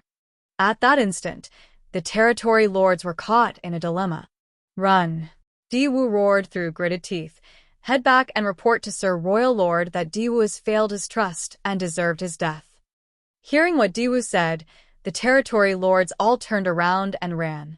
If they had decided to run themselves, they wouldn't have been able to explain it to the Royal Lord, but now that Diwu had ordered them to do so, they no longer had a reason to hesitate.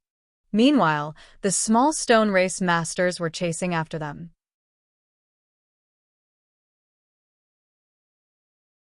Back on the battlefield, Diwu seemed to have come to a decision after shouting his order.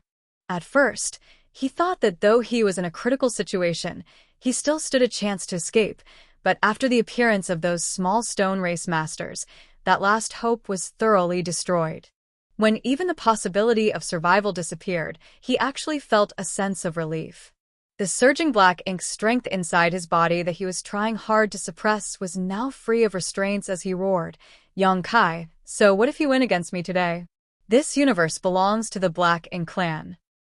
At that instant, black filled the sky as the dense and fierce black ink strength turned into a huge tornado that was madly spinning with Di Wu in the center. Yang Kai suddenly felt pressured.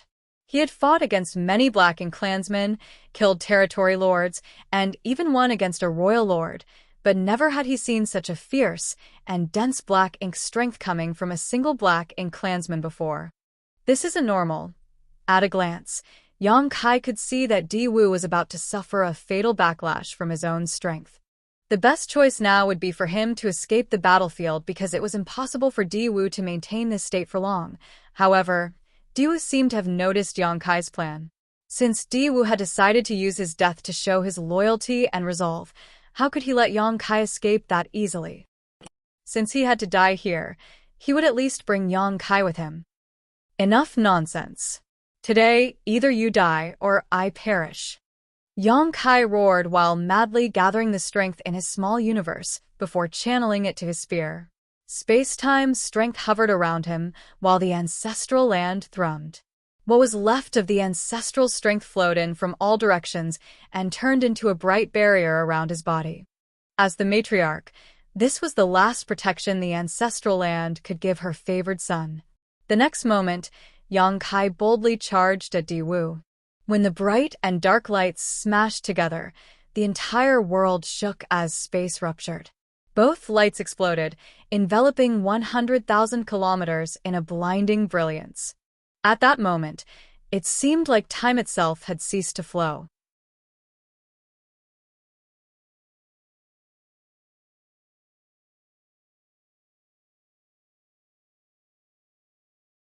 Martial Peak, Chapter 5642, Asking Questions. In an instant that seemed to last millions of years, the two lights suddenly disappeared, and the violent energy calmed down, signaling the end of the epic battle. Yang Kai coughed up a large mouthful of blood as his consciousness blurred.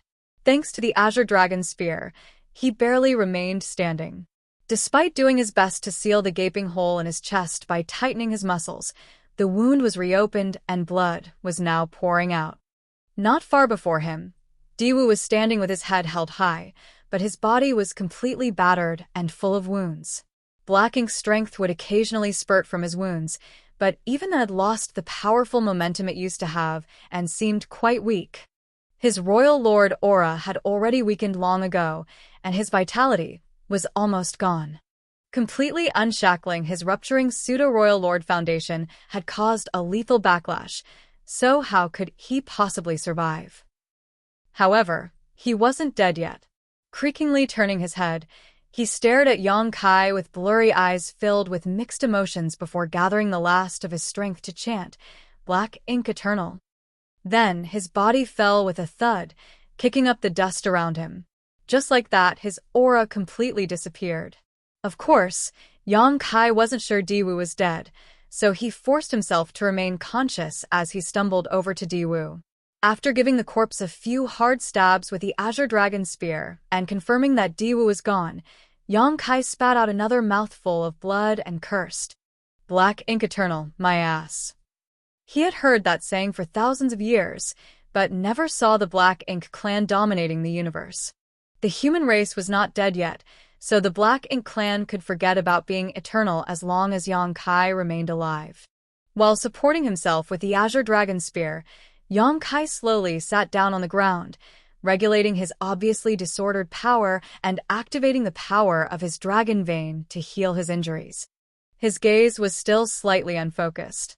Having been locked in a very intense battle for several days, and having been constantly thinking of ways to deceive and lure out the Black Ink clan, he had exhausted both his mental and physical strength. The injury to his soul was still there, and it would require a long recovery time before it could be fully restored. He also suffered a lot of injuries to his body during this battle. At that instant, he seemed to have forgotten why he came to the ancestral land in the first place. After thinking about it for a while, he remembered he had come here to seek out clues about the primordial light. Fortunately, his journey had been fruitful. Even though there were still some mysteries surrounding the primordial light, Yang Kai had learned its history. Then, he continued to cultivate in the ancestral land for 300 years, during which time his dragon vein was greatly refined. Then, he proceeded to kill 8 innate territory lords and a royal lord. No matter which angle he looked at it from, this trip to the ancestral land was a very rewarding one. The only thing that would have made it even better was if he wasn't in such a terrible state. Yang Kai didn't rest for long, though, because the 300 small stone race masters were still chasing after those escaping innate territory lords. Although it was probably impossible for the small stone race to catch up to those territory lords, Yang Kai still needed to oversee their situation. 300 small stone race masters were a huge war asset, and if Yang Kai didn't go retrieve them, given the small stone race's nature, they would most likely get lost or even destroy each other. So, no matter what, he had to get those small stone race masters back.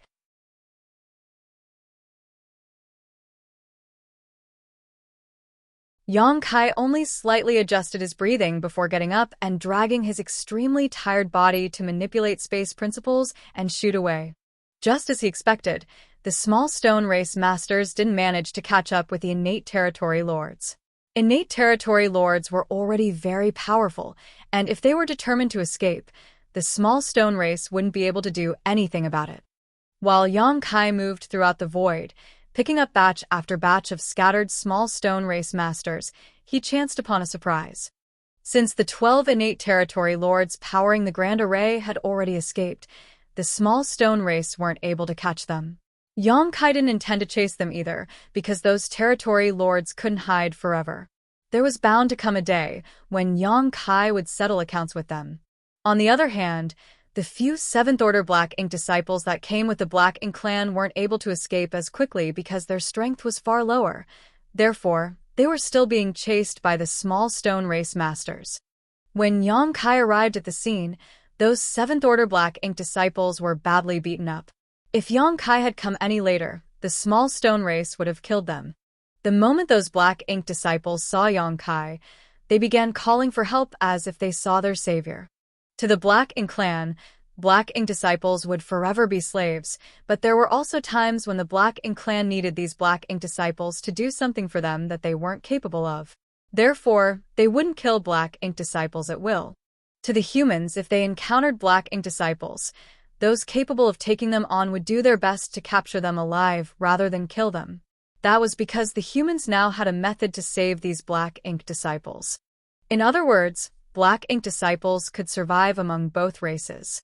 The 7th Order Black Ink disciples could not escape from the small stone race master's pursuit, but there was little they could do other than go all out as their loyalty was currently to the Black Ink clan. Yang Kai naturally didn't make things difficult for them and summoned the Great Sun and Moon Marks to retrieve the small stone race masters. After that, he used purifying light to dispel the Black Ink strength from within those Black Ink disciples. Without Black Ink's strength affecting their minds, the Black Ink disciples regained their true nature and hung their heads in shame. The leader among the 7th Order Black Ink disciples, the old man, cupped his fist at Yang Kai while sweating. This old man and his companions have committed a great crime. Please punish us, sir. Every Black Ink disciple who is freed from the influence of Black Ink strength would have such thoughts. When they recalled their actions while being Black Ink disciples, it all seemed like a nightmare that they couldn't understand or accept.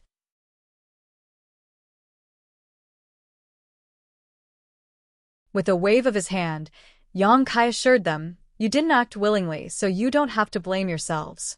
If you still feel ashamed, return to the battlefield and kill more enemies." The several 7th Order Open Heaven Masters nodded and agreed. "Wait for me at the border of the ancestral land. I have some questions I want to ask you," Yang Kai ordered. The old man replied, "Yes, sir." After saying that, the 7th Order Masters shot towards the ancestral land while Yang Kai continued searching for the small stone race masters. Yang Kai spent more than 10 days scouring the entire shattered heaven, but still couldn't find all the small stone race masters he summoned. But in the end, he did a count and found that about 10 were missing. He had no idea whether the innate territory lords killed them or if they had simply gotten lost. That was a regretful discovery, because each small stone race master was equivalent to an 8th Order Open Heaven Realm master. It was a pity to lose 10 of them. But Yang Kai could do nothing about it, because that was how the small stone race was.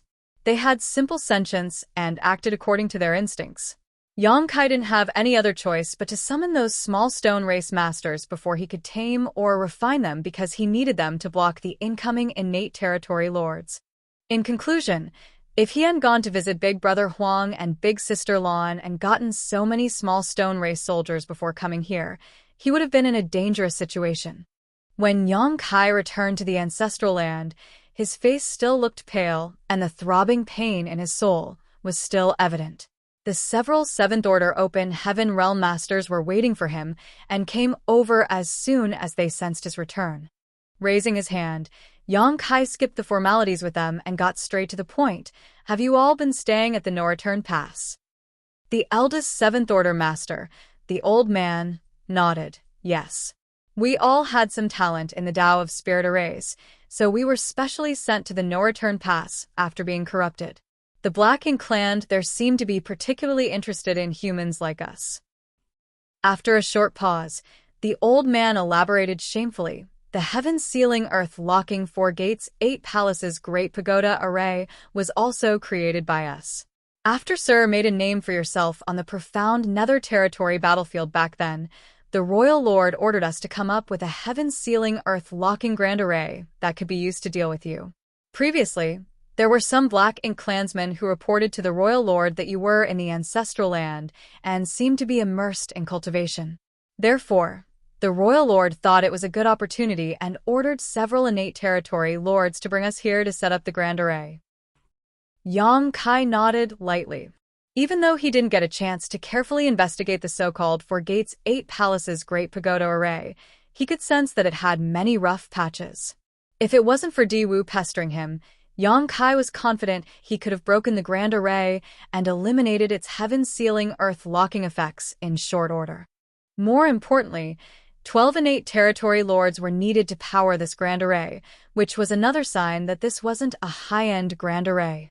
If that was the case, these 7th Order Open Heaven Realm Masters had limited attainments in the Tao of Spirit Arrays and might even have lower attainments than Yang Kai himself. Although Yang Kai never formally studied the Tao of Spirit Arrays, he had refined several array Tao rivers in the Great Sea Celestial Phenomenon, so his small universe had quite a lot of array Tao essence in it, which meant he wasn't without any foundation in this grand Tao. "How many royal lords are there in the Black Ink clan?" Yang Kai asked.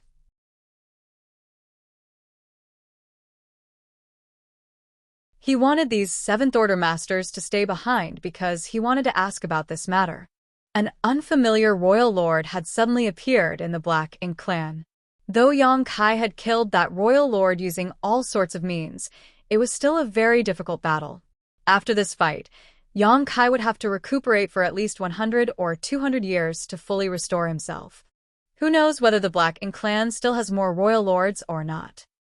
The previously Black Ink disciples looked at each other before the old man replied with a frown. "I know what Sir is worried about, but according to our knowledge, the Black Ink clan has only ever had one royal lord."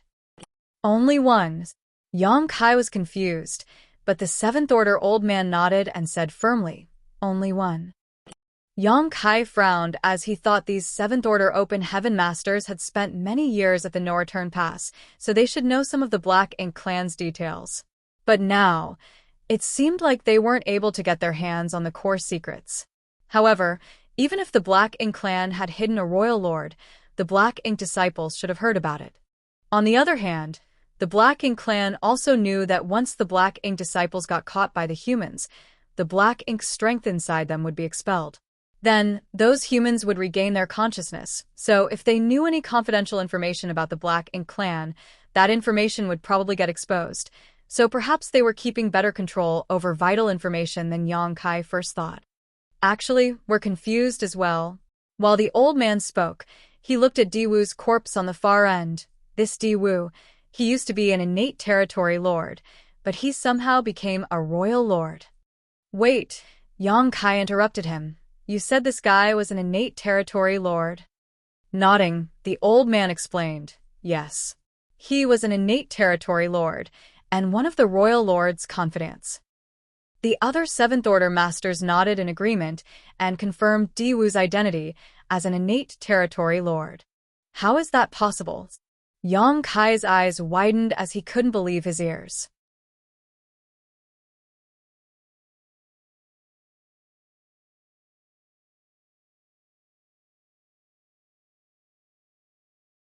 Martial Peak, Chapter 5643, Speculation.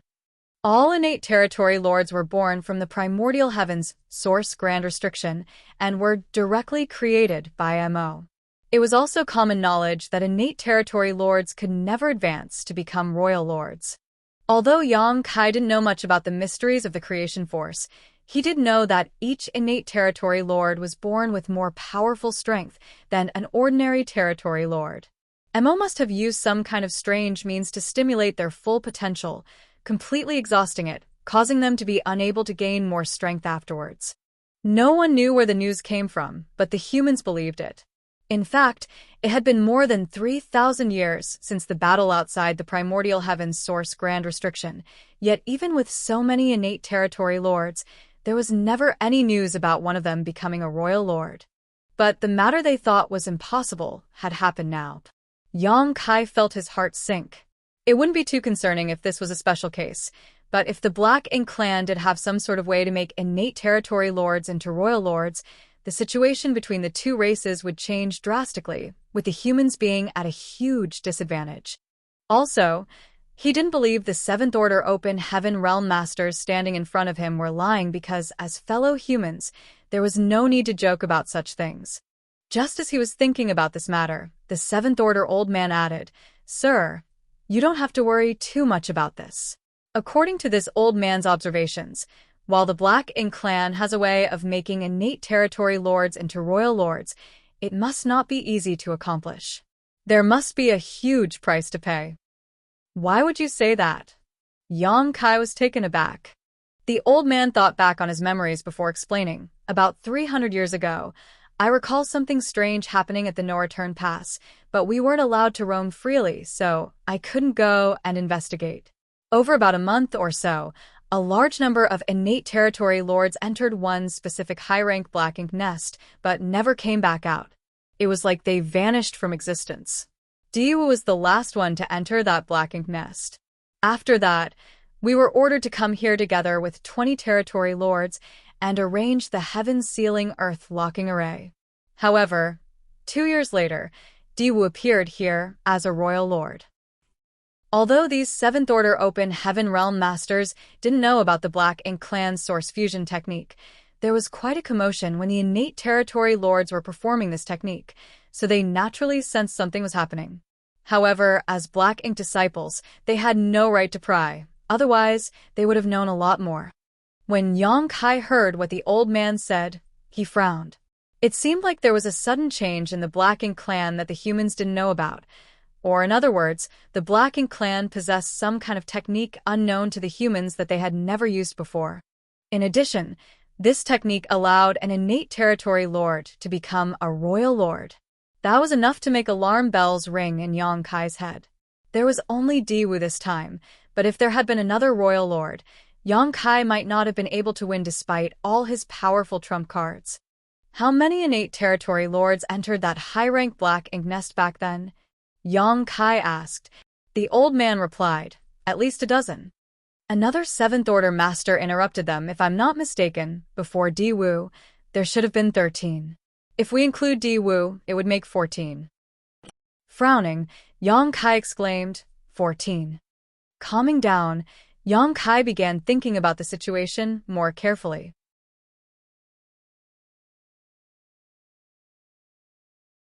After a long time, he spoke up. "If what you said is true, could the Black Ink clan have some sort of technique that is similar to a sacrificial ceremony, using the high-rank Black Ink nest to gather the strength from many innate territory lords to create a royal lord?"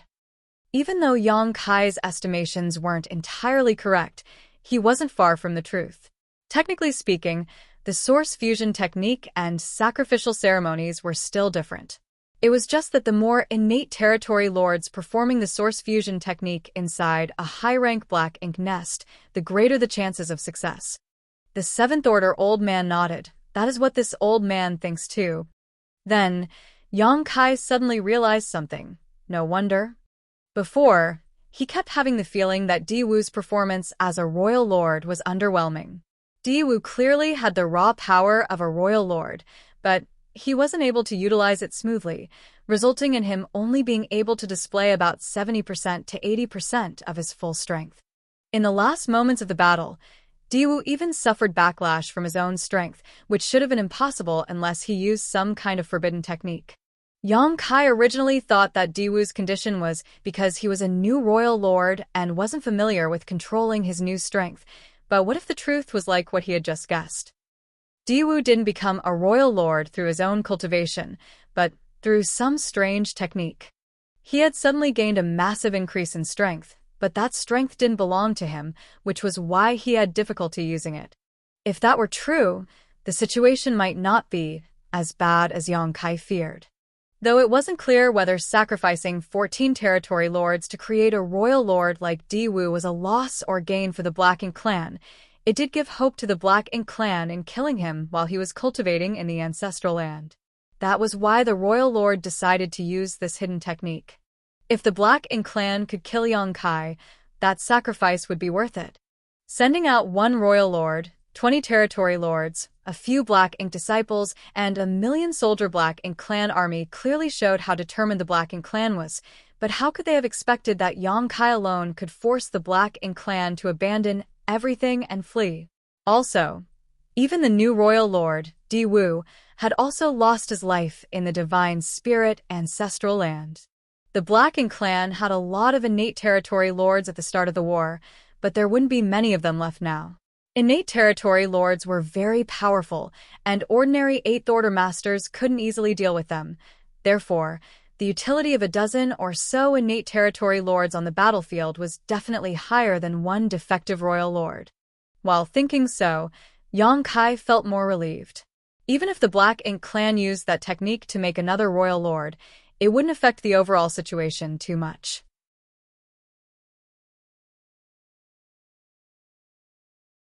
At the very least, it wouldn't reach the point of suppressing the humans. Then, Yang Kai suddenly thought of something and said, "This matter is quite important, so I need you all to head over to the Supreme Headquarters and provide them with a full report." Even though this matter didn't change the overall situation much, the humans still had to take precautions. What if a few royal lords suddenly appeared on one of the battlefields? If that happened, the humans would definitely suffer a huge loss. Therefore, it was necessary to report this matter to the Supreme Headquarters as soon as possible. We would be glad to do so. The Seventh Order old man cupped his fist and moved to leave. Wait, there's no hurry to leave. Yang Kai stopped them. It's a long journey there, and there will be dangers along the way. Although the two races are still abiding by the peace agreement, there's no telling whether the Black Ink clan will make a move after this incident. If they do decide to break the treaty, there would be nothing restricting them. I'll give you all a small stone race master each, so that you can refine them and use them for protection. While saying so, he waved his hand and summoned a few small stone race masters. Since the great sun and moon marks were inhibiting them, the few small stone race masters remained docile for the moment. The Seventh Order Open Heaven Realm masters were ecstatic and thanked Yang Kai. Then, they each found one small stone race master and began taming them. With these small stone race masters protecting them, they wouldn't be vulnerable even if they encountered a couple of territory lords. Actually, Yang Kai could personally make the trip to the Supreme Headquarters and bring the Seventh Order masters with him, but his injuries hadn't recovered yet. Therefore, he had to treat them immediately. Moreover, he suffered a huge loss after being ambushed by the Black Ink clan, so how could he be willing to let this matter slide? Even though the Black Ink clan suffered a huge loss in the end, that was because Yang Kai had many trump cards. If Yang Kai was unlucky this time, he might already be dead. Since the Black Ink clan dared to offend him, they should be ready for his retaliation. While the Seventh Order Open Heaven Realm Masters tamed the small stone race masters, Yang Kai adjusted his breathing and began healing his injuries. After the battle, the ancestral land had returned to its former peaceful state.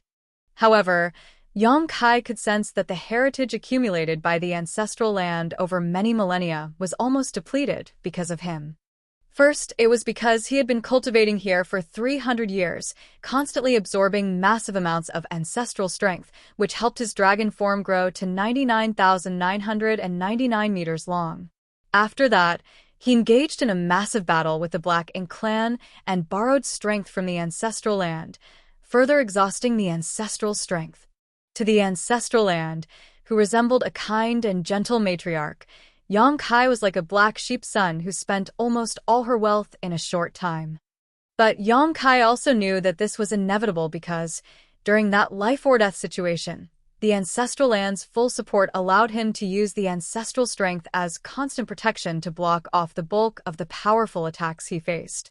Without the protection from the ancestral strength, he wouldn't have been able to withstand such a protracted battle against such powerful enemies. Fortunately, this situation didn't greatly affect the ancestral land. The birth of the ancestral land was because the primordial light had landed here. When that happened, the originally ordinary continent became the source of all divine spirits. Therefore, this land would be forever indestructible. With enough time, the ancestral land could restore its heritage.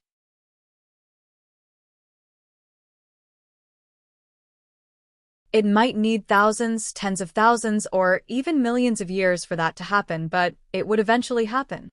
There would be a time when the ancestral land would be restored to its former glory, but all of that hinged on the human race defeating the Black Ink clan. If the humans failed, the ancestral land would no longer exist.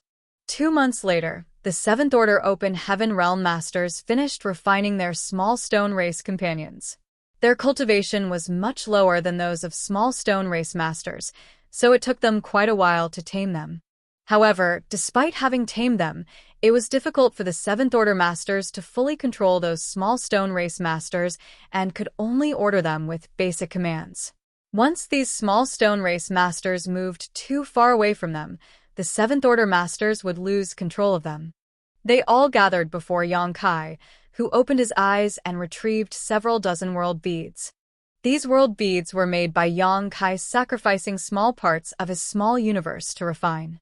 Although it affected him somewhat, the damage wasn't too substantial. Moreover, with the World Tree clone assisting him, the damage would gradually be repaired. After giving those world beads to the Seventh Order Masters, he exhorted, every bead contains a sealed world with 4 1,000-meter-tall small stone race masters and 500,000 small stone race soldiers. The Seventh Order Masters drew in a sharp breath after hearing this.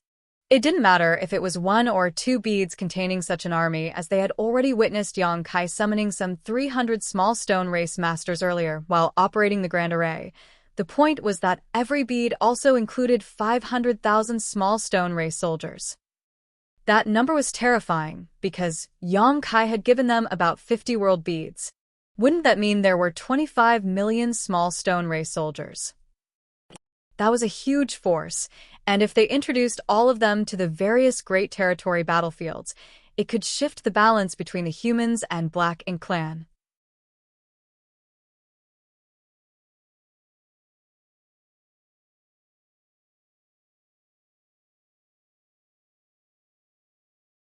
Marshall Peak, Chapter 5644, Conspiracy.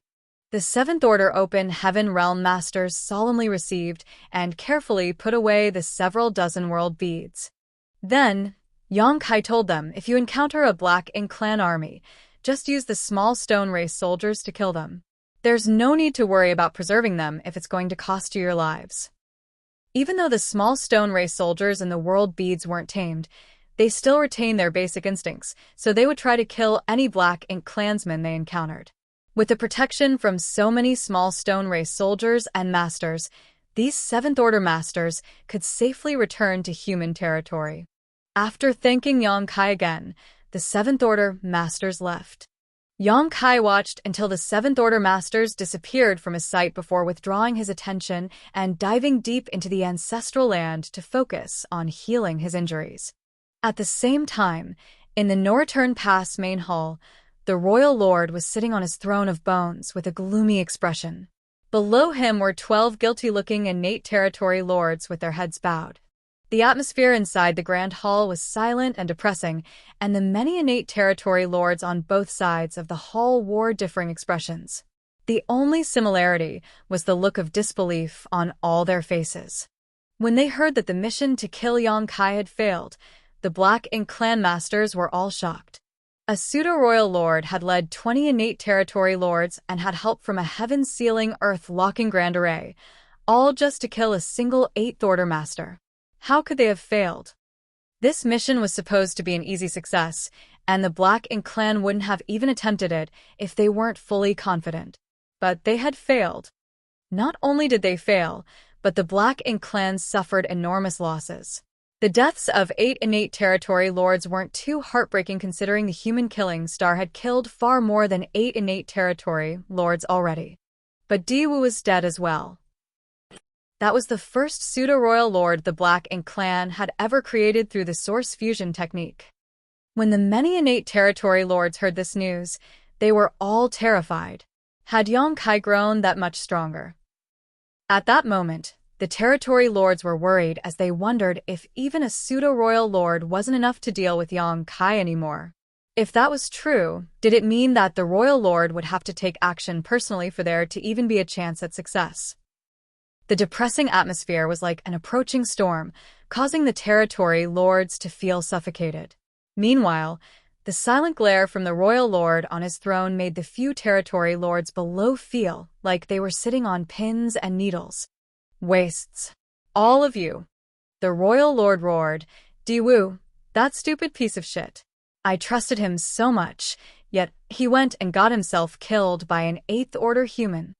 How could he be so useless? In the meantime, the territory lords maintained their silence because they didn't dare to interrupt while the royal lord was raging. Above them, the royal lord had risen to his feet and continuously cursed and reprimanded the 12 territory lords that had just returned and the dead Diwu. His aggressive aura was like a huge mountain pressing down on the territory lords to the point that they couldn't breathe. Only after a long tirade did the royal lord calm down and, through gritted teeth snarl, report every detail of what had happened to me. Even though it pained him to suffer such a huge loss, and he hated Diwu for being useless, this incident had already happened. At the very least, he should know what went wrong during this plan and how Yang Kai, a mere 8th Order master, was able to kill a pseudo-royal lord.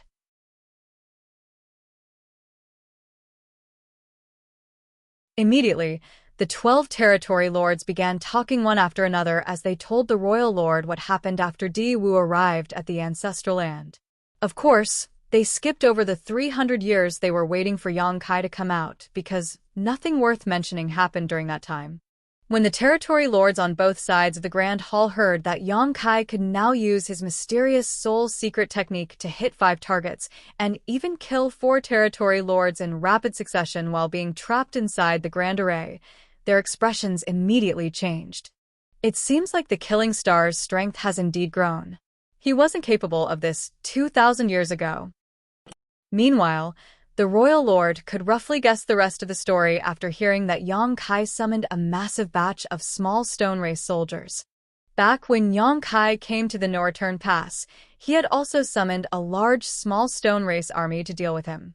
Diwu should also have known about this, but this was the first time the Black Ink clan learned that even after those small stone race soldiers died, they could still be used by Yang Kai.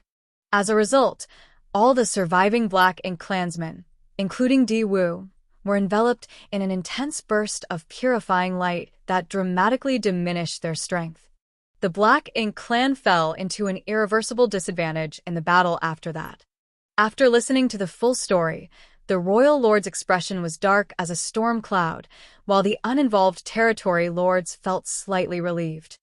The territory lords thought that Yang Kai was now strong enough to kill a pseudo-royal lord, But now it seemed like the main reason Diwu failed was that Yang Kai had many coincidental advantages on his side, especially when it came to the battlefield. The divine spirit ancestral land could suppress the Black Ink clan's strength and even offered its strength and protection to Yang Kai. Such a situation greatly reduced the difference in strength between the two sides. In addition, Yang Kai was a scheming fellow who used purifying light to weaken the Black Ink clan masters and deal a crippling blow to Diwu. Now it seemed like, though Yang Kai was strong, he still had obvious limits. For some unknown reason, this realization made the territory lords feel relieved. After the 12 territory lords finished reporting, they stood silently in their spot, not daring to speak. The royal lord sat back on his throne and swept his gaze across them before looking to the side. "Mo Nai, what do you think?" One territory lord stepped forward, and it just so happened to be someone Yang Kai knew. It was the innate territory lord who led the operation against Yang Kai back in the Acacia territory. Later, Yang Kai faced off against this same territory lord in profound Nether territory.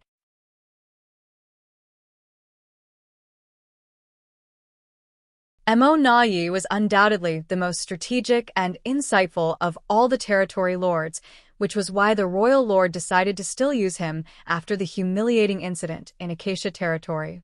After Diwu became a pseudo-royal lord 300 years ago, the royal lord recalled Mo Nai from the front lines to serve as his right hand. First, Mo Nai bowed to the royal lord before speaking. "Sir Royal Lord, I think that what we must do now is prepare for Yang Kai's retaliation." The royal lord frowned. "You think that fellow would come to the no-return pass and try to raise chaos?" Mo Nai nodded heavily. "He definitely will. Although I haven't encountered him many times, everything I have observed and learned of him indicates that he is not one to simply suffer a loss.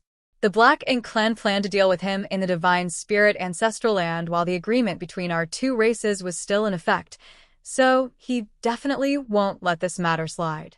The human race needs to maintain this current situation, so he wouldn't openly break the agreement. On top of that, he knows that we will not just let him go around killing territory lords. In such a situation, his only real option to gain revenge is to attack the no-return pass." Slightly angered, the royal lord bellowed, "He dares." He was personally overseeing the no-return pass. Even though it happened before, if Yang Kai caused a scene here again, it would mean that Yang Kai had disregarded him, a royal lord, completely. Mo Nai added, "He has always been a reckless risk-taker." The royal lord was silent because he had to agree that what Mo Nai said was justifiable. No matter what the Black Ink clan had done in the ancestral land, both races still needed to maintain the so-called agreement to ensure the overall situation. Since they needed to maintain the agreement, it was unlikely that Yang Kai would go off and kill territory lords on the various battlefields lest he forced the Black Ink clan to launch an all-out retaliatory war. That was the last thing the humans wanted right now. On the other hand, the Black Ink clan also didn't want to break the agreement because if they did, many more innate territory lords would die in the coming days. Therefore, coming to the no-return pass to make a scene was Yang Kai's only option. "When do you think he will come?" the royal lord asked. Mo Nai replied, "Within 200 years. On what basis?" Back in profound Nether territory, Yang Kai would make a move every 2 years to kill territory lords. I'm guessing that the reason he took that long in between attacks was he needed time to deal with the huge backlash of using his soul-injuring technique. Every time he used it, he would need a long period to recuperate. However, this time, in the ancestral land, Yang Kai not only overused his soul technique, he also suffered numerous severe physical wounds. Although humans have an advantage when it comes to healing rate compared to our Black Ink clan, he must need at least 100 to 200 years to recuperate. After listening to the explanation, the royal lord nodded as his gloomy eyes showed appreciation. If all the innate territory lords had the same intelligence as Mo Nai, he wouldn't be so troubled. Unfortunately, most of the territory lords didn't have sharp minds, while the humans seemed to have plenty of cunning people. "Sir Royal Lord, please take the necessary precautions early. The humans might already have a new Ninth Order master," Mo Nai added. Hearing that, the royal lord turned solemn. Is this news reliable? Mo Nai shook his head. The humans have established extremely strict control over any such news, and only a few higher-ups would know whether a new Ninth Order Master has been born. The low-level Black Ink disciples we have converted have no way of knowing about these things.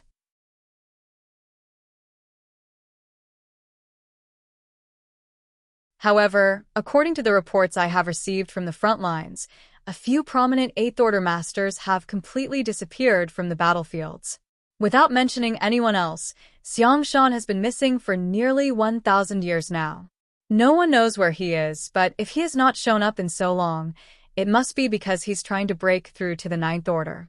In the worst case, he may have already succeeded and is simply remaining hidden because it is still not the time for Ninth Order Masters to appear. The Royal Lord's expression became far gloomier when he heard this. Even though the Black Ink clan had always prided themselves as the mightiest army with the finest arms, never having suffered a true defeat on any of the great territory battlefields, they were constantly wary of some Eighth Order Masters breaking through to become Ninth Order, as even one such master could alter the course of the war. Among those humans, the one they were most wary of was Xiangshan. Even their worries about Yang Kai were dwarfed in comparison. After all, Yang Kai's limit was the Eighth Order Open Heaven Realm. Yang Kai was destined to come to the No-Return Pass and cause a ruckus, and Mo Nai just happened to mention a possible new Ninth Order Master. All of that made the Royal Lord think about a lot of things. Many years ago, Yang Kai had come to the No-Return Pass alone, and though the Black Ink clan injured and repelled him, he still managed to kill a number of territory lords and destroy several high-rank Black Ink nests, which made the Royal Lord fly into a rage. In fact, the Royal Lord was still secretly frustrated about this incident even after so many years. 2,000 years later, Yang Kai had definitely become much stronger than before and even managed to kill a pseudo-Royal Lord while borrowing some external aids. Yang Kai alone would be tricky to deal with, but if a new Ninth Order Master came along with him, how could the No-Return Pass stop them? If the Black Ink clan lost a few more Black Ink nests, they would quickly find themselves at a huge disadvantage. The Royal Lord soon realized that he alone was not enough. He needed a helping hand. Di Wu was a good adjutant, one who was loyal and listened to orders, but unfortunately, a dead helper was worthless. The Royal Lord slowly turned to look at Mo Nai before gazing at the 12 territory lords that returned from the Ancestral Lord before making up his mind. All of you, go and perform the source fusion. The 12 territory lords all showed shocked expressions. They didn't escape all the way back to be source fusioned into a Black Ink nest. Meanwhile, Mo Nai lowered his head as his lips undetectably curled into a slight smile. All according to plan.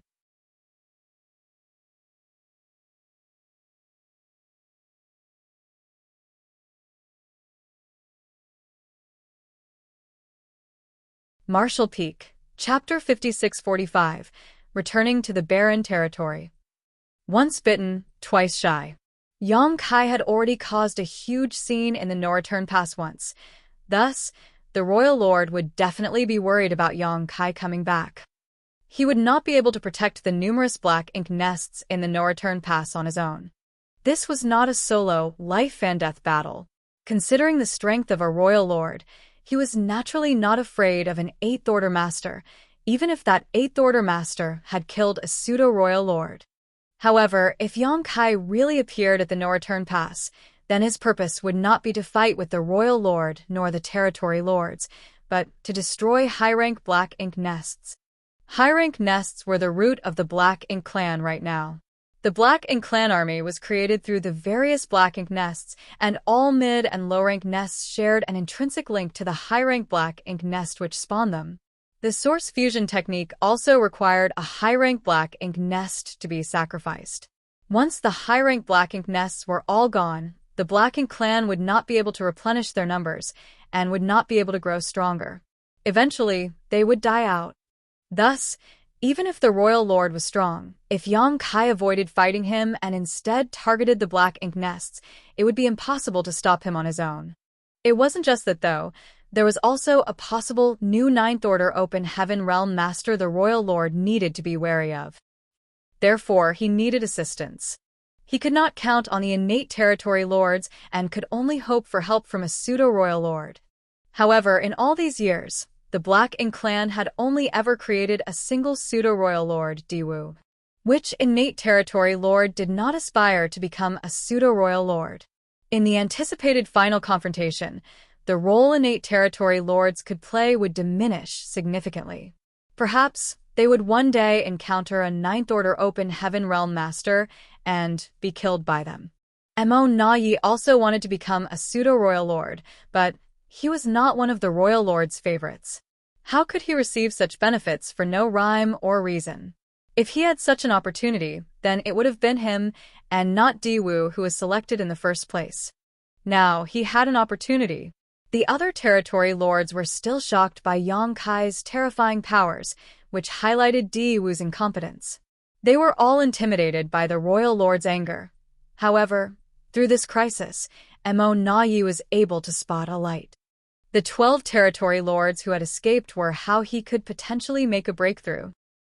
These 12 territory lords were now considered to be guilty of serious crimes. If nothing was done, they would probably be sent to the 6 great territory battlefields by the royal lord to fight against the 8th Order humans for an extended time as punishment for their crimes.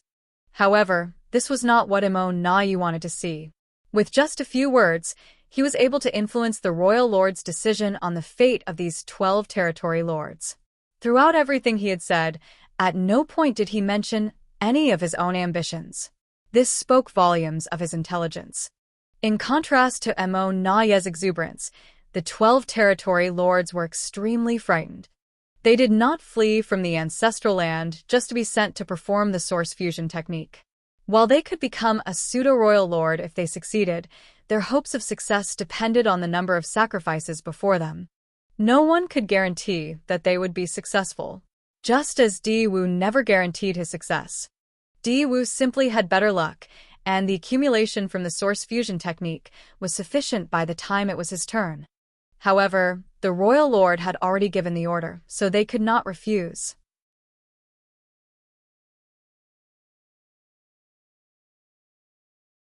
Don't say this king isn't giving you a chance. All of you enter the Black Ink nest together.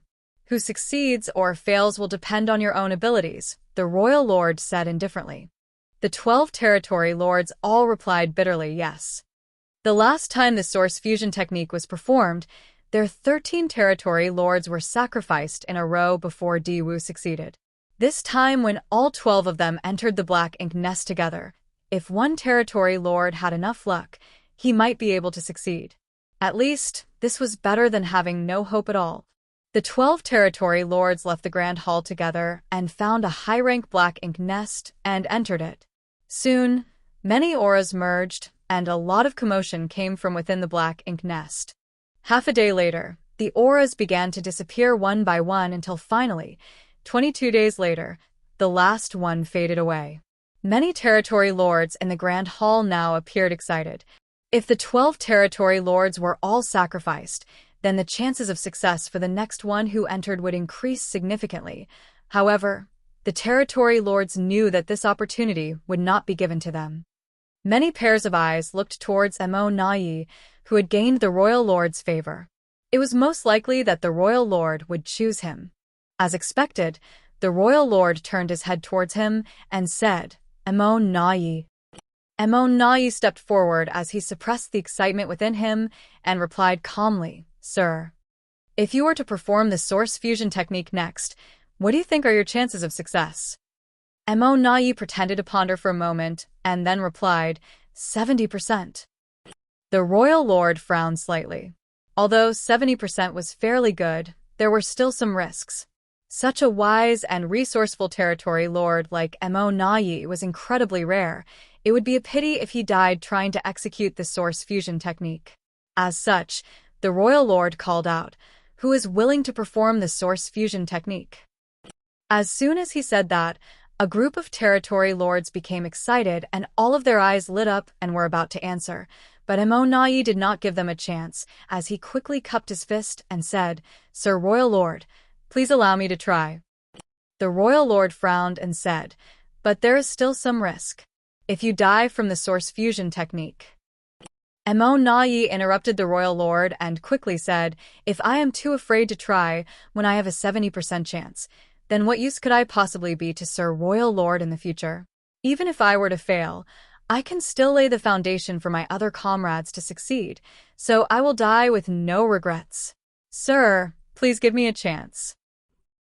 This was a tactful statement. Originally, the other territory lords were upset with Mo Nai for not letting them speak out. However, after hearing this and seeing Mo Nai's sincerity, their resentment quickly dissipated.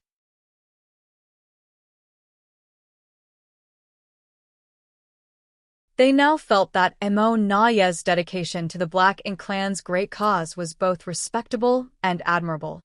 Please allow me, sir. Mo Nai pleaded again. He would not give up this opportunity to the other territory lords no matter what happened. After all, he had meticulously planned for this moment. Although there was a risk of failure, the chance of success was decent. If the other territory lords managed to grab this opportunity, then it would be a case of desperate to cry, but unable to shed any tears.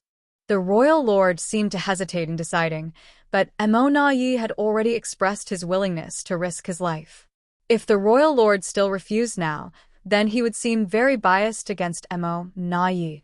He had no choice but to nod and agree. In that case, go ahead. Mo Nai's eyes lit up with joy. Many thanks, sir.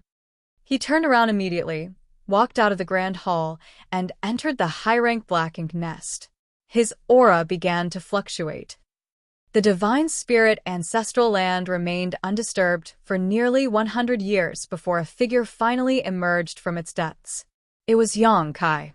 After 100 years of recuperating, his wounds had now completely healed. With a soul-warming lotus, even the most serious injuries to his soul could be restored, though this time it had taken quite a bit longer, as the damage resulting from using 5 soul-rending thorns at once had been quite serious. Yang Kai was not only healing during the past 100 years, though. He had also been reviewing his new comprehension of the grand Taos of time and space, which he benefited a lot from.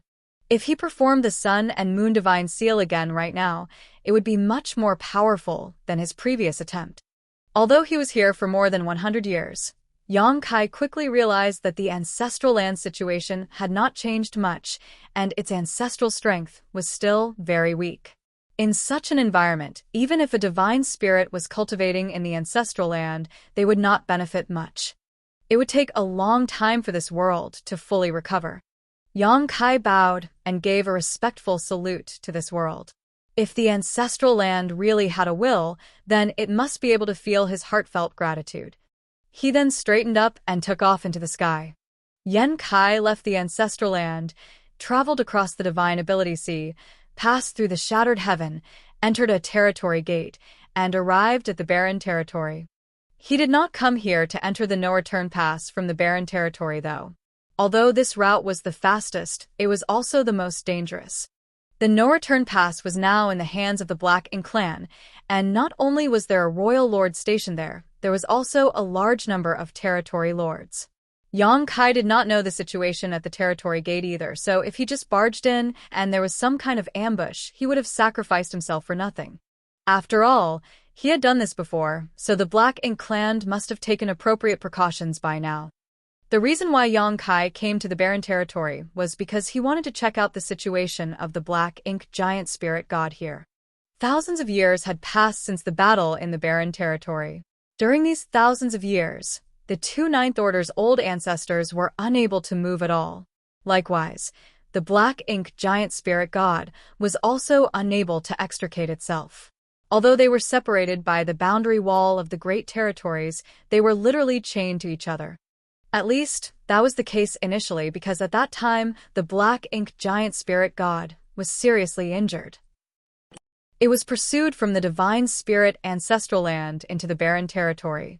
Then, as it passed through the battlefield, it was bombarded by the human race army and numerous masters.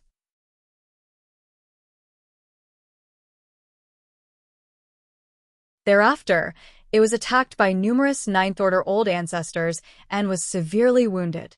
Old ancestors Xiao Xiao and Wu Qing found the opportunity to secure its arm through the territory wall between the Barren Territory and Wind Mist Territory, but they were forced to remain in Wind Mist Territory as a result.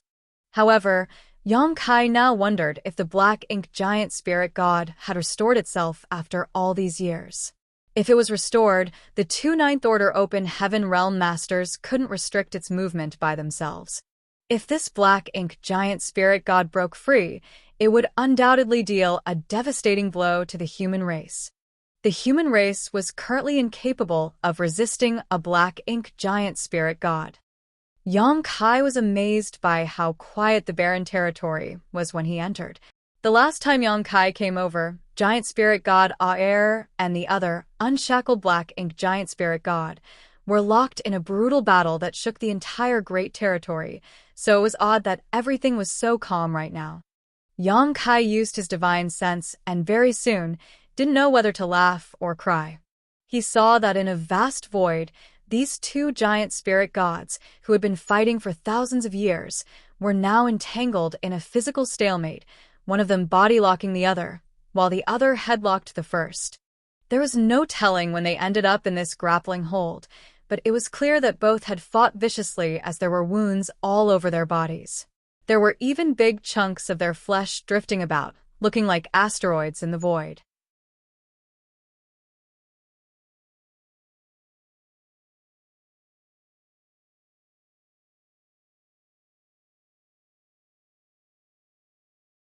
Marshall Peak, Chapter 5646, collects some interest.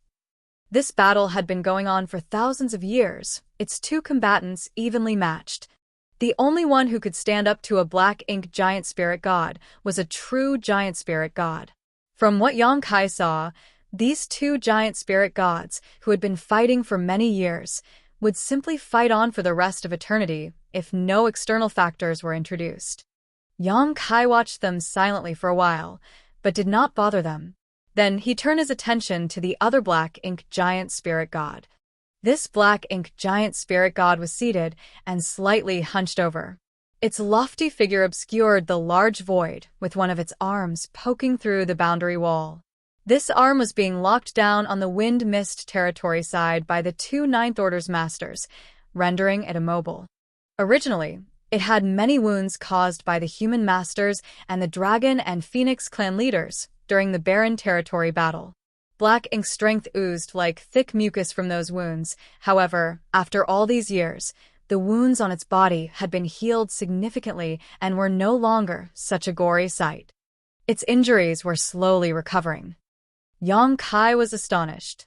All Black Ink clansmen, even royal lords, had to enter a Black Ink nest to recover from serious injuries, but it seemed the Black Ink Giant Spirit Gods were exceptions to this rule. Although the speed of healing looked slow, it was indeed healing. Supreme Masters clearly could not be judged using common knowledge.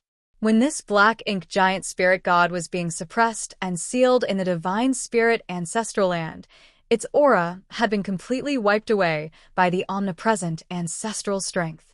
A few years after it resurrected, when Yang Kai saw it next after he sent off Wu Kuang, this Black Ink Giant Spirit God's aura had clearly decreased again after suffering the final attacks of the top human and divine spirit masters. Now, however, there were no longer any severe injuries on its body, and its aura was stronger. It was clear that this strange creation could heal itself. Seemingly sensing Yang Kai's prying eyes, the Black Ink Giant Spirit God, who had its eyes shut to recuperate, suddenly opened them and turned its head to look at him.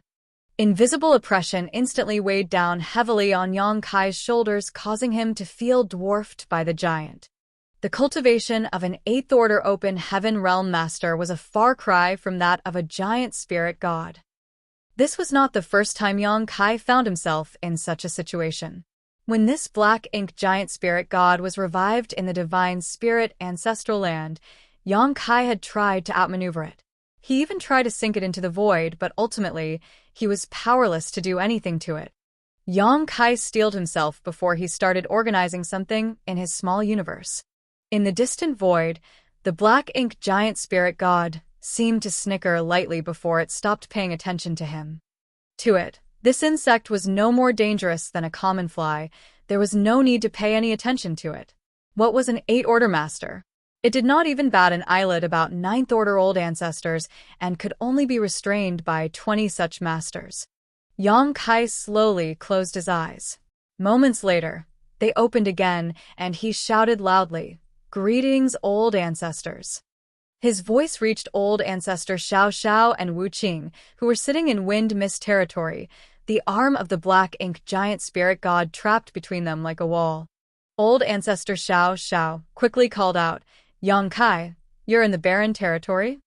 "Yes." Yang Kai replied as he opened his small universe portal and began to summon a small stone race army.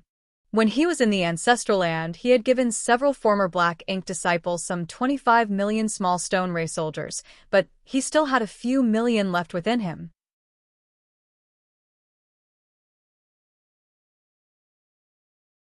However, those small stone race soldiers that he had retained did not include any of the 1,000-meter masters. They were all ordinary small stone race soldiers who could not play too big a role in a battle against top masters. However, for him, they were still the best assistants available. "What are you doing over there?" Old ancestor Xiao Xiao asked curiously. "What is the situation of the human race right now?" Yang Kai continued to summon more small stone race soldiers and was soon surrounded by a vast army, all while communicating. "The situation is quite stable. Old ancestors do not need to worry about anything. I'm here to collect some interest from the Black Ink clan." "Collect interest?"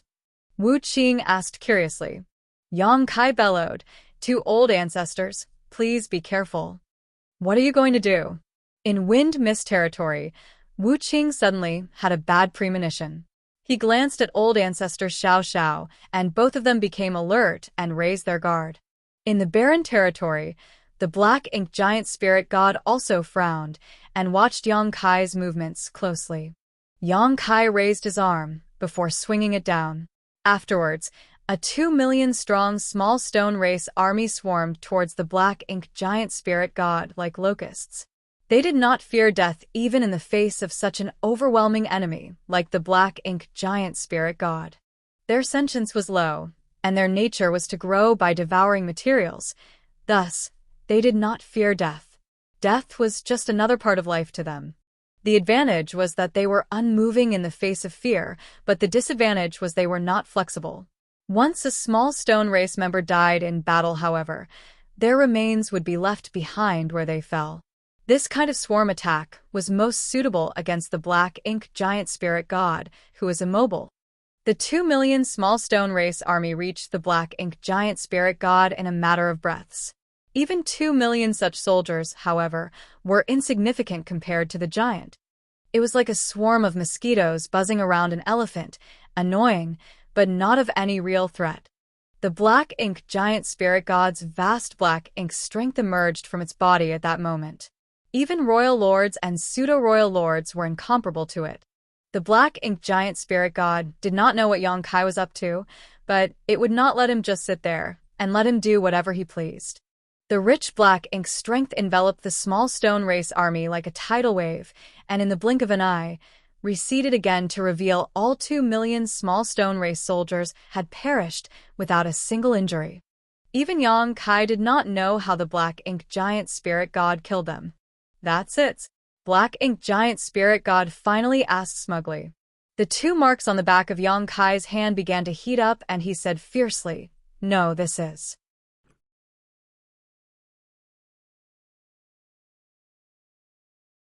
The Black Ink giant spirit god's smile instantly froze. The marks glowed yellow and blue, filled the void, and then mingled with each other.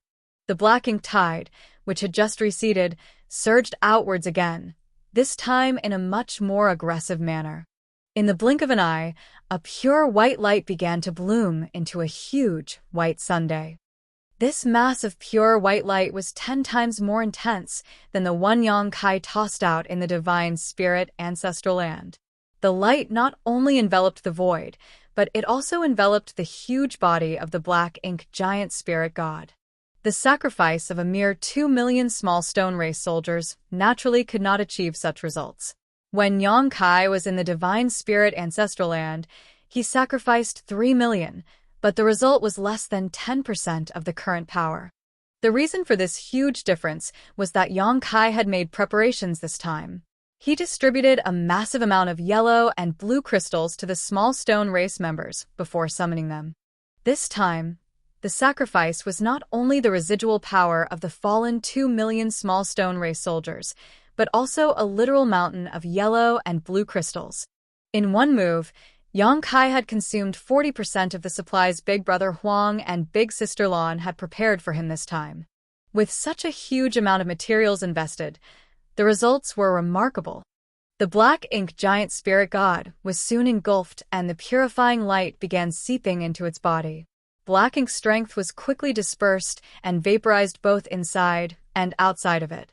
The black ink giant spirit god roared in a rage and struggled violently. In Wind Mist territory, Xiao Xiao and Wu Qing finally understood why Yong-kai warned them to be careful. The two of them had been stuck here for around 3,000 years and had been working together to pin down one of the black ink giant spirit god's arms with a joint secret technique. Normally, the two of them would not be strong enough to do this. However, when the arm of the black ink giant spirit god had broken through the boundary wall, that meant that they were fighting with black ink giant spirit god across great territories. The black ink giant spirit god's power was greatly weakened by its circumstances, so the two old ancestors were able to remain safe and stable. However, at this moment, the black ink giant spirit god began to struggle madly as it was suffering in agony due to the purifying light. The first thing it wanted to do was to pull its arm back to wipe away the light and crush Yong-kai, who was the orchestrator of its misery. The chains clattered on the huge mountain-like arm, and boundless black ink strength began to surge wildly as it tried to break free from the chains. Wu Qing and Xiao Zhao's expressions changed dramatically as they spared no effort to enhance their secret techniques to keep it restrained. Over these years, the two old ancestors had constantly been reinforcing their secret technique. Otherwise, the black ink giant spirit god could have broken out of it long ago. Even so, the two were under a lot of pressure to ensure that the black ink giant spirit god did not escape, so they were now surprised and relieved by what Yong-kai was doing. They were surprised at how Yong-kai was able to cause the black ink giant spirit god so much agony, while they were relieved that the new generation of humans was so talented that an 8th Order Junior had the means to hurt a black ink giant spirit god to such an extent. The pure white star exploded after a dozen breaths of time before it slowly dissipated. To old ancestors Xiao Xiao and Wu Qing, it seemed like they had spent thousands of years engaged in a brutal battle. When everything calmed down, the two looked at each other and each saw the sweat and fear on the other's forehead when they realized part of the chains had broken into countless pieces.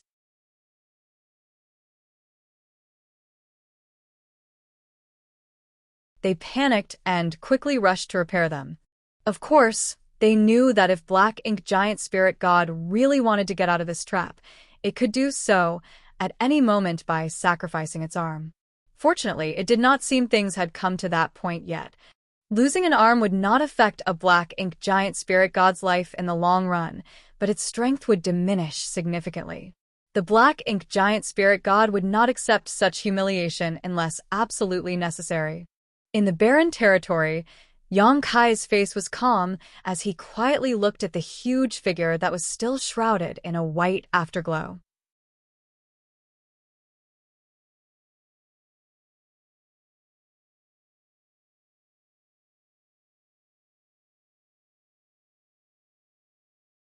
Marshall Peak, Chapter 5647, The Net.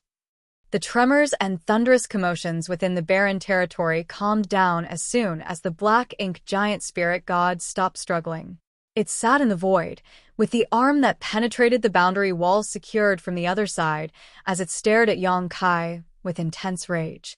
Technically speaking, the Black Ink Giant Spirit God was both Mo's creation and Mo's soul clone. It meant that there was no big difference between Mo and it. Apart from the vast difference in strength, it inherited all the thought processes and experiences of Mo. It was not easy to anger such an ancient supreme being, which has survived for millions of years, to such an extent. During the battle in the Barren Territory, it was attacked repeatedly by Ninth Order Open Heaven Realm Masters. Even the Dragon and Phoenix clan leaders had joined in on the assault. The wounds they caused were far more severe than what it was suffering just now. Later on, it was shackled in place by the two surviving Ninth Order Old Ancestors, but even then, it was not as angry with them as it was now. To it, all the resistance of the human race was just an appetizer before Mo's unification of everything was complete. Not only would it not be angry, it felt that it could have some fun along the way. However, what Yang Kai did today really upset it. Not only did the pure and flawless white light reopen its wounds that took thousands of years to heal, but it also wiped away a large portion of its power. In a mere dozen breaths, Yang Kai ruined thousands of years of cultivation. The pure white light had caused its heart to be filled with rage. "You worm! You have truly enraged the Supreme One," bellowed the black ink giant spirit god, causing the entire barren territory to reverberate. Yang Kai taunted in response, "Come and kill me then." In Wind Mist territory, Xiao Xiao and Wu Qing were immediately put on edge. There was nothing they could do if the black ink giant spirit god was willing to sacrifice its arm in order to get out of their restriction. Of course, the black ink giant spirit god's powers would be severely impacted if it lost an arm. However, even if the black ink giant spirit only had one arm, two Ninth Order Masters were still no match for it. They were secretly praying that this damn brat would not provoke this monster again, because if it really got upset, the situation would only get worse. Though the black ink giant spirit god was furious, it had no intention of sacrificing its arm to get out of this trap. The two Ninth Order Masters were relieved when it did not move its locked arm. Yang Kai, however, did not stop provoking it. When he saw that black ink giant spirit god was not moving, he increased his taunts. "It looks like you are all talk. If you don't kill me today, I will kill you in the future. Not only will I kill you, but I will also go to the primordial heaven's source grand restriction to destroy your lair and slaughter your true body." The two old ancestors who had just heaved a sigh of relief were now anxious again. They wanted to yell at Yang Kai to shut the hell up. Worse, Yang Kai's threats were the most shameless of boasting. Instead of getting more upset, though, the black ink giant spirit god calmed down considerably and, after sizing up Yang Kai, said, "I'll look forward to the day when you can say that in front of my true body." It was as if he had heard something very interesting and wanted to witness it with his own eyes. Yang Kai nodded his head very seriously and replied, "Hope you meant what you've said." After saying that, he bowed at the boundary wall that the arm pierced and said, "Many thanks for your efforts, old ancestors. This junior will take his leave now." Turning around, he shot away towards the territory gate. He had achieved the purpose of this trip.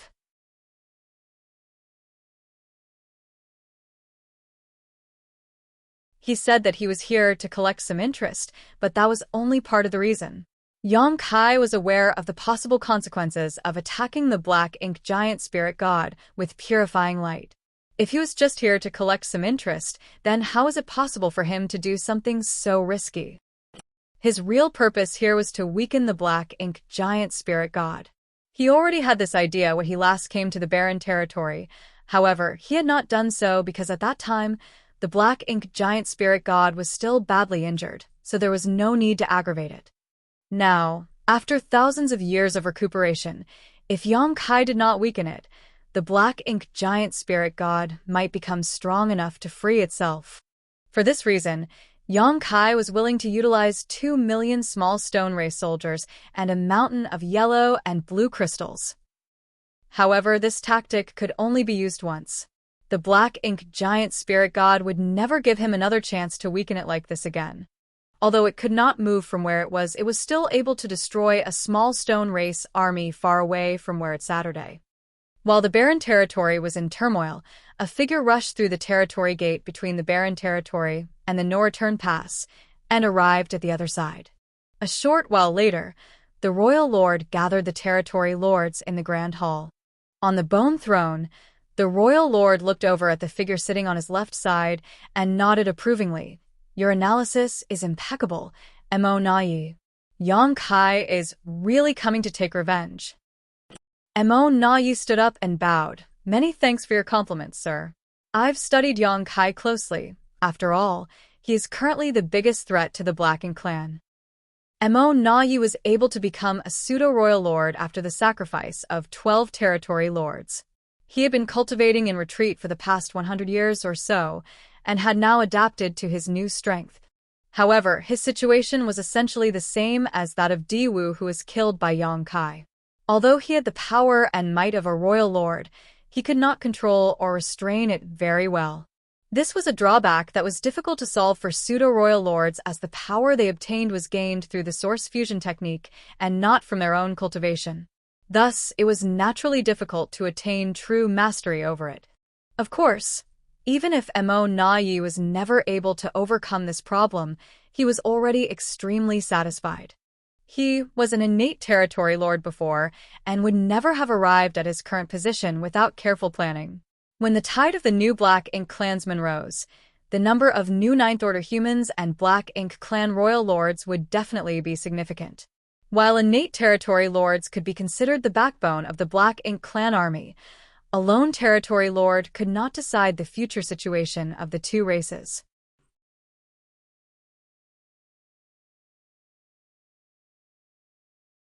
Even if a pseudo-royal lord was slightly inferior to a real royal lord, Mo Na Yi had already slogged for so many years for this position. It did not matter if he was slightly inferior, as he was happy with making any progress at all. Furthermore, he had always been wiser and more resourceful than the rest of the Blackened clan, so he was confident that he would not be worse off than any other royal lords in the future. The most important factor was with this new strength, if ever he encountered a Ninth Order master, even if he couldn't defeat them in battle, he could always escape. If he was still an innate territory lord, any Ninth Order human would be able to squash him. After becoming a pseudo-royal lord, Mo Na Yi even had his own seat during these gatherings. He no longer had to stand with the rest of the territory lords, which was a clear display of status. His seat was to the left of the royal lord, which was an indication of his importance. It could be said that today's Mo Na Yi was third only to Mo and the royal lord. It was a huge honor to stand above billions of Black Ink clansmen. This honor originally belonged to Di Wu, but unfortunately for him, he had messed up and gotten himself killed. From what Sir said, that Yang Kai has already arrived? Mo Na Yi asked. The royal lord nodded. According to the news from the barren territory, Yang Kai is over there now. Mo Na Yi exclaimed in surprise. So fast? He arrived much earlier than expected. He had thought that Yang Kai would have to cultivate for about 200 years this time to fully recover, given the severity of his wounds. After his defeat in Acacia territory, Mo Na Yi gathered all the information he could find about Yang Kai and now had a fairly good understanding of his character and behavior. From that point on, he paid close attention to Yang Kai's movements. In fact, his speculations weren't entirely wrong, as Yang Kai had yet to fully heal. It was just that the latter had decided to take action now rather than wait. The royal lord continued. The arrays that have been set up around the territory gate and are ready to be activated. If Yang Kai dares to show up, he will walk right into our trap. Mo Na Yi, this time, I will leave the task of capturing this nuisance to you. I hope that you will not let me down. Mo Na Yi rose again and bowed. Rest assured, sir. If Yang Kai dares to show up this time, he will not be able to go back. The royal lord nodded with satisfaction. I will remain here and only enter the battlefield if Yang Kai enters our net. Mo Na Yi was relieved to hear what the royal lord said. He was not eager to repeat Di Wu's mistakes, where he fell in the ancestral land along with 8 territory lords. Although the results were unexpected, it was obvious that the Black Ink clan had severely underestimated Yang Kai's means. This time was different. The no-return pass was the base of the Black Ink clan, with a true royal lord, a pseudo-royal lord, and 100 territory lords that could be mobilized. If Yang Kai rushed in through the territory gate and fell into their prearranged array, he would have no hope of escape unless he was a Ninth Order master. Mo Na Yi rolled up his sleeves and suddenly understood Di Wu's urgency back then. This was his first battle after becoming a pseudo-royal lord, and he was dealing with a pillar of the human race at the heart of Black Ink Clan. If he managed to capture Yong-kai, then his achievements would be unquestionable and his position in the royal lord's heart would be firmly established. At his command, 50 territory lords were deployed and lay in wait around the Black Ink nests near the territory gate. They waited for Yong-kai to show up, and then they would activate the heaven-sealing earth-locking array.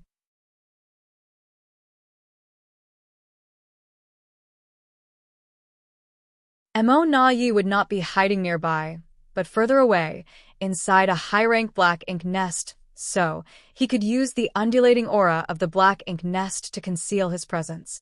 A pseudo-royal lord could not fully utilize their power or control their aura. Thus, Mo Na-yi could only do this to avoid Yong-kai noticing him. The trap was set, and now, they lay in wait for him to show up. They waited and waited, but there were no signs of Yong-kai. All was quiet at the territory gate. Even the Black Ink Clan squads that were supposed to deliver supplies from the No-Return Pass to the 3,000 worlds were temporarily halted. Mo Na-yi waited patiently, but as time wore on, he grew more and more anxious.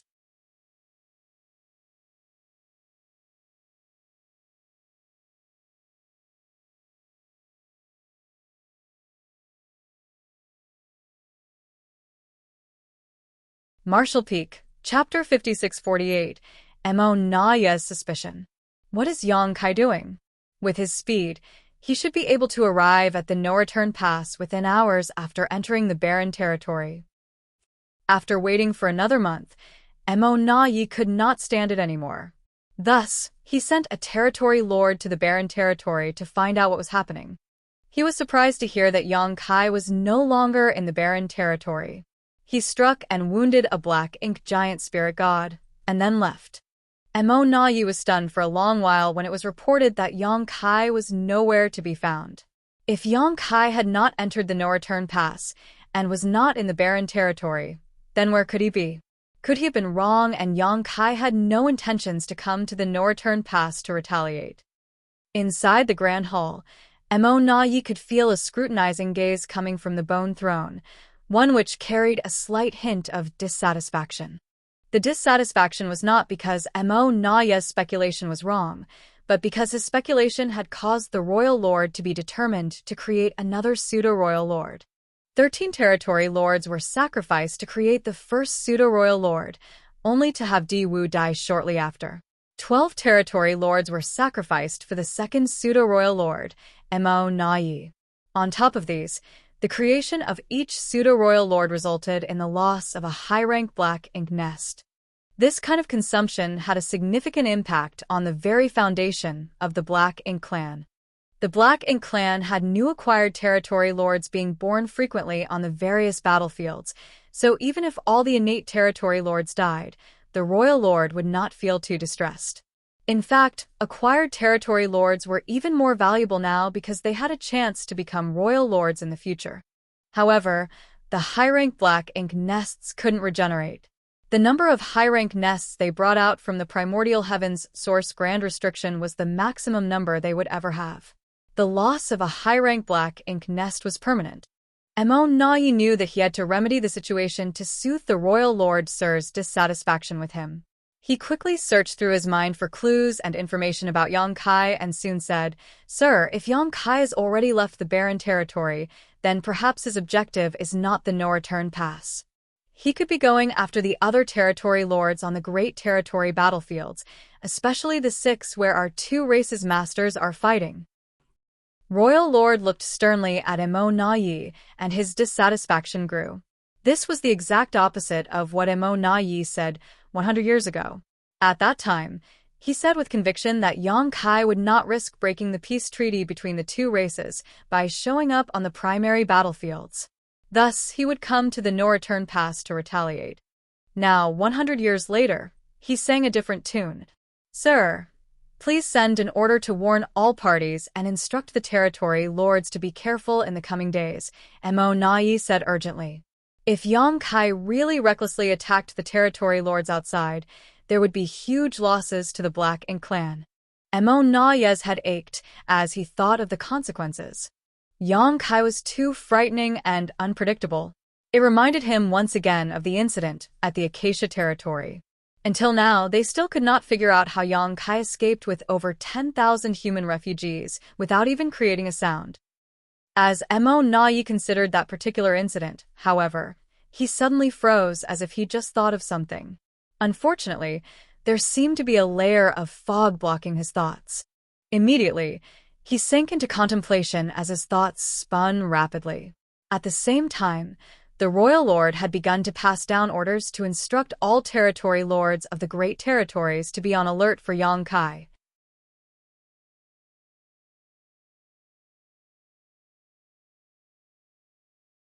Of course, the royal lord still felt some dissatisfaction towards Mo Nai, but this pseudo-royal lord had already been created and was destined to become his right-hand man in the future. Thus, the royal lord could not be too harsh on him.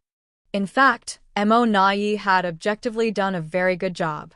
If not, he would not have called Mo Nai back to the No-Return Pass to hear his opinion before he sent out his orders. The orders were sent down, and soon were disseminated through the high-rank black ink nests to all parties. Down below, Mo Nai's eyes suddenly lit up as he looked up and said, "Sir, when Yang Kai was harassing the No-Return Pass years ago, I heard that he attacked from the direction of the black ink battlefield." Although Mo Nai did not experience it personally as he was in charge of some affairs in another great territory during Yang Kai's assault, he had heard some information about the incident from the other territory lords. However, most territory lords were secretive about that incident and were unwilling to mention too much about it. After all, it was a disgrace to the royal lord. Thus, who dared to keep talking about it? Over the years, the royal lord also never mentioned this matter and seemed to actively want to forget those unpleasant experiences. The territory lords in the Grand Hall instantly felt the ominous atmosphere, and they all quickly lowered their heads even more. From above, the royal lord's gaze was much colder than before as he said indifferently, "That's right." As if unaware of the sensitivity of the situation, Mo Nai continued to ask, "Before that attack, did he ever pass through the territory gate to enter the barren territory from the No-Return Pass?" "Are you questioning me?" As the royal lord leaned forward slightly, it felt as if a huge mountain had leaned down on those in the hall with boundless pressure. Mo Nai was startled and bowed. "How could I dare question you?" "Sir, please don't be angry. I just want to clarify certain details which are very important." The royal lord stared sternly at Mo Nai's eyes. He did not sense any trickery. Instead, he saw the enthusiasm and sincerity which appeased the royal lord's heart. If Mo Nai thought that he could disrespect him after he became a pseudo-royal lord, then the royal lord did not mind putting him in his place. However, it really seemed that Mo Nai was trying to figure something out.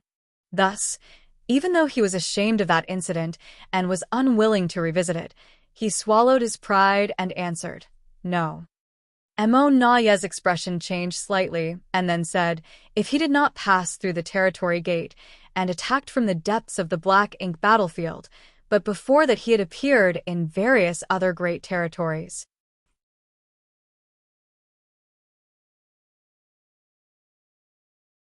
Furthermore, during the war in the Barren Territory, he led a group of remnants of the human race army to storm the No-Return Pass and managed to break through. However, he returned alone to rescue that dragon clansman before escaping into the depths of the black ink battlefield.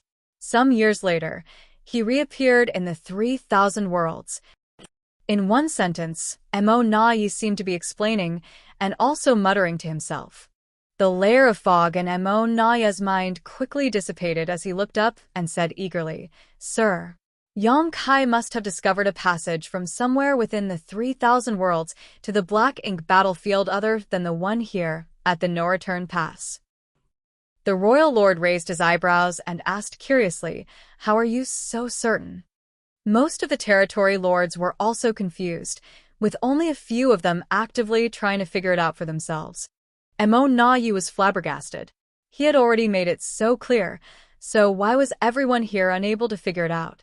He suddenly began to worry about their intelligence. However, this was the sad reality of creations like the Black Ink clan, which were not regular living beings and had instead been spawned by Black Ink strength. Black Ink's strength was unparalleled when it came to the ability to corrupt things, and the Black Ink clan could reproduce at speeds unmatched by other races. However, nothing was perfect.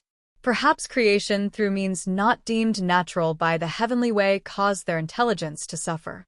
Mo Na Yi seemed to be a unique case in the whole Black Ink clan. At this moment, Mo Na Yi could only explain patiently, "Sir, Yongkai did not pass through the territory gate connected to the barren territory back when he attacked the No Return Pass, yet he launched that attack from the direction of Black Ink battlefield when he should be completely isolated from the 3,000 worlds. Doesn't that explain everything?" The royal lord pondered for a moment and then responded, "You're right. You didn't notice this until now?" Mo Na Yi sighed in his heart. If he had known this information earlier, he would have deduced what Yongkai was planning by now. "Where is this passage then?"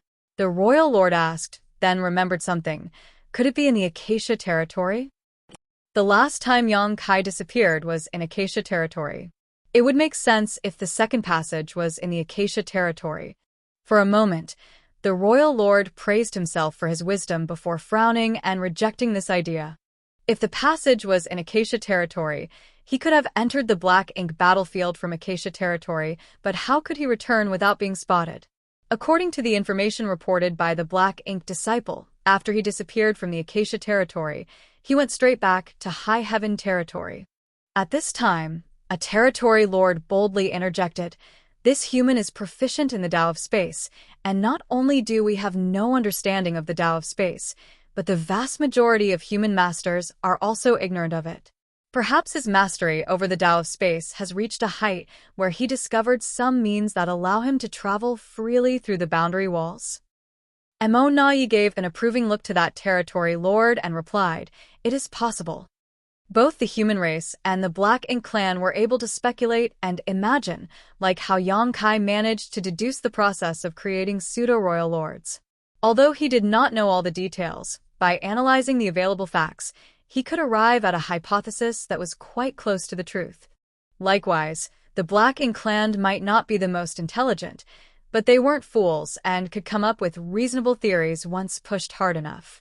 In truth, Yongkai's mastery over the Tao of space, no matter how profound, was still far from allowing him to freely traverse through all of space under the heavens.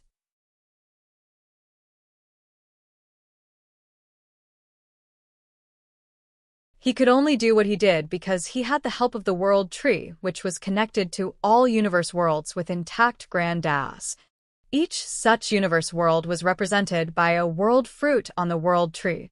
Yongkai was able to establish a very close relationship with the World Tree, and he was able to use it and his mastery of the Tao of space to arrive at the grand ancient ruins boundary from anywhere in the 3,000 worlds, then from their head to any living universe world.